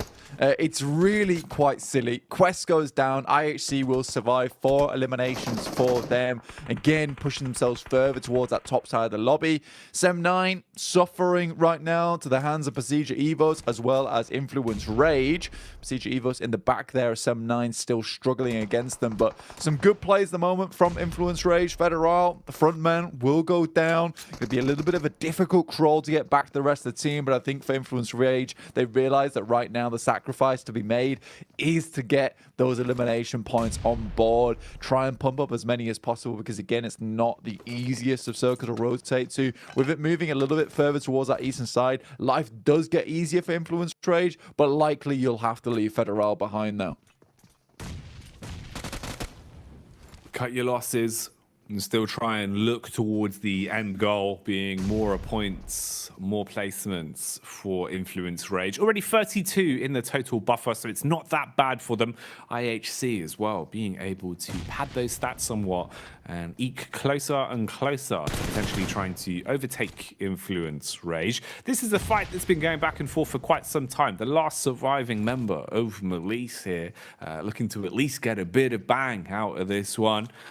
Well, it's not ideal. Gen 4s as well has got the roof to work with for BTR. So best case scenario, if they can ice out BTR here, take down the last man, at least that kind of stops their point acclamation for a few moments here into the 3rd game of the day. 4th game, rather. You've got the move up from Reject Tokyo as well, trying to close the gap. Don't want to get caught with their pants around their ankles as the zone comes in. But the lay of the land just looks so favoured to Madballs. They've got good angles to keep their eyes peeled across. And there's a few fragments of Gladiators thrown into the mix of it as well, with Meku down on the deck. Finally, we see BTR being able to survive the fight outside of the zone as well. So it seems like they'll stay alive for now. Frozen strikes onto Lufa and wipes away the Reject man. So Madballs holding strong on the bridge defense. Yeah, I think for Madballs, they've played this out pretty nicely. It's a pretty typical position for Madballs as well, to try and take control of Lighthouse here for themselves. Meku gets ahead. I think for Meku, it's very, very important right now that he stays alive, because he needs to be that landing post for the rest of Gladiators who are still trying to make their way in at stage 3, heading into stage 4. This is where the circle really does start to hit quite hard. DK do get themselves towards that position they played earlier on the map, down towards that western side, where we saw Madballs crash into them from the last game, I believe it was. Team Queso also on this western side. I think Team Queso has been doing some good work, honestly, in these games. Not pumping up the amount of numbers we see from some of the teams at that top side. I think Gemforce wins that fight down towards the southeast edge, and if he did, that is kind of disgusting. Up to 4 eliminations, so I think, yeah, he does win that engagement. Really quite ridiculous versus Melise there. Oh, it's wild, bro. The fact he was able to stay alive through it and just get away, it's kind of crazy. It felt like, this was the one game where BTR were basically just sort of going to come in, get spanked, get nothing. Instead, you're still finding 4 elims and still, kind of coasting through this one, at least sitting pretty in terms of the points you've already given yourself. Yeah, like, you've made it, man. It really is stupid. The Xavier over on this north side, holding on that compound, just taking shots at everyone on the bridge here who's trying to make their way through. I think Tixie almost certainly goes down here. Matic remains behind, trying to take down the players coming through from IHC, still making it in. Little boy just rocks up towards brute force, makes it look very easy, bringing some brute force of his own here, and will just strike him out with the DBS. Law goes down, easily picked up here. Will be 3 players alive. I don't know actually if they can get him up. They might have to just drag him into the circle itself. Tixie out. Again, this is looking very much like a DK or DX Xavier game. Good optics for them. The future bodes well in the way that they've been playing it. Still a bit of me that for some reason as well is kind of like thinking Mad Balls have an opportunity to still project themselves far further into this game. We'll see. We'll see how it looks for Mad Balls. Obviously in 4th place at the minute, tied 26 piece with IHC. Difference of eliminations though, 2 being the overall difference, as they're stat padding somewhat in terms of their control of the bridge that we've got to work with. Still have a good understanding of their location though, and of course they're a little bit safer zone-wise and having the cover to play with the geometry. The roof going to make it far easier for the elevated peaks. Yeah, I think for Mad Balls in particular, like, we've got to remember that they only got, what was it, 24 points on that first game. So from there, we're looking at a points gain of 2 over the other couple of matches and then 3 on this match in particular. So I think for Mad Balls, this game's very important in terms of getting some big points on board now, because realistically, Mad Balls don't want to fall too far behind. They understand, again, as we pointed out earlier on in the day, that every single game here in the survival stage so incredibly important, right? If you don't pick yourself up some big wins, some big points, your life becomes very, very difficult into the future. Again, you're just trying to stay out of that bottom 8 at the end of the day. And for Mad Balls, if you ended the day around about 40, 50 points, it really does give you a very, very happy medium going into your next day of play to remain towards that top side. Because for Group Green, if I remember correctly, actually, I'm not going to go off the top of my head because it's bad, but on the next day of play, it's a lot easier to really look at where the top 16 bubble is. And then if you have more points, it's much easier to push up towards that top side again, because you've got a clear goal ahead of you instead of just constantly chasing these other teams. At the minute though, with the way the lay of the land is, you kind of just want to, leave nothing up to fate effectively. If you can take it into your own hands, it's definitely the better way to go. It always feels so rough. The difference of qualification being off the back of sitting, watching and waiting whilst another team decides whether or not you make it. So points do mean so much, especially here, especially over these next few days, when in reality, every day the stream's going to feel a little bit different. The competition's going to feel a bit different when we're rotating those lobbies, when we're getting closer and closer to knowing who actually makes it the whole damn way through.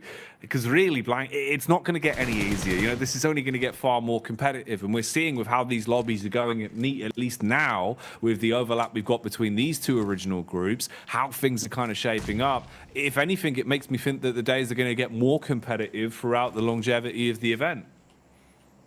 Yeah, and I mean, to be honest with you, survival stage, the last chance, probably the most exciting part of the league stage, quite frankly. And I think this is my favorite part of the league stage as well at the moment. So I think for some of these teams, it is just going to get more and more difficult. For some of the teams, it's going to feel more and more secure. I mean, Influence Rage, currently 6 points on the game so far. They're very much taking fate into their own hands at the moment. Again, you even see off the back of that last circle, they already learned their lesson from that last time, right? They got here so early to try and take out both Brute Force as well as Procedure Evos as they attempted to make their way in.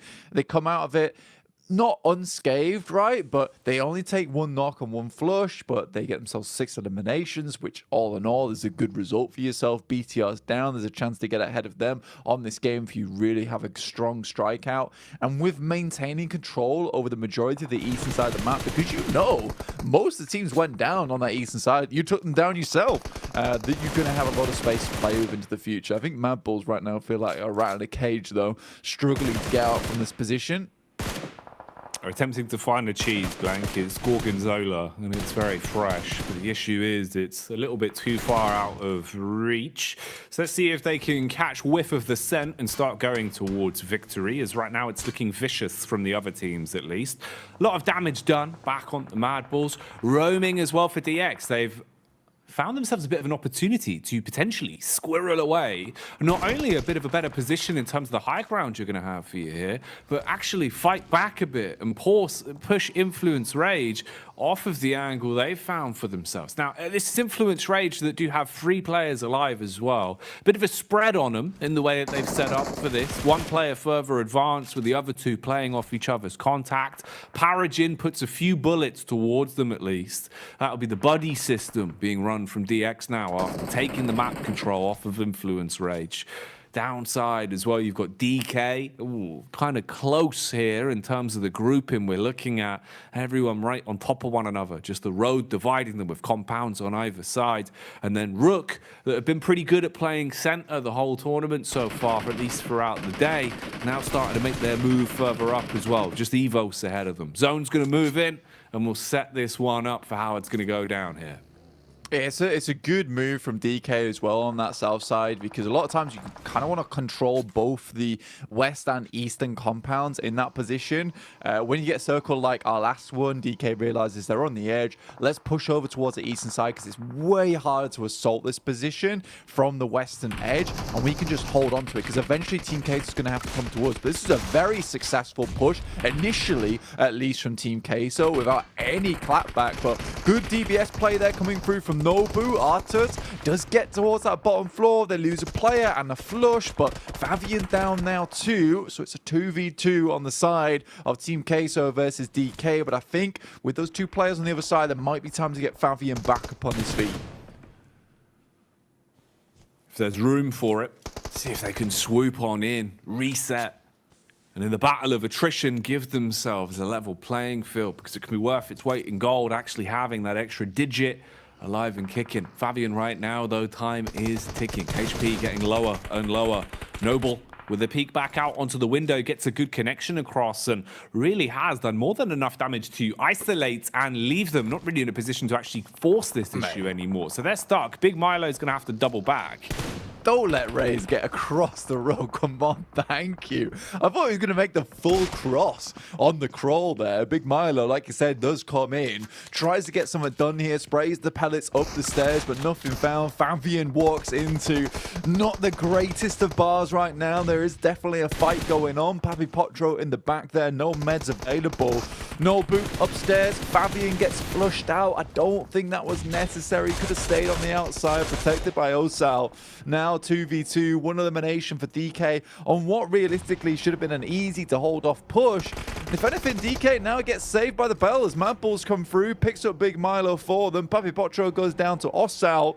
And now we're back over with Rook, who took their opportunity, heard the fight in between Team Queso as well as DK, opted not to try and hold it out, but instead take control of this northern edge. And Influence Rage, they're suffering. Influence Rage aren't going to be able to do anything too outrageous here because you're trapped. You're stuck behind a tree. Oh, so many lines of sight onto you, and these frags are getting the way of DX relatively easily.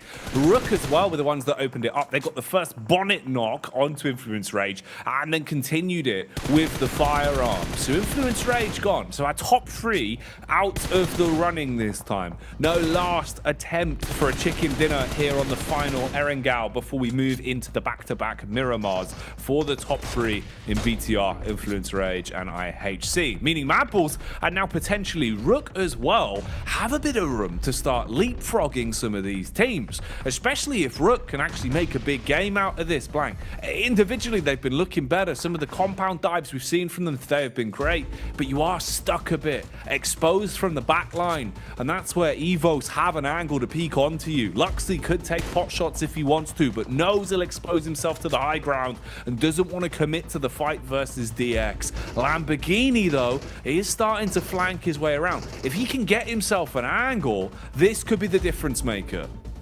Yeah, really lacking on meds here is Lamborghini. I don't know how the rest of DX is doing, but they got 4 players up and running, the most in the lobby right now with a strong high ground position on the season side. Next circle's really going to decide a lot here. It does move up towards the north, sort of favors them a little bit here, but Mad Balls can still move across. Osal goes down, Frozen will find him.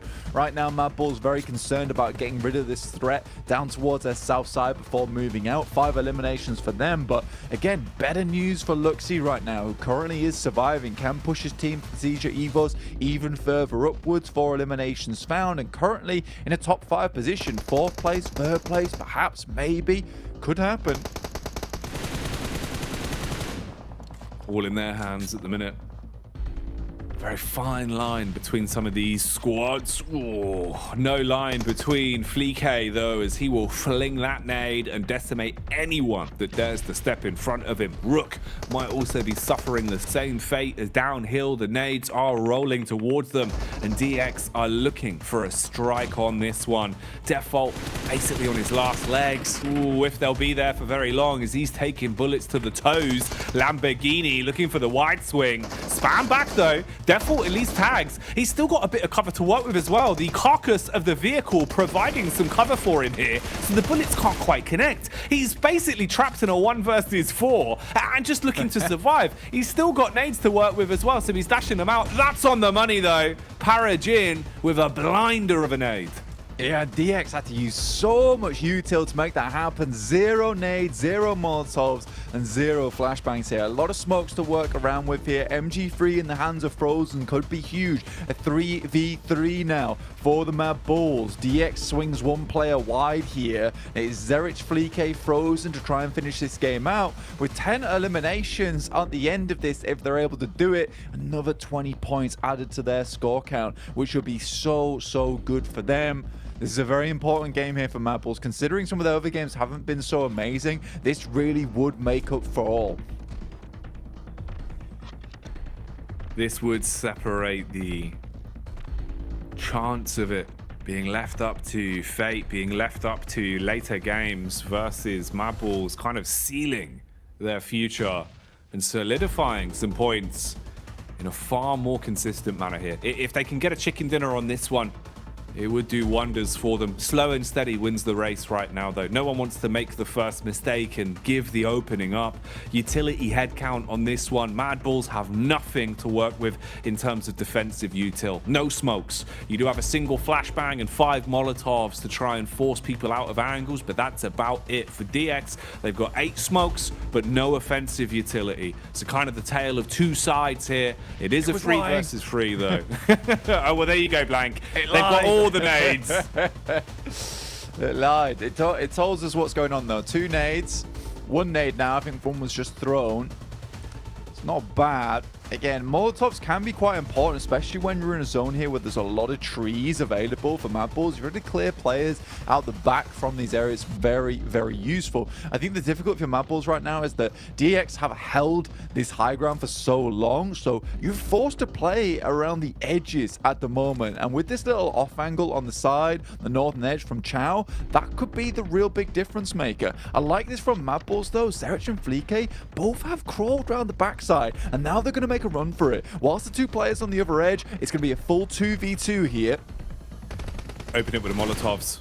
Fire flying through the air, trying to divide the angles and make it harder for the peak to come out from DX, restricting their movement here. A spam of bullets from Zerich as well keeps the attention on him. Meanwhile, Frozen closes the gap towards the left-hand side. Fleek strikes first, hits the head of Levi's and leaves him laid out on the ground. Mad Balls clamoring closer and closer towards a chicken dinner, and the big guns let it rip as Mad Balls grab themselves the win and pick up the last of the Erangals. Really nice stuff there from the Mad Balls. And again, 2 chicken dinners on the day is massive news, especially with some lackluster games in between.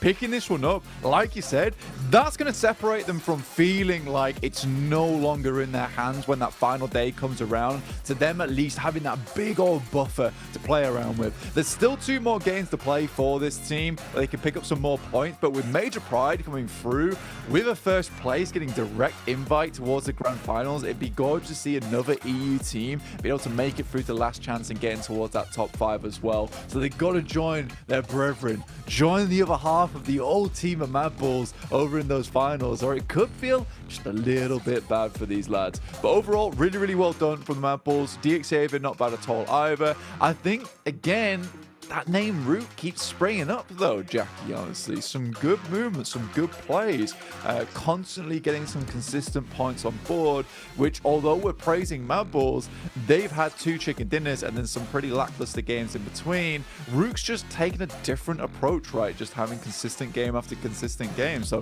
been pretty happy with them so far. No, yeah, I'm genuinely right there with you. You know, I think Rook have been looking really, really good. The way that they've been playing it, the confidence we've seen, it really as well, just like you're saying, the fact that even if you're not taking wins on games, you're at least being able to play it to a manner where you're consistently playing for the circle, consistently playing to really build those points, and they've been accumulating a good through. One side that hasn't, though, unfortunately today has been Alter Ego. I'm sure we'll hear about that and a whole lot more when we get back over to the desk. So let's send it back on over and break down the games that we've seen so far. See, I told you we'd be back in a bit. We do have Mad Bulls securing their second chicken dinner on the day and potentially put themselves in first place over Bigatron. A fantastic result here out of Mad Bulls and a fantastic closer as well as Colaris and Maxman were breaking it down while watching. Talk to us, Colaris, about the finish there for Mad Bulls.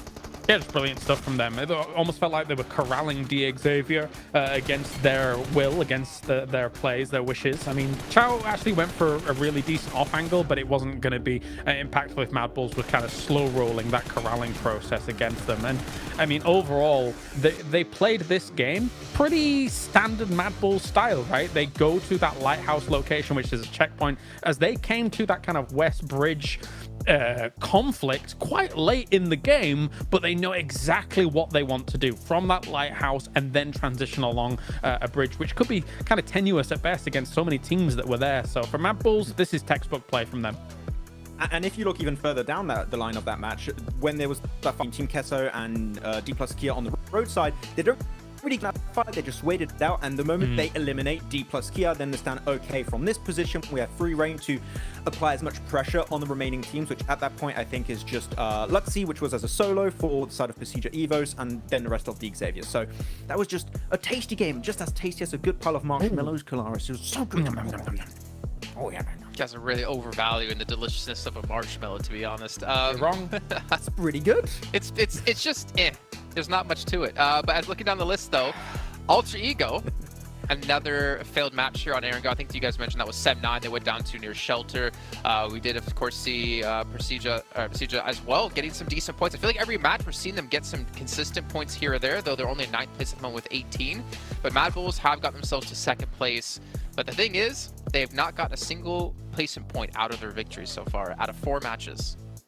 Yeah, it was a 12th position with 1 elimination and another 12th position with 1 elimination actually for Mad Bulls. There's a trend going on the matches they don't tend to win, but otherwise I'm happy with the top 3 we currently have. Influence Rage, Mad Bulls, BTR, all teams that have shown some moments of greatness really in the league stage.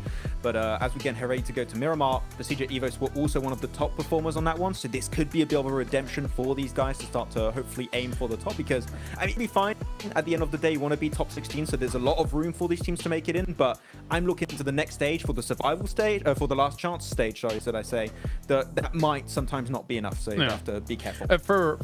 For Mad Bulls, though, if you think about how they've been playing out their wins, at least, Zerich is enabled. Like, he is on right now in a similar vein to how we see him on in our region. He got himself 12 elims across the 2 wins that they've been able to take here today. So definitely feeling on fire for Zerich. And when you think about Alter Ego on the opposite side of these leaderboards here, Jason, are they a 16th place team? Personally, no. I don't feel like they are a 16th place team, but they're looking dire right now with some of their decision making that they're going for. They really need to tighten up some of these balls, because the swim that we saw in the previous game was terrible. The unfortunate drop scenario that they have here near Shelter, it's terrible. They're a better team than this.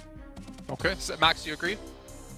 Yeah, I mean, I agree. Is they just need to speed up the rotation overall. It's just very similar to Gladiators in a way, if you want to compare. Like, there's good entry points, but it's just, unfortunately, all dying to the blue zone on the second wrangle, which is, I think that's the worst way to go out, is dying not even just to blue, it's phase 2 blue zone, which that's the worst way to go in any of these matches, and then just a hot drop. So, and the thing is, now a wrangle is done, there's no way for them to make those changes if they want it to do so. So you're going to have only one more day. Yeah, you're only going to have one more day to make that change, and then pretty much they're just going to leave it up to chance to know if they make in top 16. So Alter Ego, as you said, Kalash, I don't think they are a 16th place team.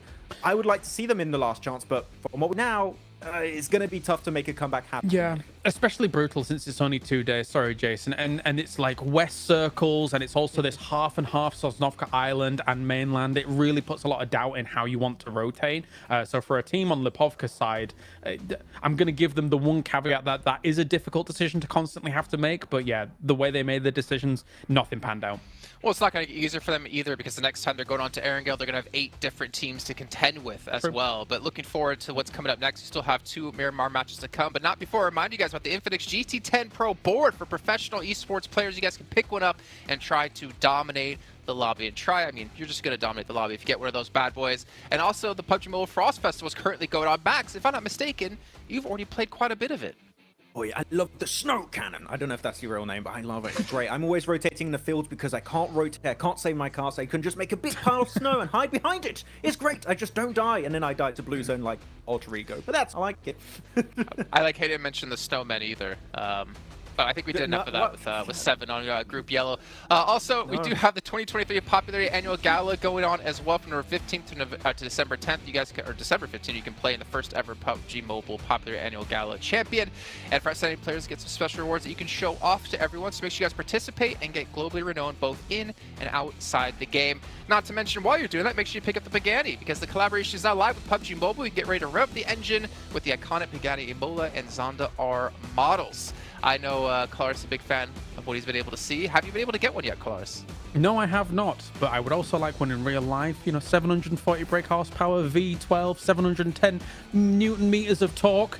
I love it. Don't get me started on cars, Jason. Newton meters of torque? What? You don't know what that is, No. do you? No. No. I don't think Max I have an drives. electric scooter. Well, if you guys are digging, oh my gosh, if you guys are digging PMGC, not to mention we also have the RPA4 Victor Dance, which is available now, and you guys can show off your PUBG Mobile PMGC vibe with the great statue you get as well in this one. You can do a Victor Dance and cheer for your favorite PMGC team, and maybe cheer for them on Miramar, because we are getting into our 5th penultimate match here of the day. Make sure you guys come back in just a few moments to see what's all going to happen with 2 matches left to go. Can't stop me now.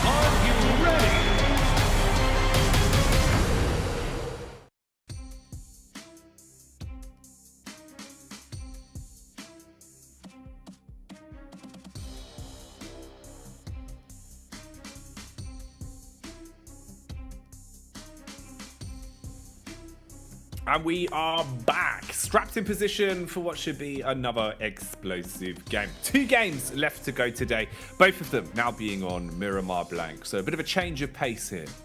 Yeah, big change of pace for a lot of these teams. Obviously, going over towards Miramar is a big change for a lot of these teams. Much larger map, a bit more room to rotate, I would say. I think some of these teams were getting caught on some of their drop spots as well. I think this might be a time for Alter Ego to be able to potentially actually drop into the match and not get immediately taken out as per usual. So we'll see what happens for this team in particular. I'm excited to see what they can get done here. Mad Balls off the back of that chicken dinner looking a lot more safe on that side. GenForce, the in quotation marks support player, taking on an entire team for BTR themselves as well, getting them a little bit further into the match and a bit more elimination points. They'll be pleased with that one. But penultimate match of the day coming forward, match number 5 of our survival stages is Group Green versus Group Yellow, and let's see who can pump up some more points, because we really do have some teams lacking towards the bottom of the lobby. You got to pump them now. If you don't get any additional points on these last 2 games, you're basically leaving yourself with nothing really to keep you afloat, Blank. It's like if we were dropping our players into a really big Olympic-sized swimming pool and their points accumulated equaled what sort of flotation device they would get. If you're under 10 points, you're not even getting the armbands, Blank. Yeah, we're dropping you in. We're not. We're dropping you in Cinder raw. block. Straight down. Damn, that hurts. Yeah, that's bad. I think but, you know, if you get like 30 points, Blank, we give you a little rubber ducky that you can sit in. Yeah, and if you get 50 points, life jacket. Totally overkill, right? You're floating on the surface, your face is all puffed up, but at least you get a little bell and whistle as well, just in case you want to get out. And you can that use last those chance. to alert other teams of your presence, you know? Yeah. Blow the whistle. Mate, Not that big of a pool, but I'm here. That's just influence rage. Whenever they load into the zone, they're just like, right, 2 on the safety whistles, boys. You know, they just go running in. I mean, to be fair, they alert teams to their presence quite quickly. There's just not much these other teams can do about it. And you were saying something quite interesting earlier today, which is about like they've identified the weak teams, which is quite predatory of them. And I think already dropping in Al Azhar, just the north side of Alter Ego, I smell danger. Yeah, this is, I feel like Ralph Wiggum, you know? I'm scared. I'm in danger. I am in danger. Like, it's man. Because look, right, you know, Alter Ego, they haven't had the best day of it. You know, I think that's fair to say, especially if they get farmed now and you're opening Miramar by Influence Rage, who, by the way, like another 4 elims could go a long way for them, already having 40 points under the belt. That would be a gross way to start things off. For Melise here as well, it's kind of a similar sort of affair, right? Like, you do not want to get absolutely banged out by Sem9 going into things straight away.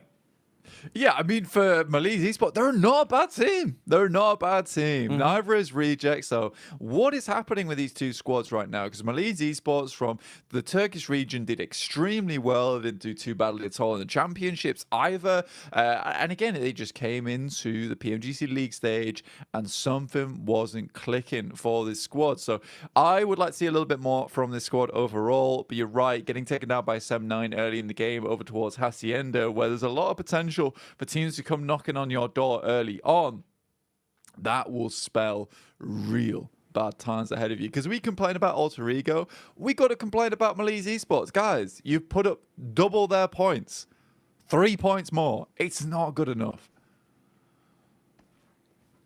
It's really not right now. I mean, how can things even start to go better for them? We'll take it one step at a time, at least. You've got to overcome what you've been thrown into here in terms of the hot drop. You're kind of both gambling on this one really being you finding a couple of points and staying alive. Because, of course, remember, right, you know, Sem9 and Melise at this point, even if you do win this opening hot drop and win control of the compound, you get the extra scraps from it, but you better do it with all 4 alive. And then you're actually getting something from the W. Yeah. Otherwise, you're kind of walking away / limping away with your numbers already dwindled from the opening moments, right? You know, spelling, you're not going to have a long game out of it. So that's why it's always such a coin flip. Always feels so risky when we see these hot drops, especially this late into the day as well. When we get to Miramar, you know, the hot drops really do feel like they, I don't know, they've got a bit of an off taste in your mouth, Blank. Oh, yeah. A bit too much soul. I get you. Yeah, you've over-seasoned it. Disgusting. Why would you do this? But again, look, the thing is about this engagement here is that both teams are waiting for the other team to make a mistake, right? So they can capitalize off the back of it. At this level, people don't make that many mistakes, especially in compound warfare like this one. Honestly, you can tell this is the team that has 6 points. The amount of time this fight is taking to pop off is kind of egregious at this point in time, right? For Melise Esports, CEO layer on the rooftops here, it's a good spot. It's a good place to try and see if you can find a peek off, try and take some shots towards the enemy team. But the longer you're here, the more opportunity there is for a team like Gladiators to rock up behind you on the western side, take really, really simple shots towards you. You're not really going in anywhere from this spot, and then you're out. So, you know, the amount of time this fight takes is just stupid. There should have been a lot quicker of an approach to this one. Otherwise, likely something like this is going to happen. 90 EP, instant shots, takes down CEO later. Now they're going to clear the rest of the building. Really easy. And Melise Esports, once again, are going to go out with little to no points. Feels that way with how it's going. It should unfold relatively similarly to that. It would have to be a huge step up from what remains of Melise. And then again, you run into that issue where if you can't save CEO later by the end of it all, what was the point? It was all for naught. We will see right now, though, bit by bit, confidence building up for 7-9, starting to pushing a little bit. Kissu is going for the gamble of playing for the res on his teammate. Ooh, timing's going to be everything on this. Doesn't quite catch contact of the player running by the front of the compound. CEO later has been firsted upon as well, as he's now put down for good. Kissu will spot one and at least trade it back with the shotty. Close range engagement on the stairs. Wasn't ready for it. 9 Depp was holding the angle, so as he comes around the corner, takes a punch straight to the face. Melise are quite quickly slipping down. But there is a caveat, right? This is what we were talking about. 7-9, you've lost Mamparang. So at the very least, even if you get out of this with 3 of the 4 players alive, it's still not that great. It's still a rough start. Yeah, it's not great for either team. And again, we can take this all the way back to the very first game of the day, right? On Sandhawk, where we saw the D plus Kia, right? They decided, you know what, this fight is just not worth it versus DXavian and Paris Resort. We leave. We play for the end game. Here, these teams are really putting the entirety of the tournament lives in the hands of Gunskill at the end of the day. Luckily, they take at least 7-9 out, which is decent, right? Yeah. It'll do. 4 eliminations, though, takes up to 10 points, I believe, here off the back of that one. You've got 1 player down, you pick them up, you got 2 players up. On Miramar, 2 players isn't going to last very long whatsoever, at least on a rotate now, this late in the game. I genuinely think that this was not the play for Melise. I think playing for the end game, trying to get 4 players towards there might have been better for them. 4 points, it might see you safe for a little while, but that is that really what you want to go for? I just think it's an oversight in terms of how do you want to play this game out, right? How do you want to play this tournament out? And I think with the amount of games that you get given in the survival stage, giving away a game on the chance of getting 4 eliminations, maybe losing a couple of players, is just never worth it, in my opinion. No, exactly. It's one of those where it just feels a bit short-sighted, considering the position we're currently in, right? You know, with where we are. If this was, say, you know, the first Miramar of Group Green even, it would still be acceptable. It'd still be one of those where you can kind of think, oh, all right, it is what it is. But like you're saying, it's the limited quantity of games you're physically going to have. You know, this is the least amount of games really you're probably going to be playing, with the differences of chopping and changing the groups and it getting harder and harder over the course of the next couple of days. So a mistake like that could be pivotal and very costly for them. We'll see what they can do with it, of course. You still basically got to find your way into the zone as well. And look who they've run into. Gladiators defending the edge here, knowing that they can basically just kind of pull them apart. So Melise, really, you've just got Lewis left. Yeah, trounced, really blank. Don't even get the the blessing of kind of walking away with 4 elims and 2 players, thinking maybe we can still push it a bit further. Dream's gone for that one. Yeah, and we saw that coming from a mile off, right? I don't know, man. It's just like you said, it's short-sighted. It's something that you cannot do in this tournament in particular. I'm not happy about it. I'm not happy about it at all. Procedure Evas, on the other hand, look to make their way in. Got to give big props to Luxie on that last game for getting the amount of points that they did. They do lose a player off the back at the start of this game, though, sadly, but they will continue onwards. And again, for any team that might be watching back, if you even care at this point in time, but yeah, you have to take the chance right at the end of the day for the most amount of points every single time. Because if you were looking like the fat man with the wine glass in hand, in the big armchair, with the 46 points, with the 47 points like BTR and Mad Bulls, you can happily take a hot drop, get 4 eliminations, and laugh and drink your wine and sit by the fire. This is not the case with some of the teams on the bottom side, and you have to take that variance in terms of we can go 4 eliminations now, or look, we try and play this game out and go for 20 points. Because for Reject, for Quest, for Alter Ego, they have to play for that now. You have to play for 20-point games.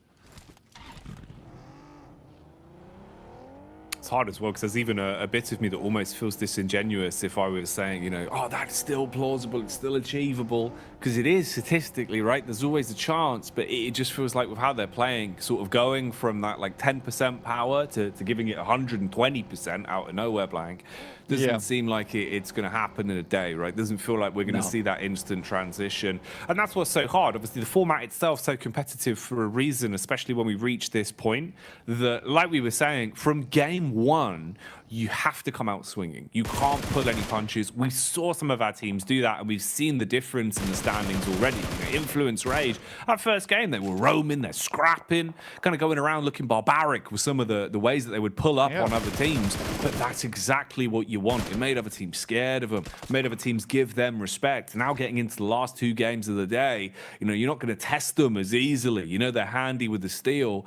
It's a shame, though, because I feel like maybe that was a story that I was hoping we could apply to Reject Tokyo, whereas at the minute for Rejects, it hasn't felt as clean, hasn't felt as sort of powerful as what we had seen individually from them, and almost like they are playing a bit timid the longer the game goes on as well. Normally towards sort of the mid portion of a battleground, that's where they start playing a bit more confidently, taking names and looking to actually instigate fights. Instead here, it's been a lot more just focus on survival, edge your way through the games. Gladiators thrown back into another clash this time, though. Seems like a pretty good defense on it, and that's BTR they're up against. So that's no easy cakewalk. This is a hard fight to take, but Gladiators dealing with the blows pretty confidently. Superboy, though, nice flick for the re-engagement. Man's honed in, Blank.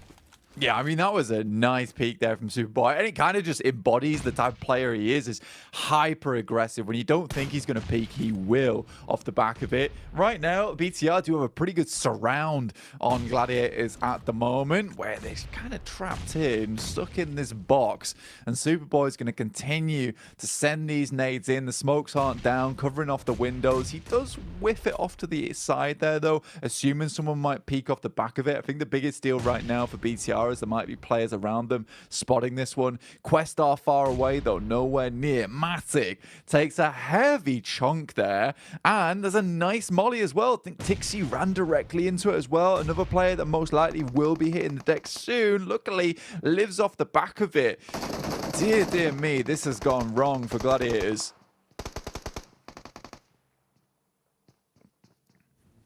I don't think it's going to get any better anytime soon. BTR are in the building. Are they in the building with us right now? Yes, they are. BTR pulling up with a DBS. Oh, mate, Tixie. He just looked lost, Blank. Yeah, like a child in a supermarket who's lost his parents. He doesn't know where they are or where anyone is coming from, because it's just frag after frag with the DBS. It looked easy. It looked free on the compound clear with the shotty. Lepar from BTR, this guy has really stepped up. Honestly, some great plays came in. Like you said, everyone just looked lost as sheep in that situation. Oh my days. And I mean, you know what? It really is BTR coming in like the shepherd dog, escorts them back to the lobby. Very unfortunate there for Gladiators, but again, this is sort of the playstyle we've seen from BTR. I love how aggressive it is now, because I think so many times on their pushes, we've seen this a few times where they'll get in, teams do what they usually do, which is try set up on grenades, but Lepar's already up in your face with a DBS. He is not afraid to take these fights, and this is kind of the confidence that is supported off the back of having a lot of those points I was talking about earlier. No, they're feeling like the fat man in the lobby. It's good to see. I love it from BTR right now. The entire wine bottle in the glass. Yeah, waddling through teams, just decimating them. Absolutely giving it. Oh, the giving it might continue here, though. It's Alter Ego that are finally back to swinging into things. The vehicle attack there as they spam their way out on the drive-by, do a nice chunk of damage. But what can Alter Ego do for themselves longevity-wise? How much can they establish here? A couple of Lilims are a good start, but you've got to keep that rolling the whole way through. We'll see how that goes the longer this one goes down. Right now, off the back of the play, you've established at least a nice bit of high ground to set up a maneuver off. Zerich is on the move, the sole survivor of the Mad Bulls. Oh, watching him dart around will send shivers down you. He's just trying to find some cover, just trying to find somewhere to tuck into, as he knows he's so exposed to so many teams, and he's been taking bullets, made his presence known on the rotate as well. So he's kind of isolated at the minute, just looking to keep himself out of trouble until he can actually find a way to fight for points a bit later on. Well, now we've got DX on our screens. Up towards Los Leones, a lot of teams will have to leave here, and I think some teams assume this might push down towards the south side, but they've all stayed relatively on the edge of Los Leones as well. But we'll have to fight one another to get out from this position. Influence Rage take themselves up a really nice position, in my opinion, up towards that center side of the circle. Little compound to play around with, a little bit of high ground. BTR off towards the western side of them. So we've seen the same faces time and time again. Now, you mentioned in Reject earlier on, well, it's the mid-stage of the tournament, mid-stage of the day, where they start to look a little bit more confident, start pumping up some points a little bit. And I think for them, the one thing I noticed, the one thing that we noticed together, was the fact that when they were playing center, that's when they started to do the most amount of damage in the lobby, right? And right now, they're in a fairly central spot. Before today, or before at least this game, we saw them, like you said, a little bit timid on the edges. Maybe this is where they start to get a little streak of that confidence back. But they need big games, and they need big games right now. They do, because we haven't even seen them kind of, they were very emotive on camera. We were seeing them kind of, dancing, celebrating, throwing out the bicep curls as well. And we haven't seen that today. Not having enough to celebrate for. So maybe not getting that first kind of win under the belt, that first sort of gust of wind under the wings to propel them further, has held them back a bit. But you're right, if they're playing center, it looks more characteristic of the way that we like to see them play. And hopefully they'll have something to be said here. Bonneting, always reliable. So the vehicles will be able to bombard their way through some of the players that were lurking around the corners. That was DK that have now been turned into the road trash after getting run over. Alter Ego still alive and kicking then, so being able to roam around like a bunch of BMX bandits on this one and just set up from position to position. Quite a close grouping of big name players as well here, actually, with Influence Rage, IHC, and then the last of Madballs in Zerich, all on top of one another. Really just playing the angle. It's a bit of a lay here in terms of the spread you've got to look at. Reject Tokyo, still pretty good. Dead center actually off the back of the move. Still going to have compound control to work with for that one. And then BTR and Rook just ahead of them. Might be a bit of a clash there on the push down. Now going to have to start to hustle and bustle a bit further forward to get back in the zone. Yeah, you could potentially, for a Reject, honestly go play over towards the silos. They're not the greatest of positions, but, there is an opportunity there. I think if I was Reject, though, I'd be more concerned about trying to hold out on that northern side, maybe, up towards BTR and Rook, who are attempting to push their way. You can see Influence Rage's spot right now, very strong, with the circle moving further down towards the south. Doesn't really force many of these teams out of position. Alter Ego, though, they know that they need that big points on the game. They've got one elimination apiece, which is always nice to see. That's a bit of a breath of fresh air for this team. Looks like they're getting back on the bike here, or at least the BMX, as you put it. We'll see what they can get done. Moving in towards DXavier now. IHC, sorry. Oh, they eat the first nade. Follow up from Alex as well. Looked pretty well timed to create space. Oh, that's nice. They push in, clearing from either side of the angles. So they're able to roam through, kind of breach and clear on that one. That was pretty nice. Door kickers level action there from Alter Ego. And they clean out that compound relatively cleanly, actually. Maybe getting a bit more confidence back now, Blank.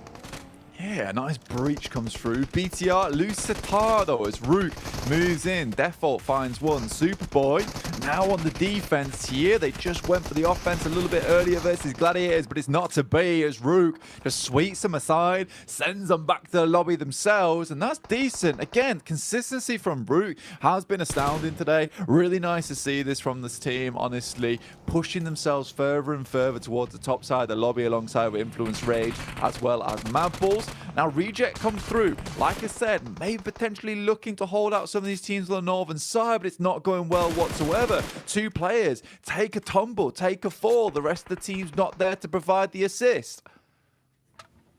Haji starting to push his way further up the hill, looking to see what he can get done from this position. What remains of Reject as well. Looking to try and make some kind of rotation. Have to get into a better position here if they want to save their teammates, save the setup, and potentially still have a 4 to play with. Won't be surviving for long though. Quest still aggressing onto them. Sarah, the man with the big biceps, not going to be able to put up much of a defense here. Not in position to throw out any punches and clap back. That's going to be Rook's territory as Pusher again deals damage from the side of the hill. Quest really taking the brunt of it now, Blank. Just getting bullets from all sides. Yeah, just can't get much done at all. Quest at least takes down a couple of the players from Reject, but that's about it, mate. It's not really looking good. Reject tries to get a bit more aggressive with it, but immediately shut down, which is going to leave them feeling very sorry for themselves. They split off into two here. Al-Haji, a lot on this boy's shoulders here to keep them in the match with him and Easy feeling a little bit queasy as they try and push back the pusher from Rook, but I don't think this is happening, Jackie, at all. They're struggling so badly on the edge. The amount of plays that the guys from Rook have been making today, it's very, very difficult. One knock found at least. Rami jumps out. Oh, it looked like it should have been a fair fight for him, but it's Al-Haji that is just surviving. Look at the mechanics as well. Man jumps over the top of the vehicle, finds another flick with the backup of Easy. Rook one by one have been torn to shreds. Al-Haji's days were numbered. Man had a crosshair on his back, but he survived and done it in style. And Rook, suddenly the script is flipped. You've got Default as the only surviving member up on the hill whilst he has to watch his teammates get gunned down. I mean, this is why we talk about this guy on the side. I mean, Rook has been Al-Had in this situation. The guy is so good on the side of Quest. He really carried them through a lot of their games over in their group itself. Managed to get them through towards the survival stage itself. 5 eliminations. And Default is forced to leave. And Rook will have to lick their wounds because this is a painful defeat there. But you're right. Dude, just the mechanics alone coming through from Al-Haji, the swing, dude. Is this guy on a rotating chair or what? Playing with the gyro to the max sense? That was incredible. He was like a human lazy Susan. It just went spinning in seconds, mate. Yeah, that's mad. The fact that he's pulled that off, Blank, in a situation where, yeah, the narrative, the story, the way it was going, it looked like Rook should have been able to steamroll him, you know, go from strength to strength, keep a good set of games going. Instead, that's Rook basically kind of, you know, destroyed. You've got one player left, right? What more can you get done? Good luck. That's kind of where they're left. And for Quest, the reset with a duo, yeah, it's not the best thing in the world in terms of points, but hey, it's going to be huge for the confidence. And at the very least, maybe they can squeeze out a couple more points now. That would be the dream for them, right? Make a good game out of this after those heroics. Absolutely. I mean, to be honest with you, close range tracking like that at that speed is one of the hardest things to do in this game. So if anyone's watching and you kind of just pass up on that, that is some baller players coming from Al-Haji.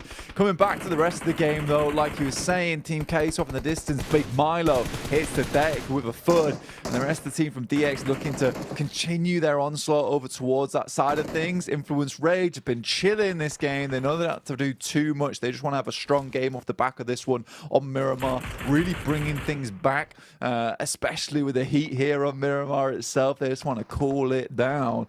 Alter Ego, some nasty knocks, but have at least been able to recuperate somewhat here, up to 3 players. Last player, and Al-Haji's not done with Rook yet. Man's going straight back in, wants to finish what he had started here and leave them all lifeless. Al-Haji, the big dog from Quest, really. Don't test us. That's mint. I love to see it. I love to see it, dude. That's incredible. Reject still going as well, but Rook will be finished there. Like you said, Jackie, I mean, this is a chance for Quest to actually pick up maybe a decent game. You'd hope so, right? Because it's like, if you make a play like that, just being able to at least secure some point score off the back of it would do wonders for them. And we know they're a team that is pretty emotional as well, Blank. You know, they are sort of, you know, they're strangers to discussing that. Exactly, like they'll tell us how they're feeling, so... Which is good. You'd hope Al-Haji feels a lot better after that one, right? I'd imagine the interview would be more along the lines of, yeah, that was sick. Yeah, I felt like a god in that moment. I did pop off, actually. I was spinning. I'm a bit dizzy now, but at least we got themselves some good points. But yeah, I think that for El Hadji, especially getting that at the end of the day, it's such a boon to that team because you did not want to finish the day without some kind of big movement, big play. A 2v4 will certainly do that for you. And next time we see Quest play in the future coming days, at least that they'll be feeling a little bit like we can rally around big man El Hadji. The icon of the team for Quest, it feels like. Definitely a bit of a backbone for the squad. We'll move away from that, though, and touch on what's going on here. How has he hit the headshot on that one? Misery going to be punished on the love tap there from the AK behind the rock, decimating and destroying Luxy, realizing that his luck might have just run out. A 1 versus 3 to fight from. Good adjustments, honestly, like the crosshair was on point, but overwhelmed, does fall, and Evos go out. So again, Influence Rage building up the confidence here. Meanwhile, not a dull moment. IHC, they've been found and tagged and bagged. Out of the runnings now. Two teams that desperately need the points on board. It's Reject and Quest. Quest took down 2 of the players from Reject earlier on. Now they're trying to get a little bit of vengeance over towards the squad. Sarah's got 2 nades in the back pocket, but the first couple weren't successful, allowing Quest to get some of their own sent over the top. Al Hadji, though, on a bit of a spree of his own, does try and move over the top side, but immediately gets shut down there. That's by Sarah. A big biceps crushes him in between like an egg. OCO wanting to support. The right hook to the left hand that was Sarah assists him and shuts down Quest, ending their quest here with a bit of a foul finish. The nade from Sarah was huge, and OCO's final move secures that one. It won't stop there, though. Another battle going on as we see DX duking it out, trying to close the gap and flush out a tiny compound here. Not much room. Shoulder-to-shoulder action. A well-placed nade could end them all. They're trapped with low HP. Smoke out the front, nades on the back. That one tags. Now they're inside the compound looking to finish it with the raw rifles. Lamborghini, though, realizing you can't make many mistakes now. His teammates are going down. You've got trades on either side, Blank, and it's looking iffy. He's being pushed. Timing on the bat nade needs to be everything. Instead, switches to the UMP, but you know that it's Big Milo that's going to clean up against the X. There it goes through, though. Will it hit? Doesn't do enough damage. Levi's got nothing left. Only got a flashbang remaining, so Big Milo will be able to pick up Reyes in this position. Great stuff for them. Alter Ego still pushing their way through on this map as well. So many teams heavily damaged. Only Influence Rage now with 4 players alive. They played the long game off the back of this one, map. They'll pick themselves up quite a few points, but they're off in the distance here, Jackie. We'll have to push over a lot of open ground. Some of these other teams, a bit of a better setting to start themselves off with here. A little bit of smoke here from Reyes to get Big Milo across because Levi's definitely watching. Jump shot comes through, will manage to make it, and Little Boy goes down to the blue. It's anyone's game now, Jackie. It's wide. It is wide open for some of these teams to secure points. Influence Rage, they are going to be licking their lips at the prospect of not only accumulating so many points today, but also having another chicken dinner alongside all the points. So chances for them are in a good position. Can they grab that chicken dinner, or who else is going to be gunning for it? At the minute, Alter Ego start to set themselves up by this wall, using the nades to clear their way towards the top floor. Nade after nade in through the window. Levi is laying on top for the drop down. The zone encroaching in, going to be nipping at his heels soon. Big Milo and co, they are trapped and they are going down quickly. Levi's at least gets one onto Alter Ego, but now it's down to the real fight. What remains of Alter Ego versus Influence Rage, all on the line for the chicken dinner.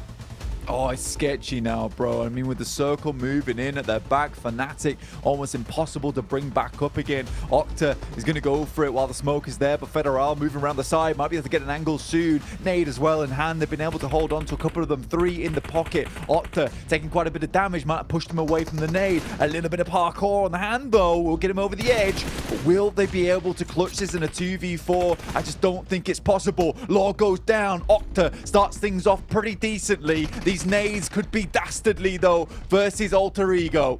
You've just got to nade a well-placed placement on that. It could finish the whole thing, and it will. Alter Ego go up in a puff of smoke. Influence Rage with the chicken dinner in hand. Not only have they had high elimination games, not only have they been looking like the most aggressive squad in the lobby blank, but they've now got a chicken dinner to prove it as well.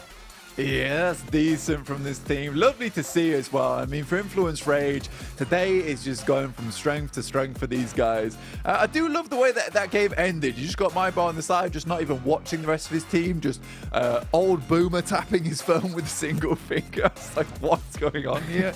But overall, it's been great games today for Influence Rage so far. Some really, really strong, aggressive matches. And this is sort of scary for a lot of other teams in the lobby in the sense that they've picked up some big high elimination matches about the chicken dinner, but that set themselves up very nicely. But they slowed things down as well, right? You know, they slowed things down a lot towards the start of that game, picked themselves a strong position because they were close to it, held it off, and then took themselves a chicken dinner. So the fact that they can show teams they can play a very fast play style and then switch that up with a slow play style into a win, you know, this is not a team that I would want to come up against.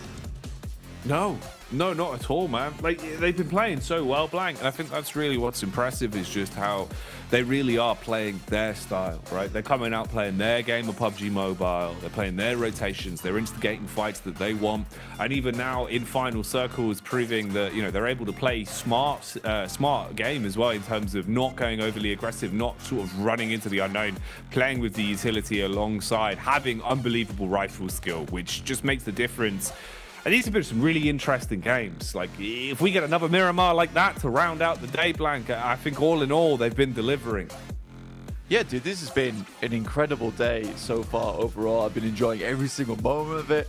I mean, to be fair, it's just one of those days where, like, anything can happen at any time. I felt bad for Lil Boy there, honestly, where he hangs his head in shame a little bit because given the MVP title, 5 eliminations, 300 damage. Stealer. But in the meantime, we won't steal any more time from you guys. We'll send this back over to the desk. So see you guys in a bit. Thanks, dudes. As we are back from the desk, myself, Jason Cap, joined by Maxman and Kalaris, and obviously Influence Rage getting the chicken dinner. There's also another team we really have to focus on here, gentlemen. It's a team that was at the bottom of the tables. The team who couldn't outswim the blue on Erangel. Alter Ego putting up a match they honestly needed if they want to keep their chance alive to get into the last chance. Yeah, I thought we were going to talk about Big Milo, but yeah, Alter Ego, also a very valid point to bring up. Alter Ego playing the eastern side of Los Leones, got that big high ground, so of course you're going to get massive amount of information. And Kalaris, more specifically for how they played this game, I was a big fan, an advocate of that 2-2 split, keeping 2 players on the high ground north, 2 players inside of Los Leones, so you can easily transition based on where the circle goes. Those 15 points were so needed for Alter Ego if they wanted to be relevant for race for top 16. So this now keeps them in the conversation. So this was a very important match for them. Yeah, there was urgency about them taking the high ground northeast of Los Leones and using that as kind of a linchpin to be able to take a lot of the fights that they did. The first one that was really obviously impactful was D+ rotating past them and then blasting them upon entry to that fight. And then they used that vantage point to just shoot a lot, at everything. Even that, as you say, the 2-2 split that they send down into Los Leones, keeping their options open. They're still able to get eliminations off the back of that. So yeah, they're back. I said, were they a 16th place team before this game? The answer to that is absolutely no. And here on Miramar, they had to do something to keep their campaign alive, and they were able to deliver. Well, Kalaris, do you think Alter Ego are an 11th place team? You know what? No, actually, I think they're a little bit better than this. We'll see how far we can go with this down the line, I suppose. Well, I mean, Alter Ego, they were in last place with only 3 points. You can see they're now currently on 18, a massive game for them. Desperately needed, but again, they need to do more, right? Because they're obviously not done at the end of the day here. They'll still have 1 day of games to play. But the thing is, coming in from Group Green, I believe they play as well tomorrow, which means after tomorrow's done, they have to sit back and cross their fingers that they've done enough to be out of the bottom 8. So it's really tough for a lot of these teams. But again, towards the top of the table, nice to see Influence Rage close out the game, get themselves a win. But I think for a team like Influence Rage, Max, we're pretty confident they're going to get into the last chance almost no matter what. To be honest, Jason, I thought they were going to qualify in top 3 of their group. I really like looking at some of the players, Chaoski, Fitterau more specifically. I thought they were going to be top 3. It was kind of an upset what happened there, but I expect them to go into the last chance. I expect them to make it top 5 to reach the Grand Finals in Turkey. So I have high hopes for the guys, and clearly from how they play this match, they can just have an absolute hold on these finishing circles if they have 4 players. They do minimal mistakes at that too. So chances are, Kalaris, if we see them reach the late game, similar to Loops, similar to Alpha 7 for Group Green, chances are they're going to win the game with double-digit eliminations. They rarely do mistakes when they are in those winning scenarios. Yeah, you stole the words right out of my mouth. I was going to say, like, when you see Brazil get to the late game the way they do, they are so formidable. They know how to have a stranglehold on these games, and Influence Rage is no difference to what we saw from Loops in Group Green, of course, where you would see them as 4 alive into the late stages and they would dominate. So Brazil is scary right now. They are very scary. Well, I'm getting worried for one team, though, if we're talking about a team that you two are very familiar with from the region, Mad Bulls. We mentioned at the back of their victory prior, their second chicken dinner on the day, that they've gotten 0 placement points outside of their 2 victories. Well, looking here, they came in 15 plays with 1 elimination. This team is very feast or famine at the moment, which for me, technically the way they're doing it is working for them to get into Last Chance, but to win Last Chance with only 2 days and to potentially do well in the Grand Finals, I'm not feeling the confidence for them, personally. Yeah, we don't have Nexus anymore. We don't have the Nexus roller coaster. It's the Mad Bulls roller coaster. Okay, it's all over the place right now. But yeah, for Mad Bulls, it's tough to find that consistency. Of course, it's a very unforgiving lobby. That means that if you rate it a little bit too late, you're going to be punished a lot of the time, which is what happened here. Influence was looking their way, Alter Ego too, but the moment they are in those game-winning scenarios, which is what we saw with their 2 wins right over on Sanhok and Erangel, they can wrap up the games, but it's just, as I said, this lobby is really rough. So the moment you're just not in a good spot and you're struggling to like get a decent spot under control, you are going to be getting taken down pretty quickly. Yeah. So they can make it. I mean, we saw what we expected from Major Pride, right, doing so well in their group. So Mad Bulls, sure, some games might not go their way, but I still expect them to at least go in Last Chance. Further than that might be rough. Okay, well, you know what? It is time to head into our final match of the day. So let's send it back over to Jackie and Blaine to close things out here on Miramar once again. A treat for us then, Blank. A last game of Miramar to decide what's been a pretty interesting day. We've seen some teams really rising to unfathomable heights and some squads we expected to see good things from struggling a bit, but it all has to go down here in our last game, Blank. Any expectations for this one, mate? Anything you're really hoping to see? Oh, look, honestly, what I do want to see is probably Influence Rage take another chicken dinner. I actually do want to see this team do really well, because I think it's one of my favorite teams from Americas. I think that they blasted onto the scene. No one really expected them to do as well as they did. And kind of blew teams like Loops and Alpha 7 out the wall. Obviously, Loops and Alpha 7 have done incredibly well during this league stage and still live up to the hype. But I would like to see another Brazilian team go through. I mean, they absolutely deserve it. The amount of talent in that region is kind of crazy. I mean, so far though, things have not shaped up to my expectations at all though. I thought a lot of teams down towards the bottom would do a lot better. I'm happy that D plus Kia is up in 7th place with 31 points. That's decent. But again, it's just a case of like some strange happening within the lobby so far. Gladiators being in 13th place, Quest as well as Reject. I think these teams, I think 2 of the teams sort of expected to be down at the bottom, which is Gladiators as well as Quest, but Reject definitely not so. I think Reject can definitely do much, much better in this survival stage, but I just don't know if they've done enough at this point. It's hard, isn't it? Because it feels like one of those where, with the format we've got and just how competitive it is, rather, if you make mistakes over the course of day one, like we've seen some of these teams do, you just don't have long enough to accumulate the points. And I'd agree, man, I'm a bit worried for Rejects, right? You know, I was kind of hoping that you would sort of have that Cinderella story, Blank, of they were the team that only missed out qualification by, 10 points in Group Green. They were, God, on a spree where at one point I think they had like 3 chicken dinners back to back or something silly, or it was like 2 chicken dinners back to back with 3 second places in a row. You know, you're thinking, wow, what could have been if Loops didn't steal all the limelight, if Alpha 7 didn't steal all the limelight, Stalwart as well even, so many big names that were in that group with them, but they've just not looked the same. They haven't been cutting the mustard today, Blank, and that's a shame. It is a shame. Yeah, it's stressful as well because I think there was like 2 of those chicken dinners that got stolen away from them. Like you said, it was Loops that stole one on a wrangle where I felt like they could have won it. It was, I think, Ayala who came through when he was on fire, would have died with the Molotov if it wasn't for the fact that he was able to get the DBS shot through. The Hellraiser clutch. The Hellraiser clutch, yeah. And then Gladiators, Matic and Meku clutching out in a 2v3, I think it was, versus Reject. And you take that into account and the amount of points that they had, I think if they had won both of those matches, it's been a very different story. And they might have been in towards the top 3 and got that direct qualification. So it is sort of the knife dealt by their own hand, really, at the end of the day for Reject. But I definitely expect them to be down where they are here. And if you're wondering why we're talking about them so much, if you went back and watched Group Green, you'd understand exactly why, because they were so close to that finish line, but just fell over right before they hit over the old black and white checkers. So a little bit sad for them. I'll see what they can get done here. Again, super happy with who we currently have in the top 3 at the moment. I think Mad Balls, BTR, and Influence Rage, all 3 teams that definitely deserve to be here. Mad Balls kind of riding off the back of some very strong chicken dinners. BTR, just some great compound play overall. Influence Rage, just, like I said, raging barbarians in the lobby. That's how they've been playing it, and it's been working really well for them. Basically just being able to bully other squads and run out giving it. Man, didn't expect to see this, Blank. Butcher Pete has made an appearance, and he's chopping that meat with a blade to get to the opener on this one. So not ideal. More of a BG than a BF on this one, as they've started the game off in a pretty unlucky fashion. Mad Bulls just kind of chomping on them there. Yeah, but nice stuff from Mad Balls, though. I mean, that's 3 eliminations, I think, after we will see mine go down very shortly. So for Mad Balls, that's happy days, up to 50 points now off the back of that. Really, really good stuff for them. They are all the way on the western edge of the map, though.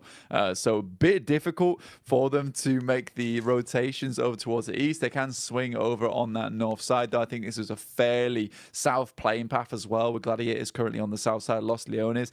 Hugely condensed population down towards that south side of Los Leones as well. It's not an easy amount of terrain to actually pass through. You know, you've got to hit up through the skyscrapers over in Los Leones itself, over some ridges, over some pretty open terrain as well. So I think for anyone down towards that south side of the map, you're looking at a fairly difficult rotation ahead of them. I think for anyone who has dropped over towards this western side, like BTR, like Mad Bulls, you know, that north rotate up towards Crater Fields, El Pozzo, over towards Water Treatment, that is a very, very happy rotate to make for these teams.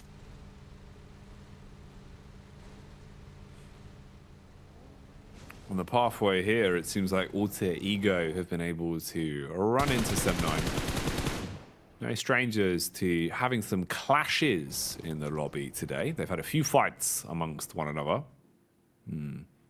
Ayala trying to drop back a little bit here, get himself into a spot to actually stay alive, narrowly making it in through the window as well. Tam suffers the same fate. Tons of damage back onto him, so he's in a bit of a sad spot. Gonna have to reset from that one and see just what he can get done from it then. Compound clash on this, not going to be easy. DBS is in play for either side. Didn't expect that though. Runs out straight through the double doors and just takes the peek into the wild outside, the great expanse. And this is going to be expensive, but Alter Ego basically just throwing people at the problem. Only thing is, now it becomes a problem for Sem9. Where did he even come from? Otka with the saving grace play, assisted by Rosemary on the AK. How on earth have they cleaned this one up?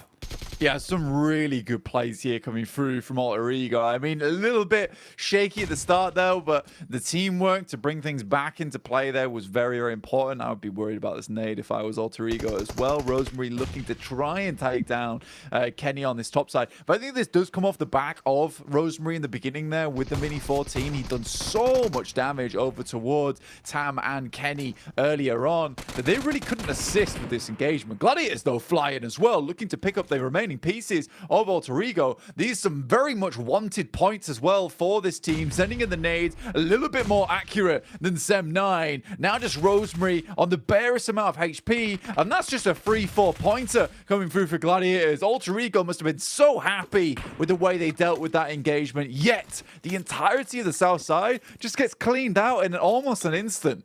Smiles turn to frowns in seconds there for Puerto Rico, thinking maybe that their bad luck could finally run out and they'd be in a position to get a couple more points, that Miramar was where things were going to change.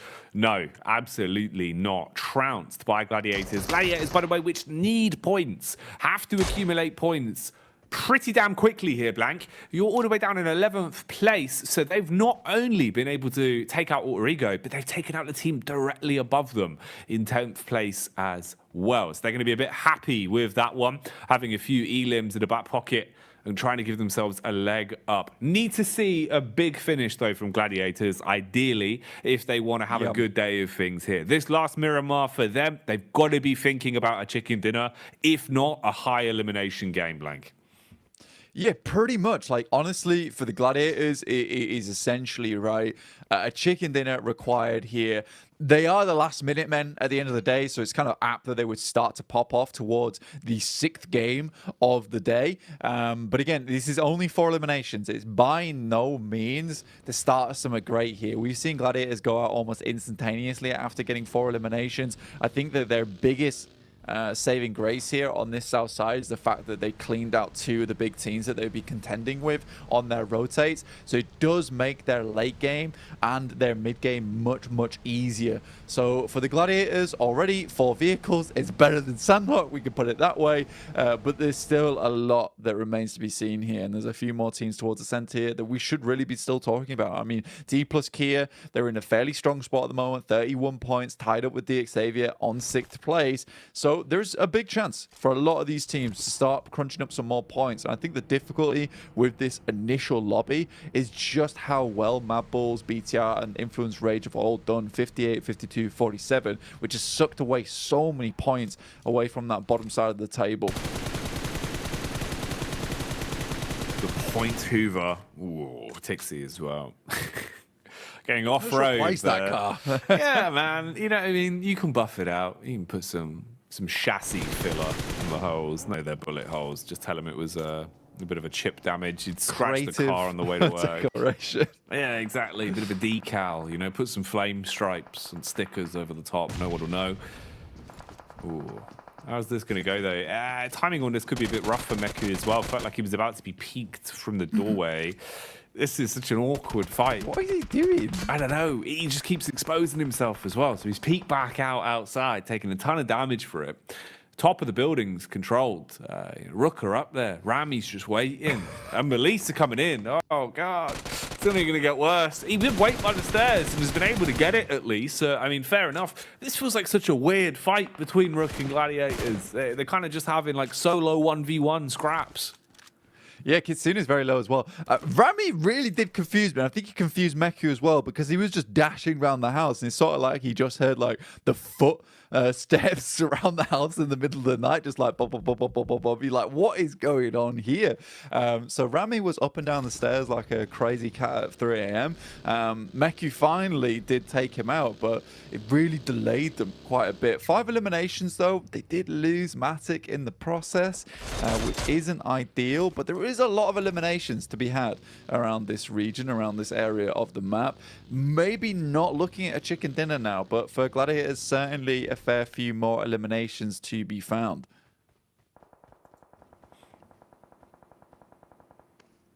Defo looking for the tag on the distance. Whew, substantial fight to take in terms of the spacing on that one. Fair few miles away, but bullets down range and a tag at least onto the player he was looking to inflict a little bit of damage towards.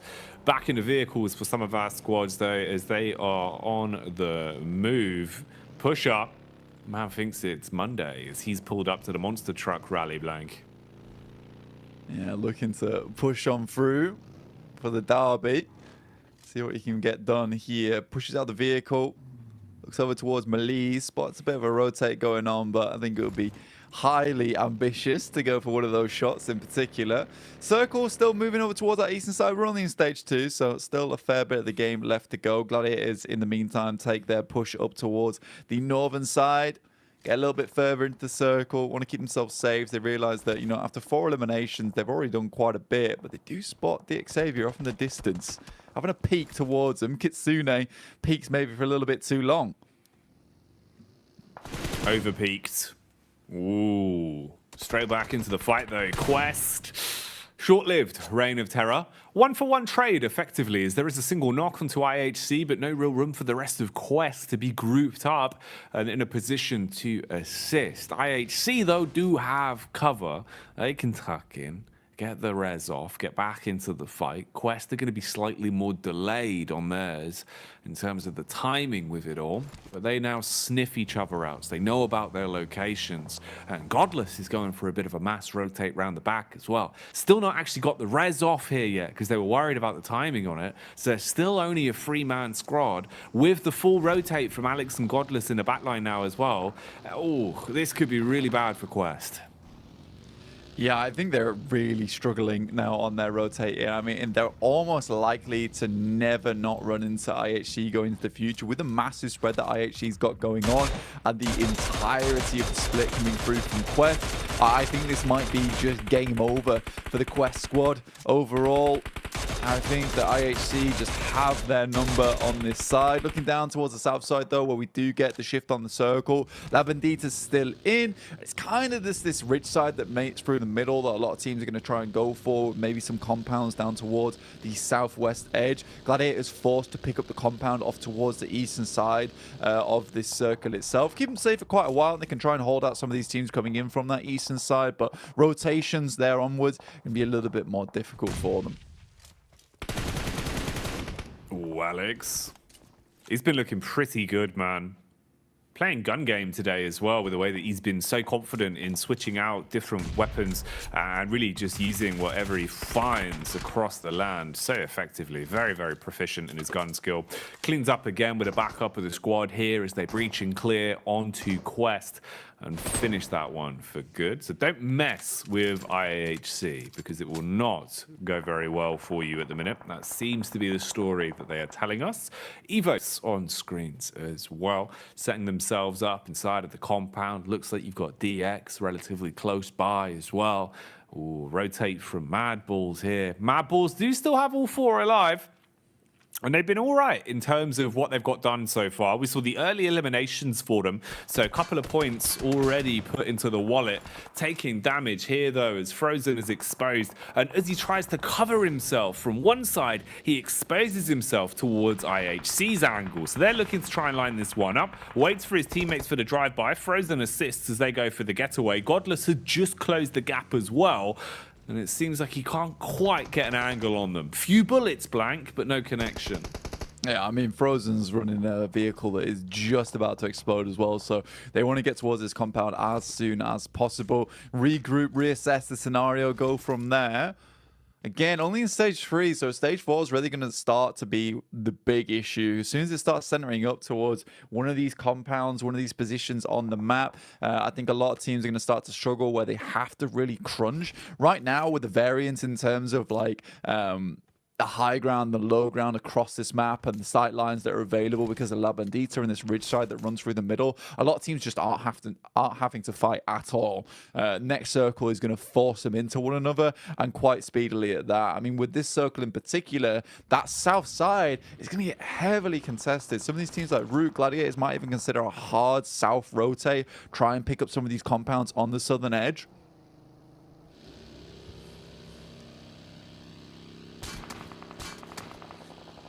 Metal dinks as the bullets are barely whizzing by. The convoy arriving, getting closer and closer towards the new circle now.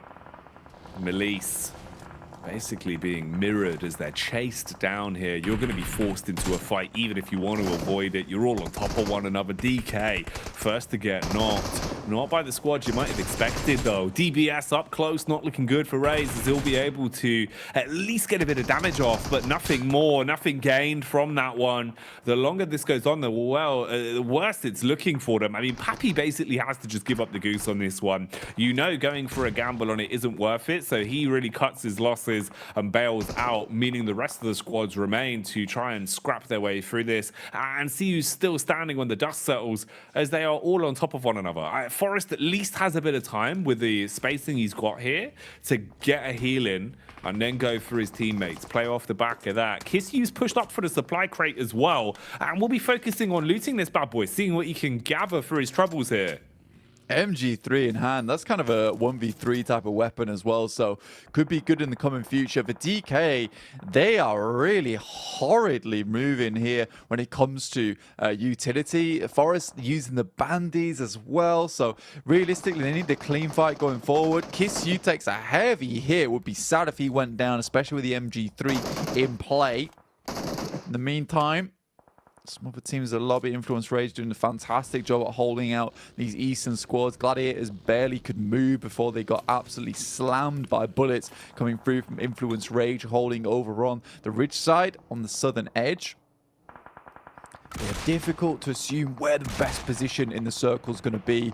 Zerich attempts to make a move on this compound, instantly shut down by Papi Potro. Last player alive as well, so super unfortunate he gets taken down like that. Looks to find some more, but immediately we'll say Fleek go upstairs and a nice little nade will take him out afterwards. So 3 players for Mad Bulls. It's not too bad, but it's not amazing either. What was that slowdown? Was that like the drive-by knock ourselves play? I guess, yeah. We're done.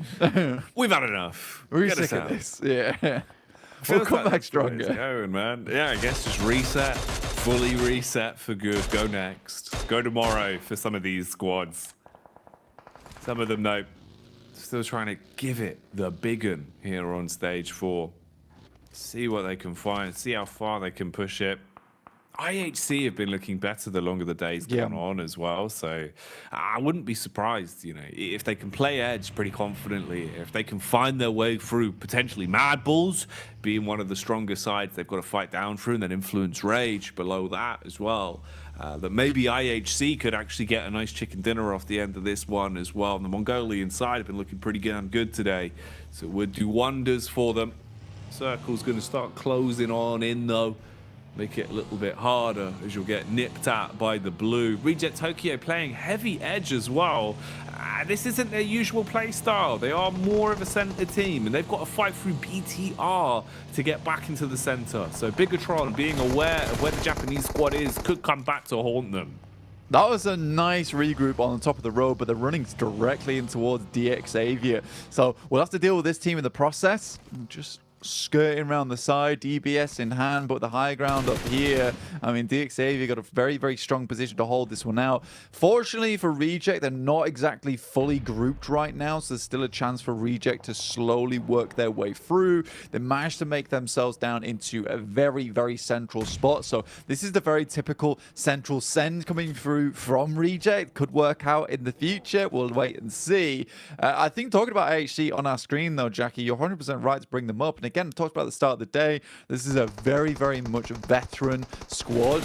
And I was surprised to see them do so badly in their group in particular. It's nice to see them realize that actually they are a decent team and start to hit some good shots. I'm extremely pleased it's Alex as well who's the ones popping off, because he was sort of the new addition to the team, and I think that he was doing very well to support strong players like Godless and Ziol, but now he's starting to become one of the heavy hitters on the squad, which is amazing. It feels like he's really, playing quite confidently and displaying that, he's got a good mix of the brawns and the brain blank, which I think goes a long way in PUBG Mobile, knowing how to use your strength into some of these fights. I mean, maybe that wasn't the best use case. Definitely more brawn on that one from Alex as he tries to engage the fight. And then just eating bullets, bud. Like, that's rough, actually. It's not the way I expected IHC to play it at all. It's been a little bit more drilled, a bit more calculated from them. That was just all-out chaos. But they got banged. Melise, fair play. You hit your shots at that moment when it matters most. Kind of mop and bucket level action now. They've cleaned up the lobby. But this is a side that kind of makes their bread and butter off cleaning up lobbies. Blank, Influence, Rage have been the common denominator in all of these games. They're always the ones finding pickups when it matters. So here, they kind of vulture-ass third party, swoop in, finish off what remains, get the additional points, and now have a car graveyard to live the rest of their days out in. Yeah, man. Influence Rage got the Zaflora-scented bullets because these guys are into cleaning, that's for sure. And they're doing really, really well off the back of it, honestly. They're very good at identifying where there's openings, and realistically, you hear the shots there, and they just think to themselves, look, we can claim a little bit of a portion of the northern side. It's been very difficult for Influence Rage to push down towards that south side, towards Rook and their compound, towards some of the central teams that are currently holding the high ground towards the middle. So I think for Influence Rage to hear that, there is alarm bells going off in their head. Like, this is an opportunity for us. We can take that top side and start to clear and confirm control from that northern edge of the map. So I love that from Influence Rage. You can see exactly why they have been so good today. It's been multiple moments of just really, really good and smart decisions, just off the back of how they play their games, which is just with a lot of confidence, with a lot of good team fighting involved, and they're not afraid to take fights with some of these teams. I think that they just embody that idea that they know that they're the best. And that's the way you want to play it. Honestly, that is the best way to play it, right? If you come into these fights truly believing in yourself, visualizing kind of the way you want to play it in terms of feeling confidence for the fight, playing with the confidence of 1,000 men, just like straight wide swinging into some of these encounters, it goes well for you. You play it timid, you're probably going to get burned from it. So that's why it's looked so damn good from them. They've been no strangers to setting the pace of the game. 3 elims under the belt for Influence Rage right now. BTR yet to actually start picking up their limbs, but still playing it smart in terms of the overall grand scheme of the game. How far will this take them, though? DK now being swung on as Madballs from behind the ridge start to put bullets down range and get a few tags off. Smoke wall up as well, adding a bit of extra defense. DK being picked up as Tulika will hit the first. Trade back from Reject, though, all the way up on the high ground, finding the opportunity to strike versus Madballs. Ooh, not working out too well on the clap back from DK, though. And you're in the worst possible position, really. Teams all around you consistently taking damage. Getting out of this is not a possibility. Survival at this point looking like it is really already chalked up to you just going down. Influence Rage just wanting to third party as best as possible off of this as well. They're already finding the odd pickup here and there. Yeah, I mean, for Influence Rage, they're doing really, really good. And I think this is the case that a lot of teams don't really try and push in for, which is a case of just taking a couple of casualties here and there, picking up more and more control. You know, you're moving in towards weakened teams. Right now, though, it's Madballs, Tulika, and Felique. They're doing some mad work for the team at the moment, really holding on versus many different squads at the same time. BTR tried to move in, take a little bit of a piece of the pie for themselves. Felique just hopping back and forth, but he's so low. Finally, Little Boy takes him down. Tulika up against 2 players from DK. It will be a 1v2.5 if he's able to make it happen. Allsal down, moves up with the DPS. Will finish it off. 10 eliminations. Tulika at 5 elims total, and he's still giving it lead. This is huge. So handy with a steal right now, earning his keep for Madballs. Tulika, he's had some slow games. I think that's fair to say today. Some of his damage numbers have been a bit low. It's been everyone else that's been pumping up the stock. But right now, he is rising through the ranks, at least being able to find some good moves. How far can he go, though? How much of an annoyance can he be? As Tulika's got to play that slow style from this point forward. Eke out longevity from this one to guarantee placement points, offer the heroism in those moments. For the rest of the squads, it will still be sticking to the basics. Tooth and now level gameplay here, as you cannot afford to make any real mistakes. So much of the map control has already been secured by Reject Tokyo as well. Dead center, prim and proper, as they've guaranteed themselves good high ground to work with. Other squads, it's not so easy. You've got to fight uphill and find your way into safety. Influence Rage, they're looking to gun down Tulika as well. They've got a good understanding of where he is. First peek, goes the way of the DBS. Follow-up shot goes into the body of the downed man. Little Boy trying to play around a vehicle, bombards him with bullets and stops Tulika.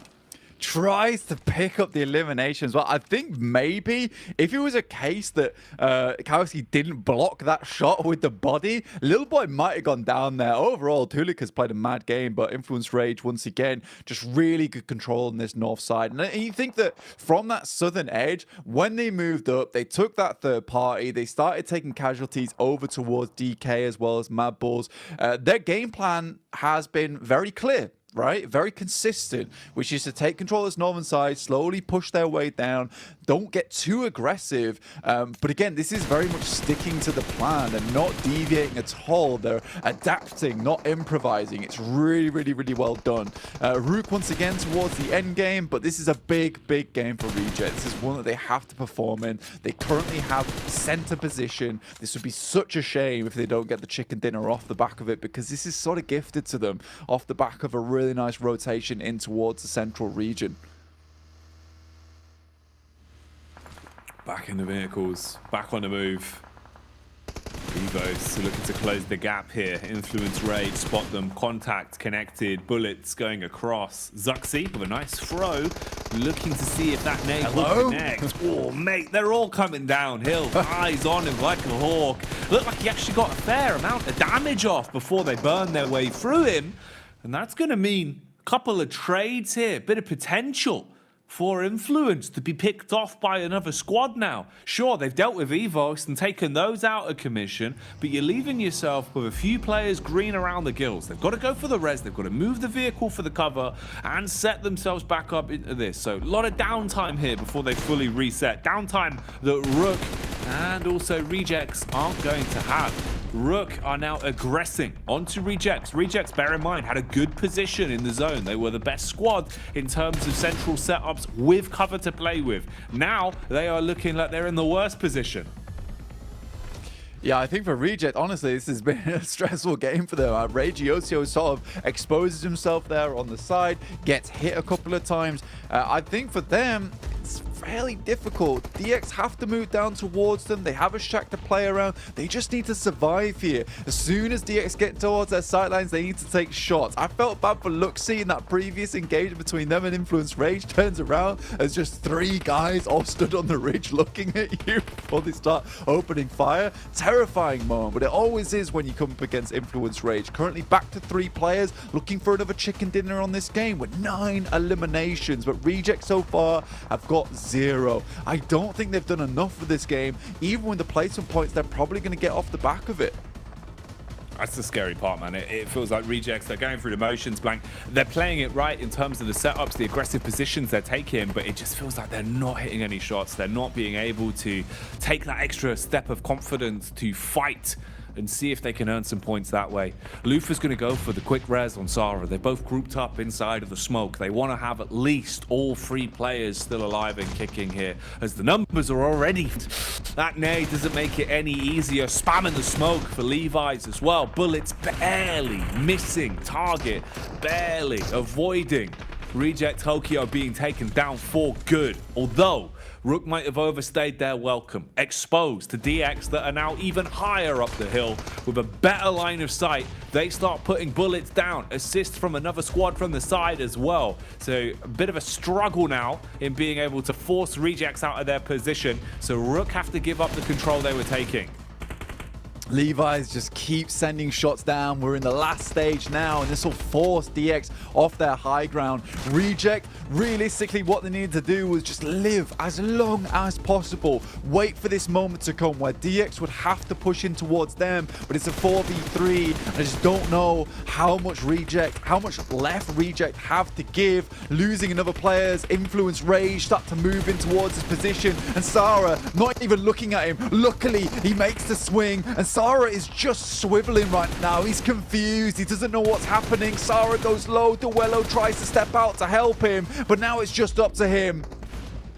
Quick res going for the rapid adjustment to try and reset off of this one as the numbers are dropping quickly. We've only got 3 squads remaining. DX definitely in a position to try and decide that they are the squad that should stand tall here. They were able to ascend towards the top of the hill, play confidently from it for quite some time, and it's just them and Influence Rage that remains. You have one flashbang basically to make the difference, try and give you a bit of an extra edge into this fight. They spread thin as well, Blank, playing separate angles. The buddy system not being utilized here. You've got the high ground covered. Chow looking for the challenge as he'll be pushing further in. Spots the first man in the bush, sprays his way through him. Chicken dinner on the tips of their fingertips now as they will grab it, shut down Influence Rage at the end of the day and deny that one. DX pick up the last chicken dinner on offer.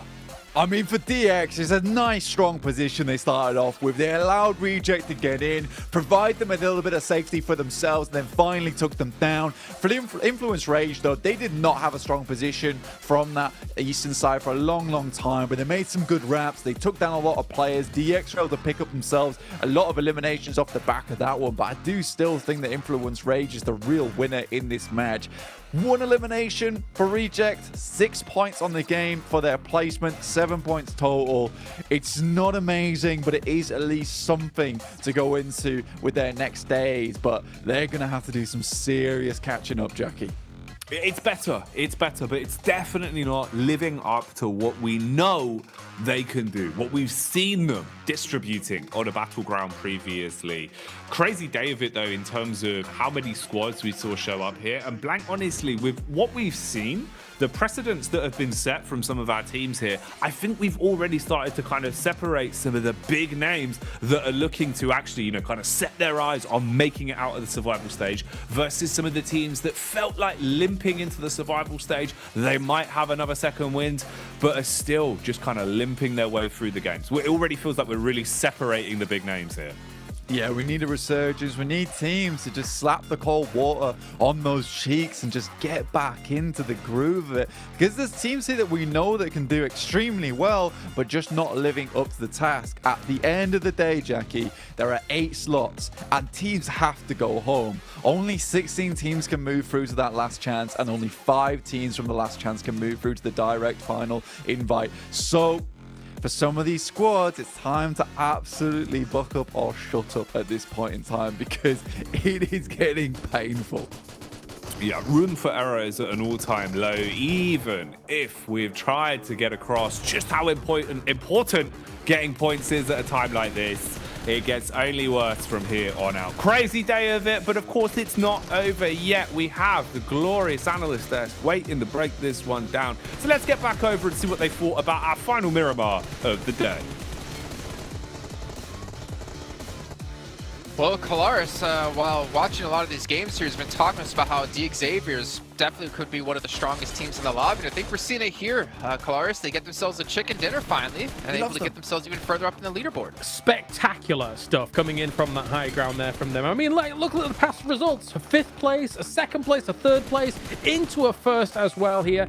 Xavier showing why this spot is strong, being able to blast all of these teams at the very end, and they played it flawlessly. Honestly, they were able to completely suffocate the last members of the roster there on Influence Rage. Very well done, really not giving them any room. I kind of want to say there was a low buff circle lock, but I feel like you're going to get angry at me, Kalaris, if I say that. So no, it was a flawless game from start to finish. Yeah, really good. But we have to really talk about Influence Rage right here. Amazing. Just so consistent throughout today. A 2nd place, a 3rd place, a chicken dinner, followed up now with the 2nd place here. They are just so consistent, bringing so many eliminations on board to at that. Another 19-point double-digit match. Telling you again, we said it so many times, right, Jason, but Brazil with Alpha 7, with the likes of Loops, and now Influence Rage, I think that we have a very high chance of maybe the entire PMGC kind of trophy going to a Brazilian team. That is how good this region has been this tournament. Yeah. I think maybe, I don't think I'm stretching too far in saying this, that Brazil might be now one of the strongest, if not the strongest regions in the world when it comes to PUBG Mobile. Yeah, I think that there was a very big standard in the past for mobile games and PUBG Mobile specifically, which is the eastern regions are so much good, but now the west has risen up so significantly, Jason, and now Influence Rage in 1st place with a significant margin at that, 77 points. What the hell is going on with these guys? 48 eliminations. They are blasting every single time. 77 points across 6 games with only 1 first place. Yeah. That shows that it's just unbelievable consistency in their second places, in their third places. Even when they're getting kind of knocked out before that, they're still getting a lot of limbs on the board as well here. Influence Rage is looking fantastic. I'm going to go on a limb here, and I think I'm pretty confident in saying this, that they don't even need to play their second round of matches. Yeah, they can just yeah. stop now, and they're Agreed. not going to be a bottom 8. They're going to make it through into our last chance. And obviously, another team to mention here, Mad Bulls. They finally get their first placement point on the board outside of a chicken dinner, but they also get 10 eliminations on that as well. This is obviously showing the power of Mad Bulls, but I'm still, even with them performing this well, I'm still not satisfied with them just yet until they can really figure out that placement point game, because if you look to lift that trophy in Turkey, you have to be able to put up placements. You have to be able to shut out teams of even higher caliber than the lobby you're currently playing in. I think the Mad Bulls have really kind of exceeded my expectations. Same for Major Pride. I think that both of them, I was looking at what we're looking from this team and expecting. I did not expect them to perform this well. They've improved significantly day after day in the group stage, now also in this tournament. So sure, like they'll all been consistent, right? But I feel like just giving them more time, they might be able to find that consistency, and it's just one day. Hopefully they can try and get more of those consistent points on board. But as I said, I'm really happy with their performance so far, and I would love to see them go in Turkey. I think that with these kind of results, top 5 after the last chance, there's a high chance that could be happening, in my opinion. You know, Colars, 6 out of the top 8 teams are all from Group Yellow. Now, obviously, the question can be, is Group Yellow just stronger when it comes to teams? Or is the fact that they just played 2 days ago, they're already warmed up and ready to go and didn't have those 2 weeks off from playing in Group Green, does that give them sort of advantage? Do you have any opinion on that? Now that you kind of draw that correlation, maybe there is, you know, a slight advantage in terms of being warm coming into these games. That definitely will help them. But also, we can't discount the fact that Group Yellow was a great set of teams. And when you look at the teams that were just on the cusp of trying to get that top 3, we're seeing a lot of those familiar names here trying to strike out once again at those top spots. Mad Bulls, of course, kind of the outlier almost with, you know, how they've been playing. And again, I think to echo the sentiments of Max, they've slightly surpassed my expectations of them as well here, even though it's been a bit of a roller coaster, but seemingly points wise, that's enough to be able to keep you in these upper echelons. So yeah, Group Yellow looks great. Group Green definitely got to step it up for the next day. Well, not to mention, Max, you also have the difference of, yes, you are probably more warmed up because you played more recently, but you've also had less time to prep and fix the problems that you might have had within the team, considering 2 days after you just played, you still have to go back into another part of this event. But looking at, you know, the whole day today, Max, is there any teams in particular that really kind of stood out to you, good or bad? Actually, I have one team, and I mentioned them at the start of the pre-show about the African teams, right? Brute Force been a bit silent, but man, Rook Esports, they have been just reaching the late game, not as dominant as you would like them to see. I feel like they just need to be a bit more confident, maybe learn from a Mad Bulls or learn from an Influence Rage. That when you are in those game-winning positions, you need to, quote-unquote, suffocate those teams, right? Take those game-winning spots, those splits, and try and win off the back of that. So good from Rook to get, what was that, a 4th place, a 4th place, and a 3rd place. But I tell you, if they can just keep on going like this, they're going to the last chance, and who knows, with the amount of games played, might be able to make it to the Grand Finals for Africa. Okay, well, we're obviously talked a lot about Mad Bulls as well, but luckily for us, we do have an interview with Chucho on the stage with Zarek.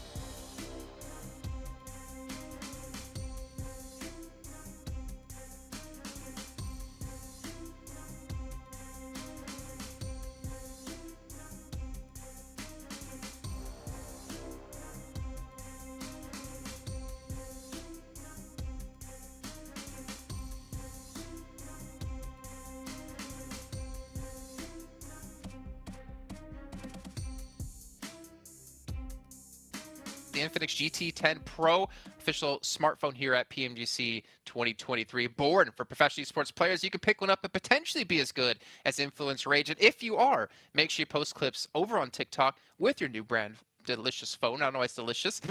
Your great new phone with the tag PMGC 2023. You can also find some great interviews and stuff from behind the scenes over there, so make sure you guys check that out. But Max and Clars, it's been an honor having you two back once again, but I have to wait another 24 hours until we get to see you guys. And you guys, of course, at home who are watching the event, while we come back tomorrow with Group Green up against Group Red. This is the PMGC 2023 survival stage, and we'll find out which teams will continue to advance through tomorrow.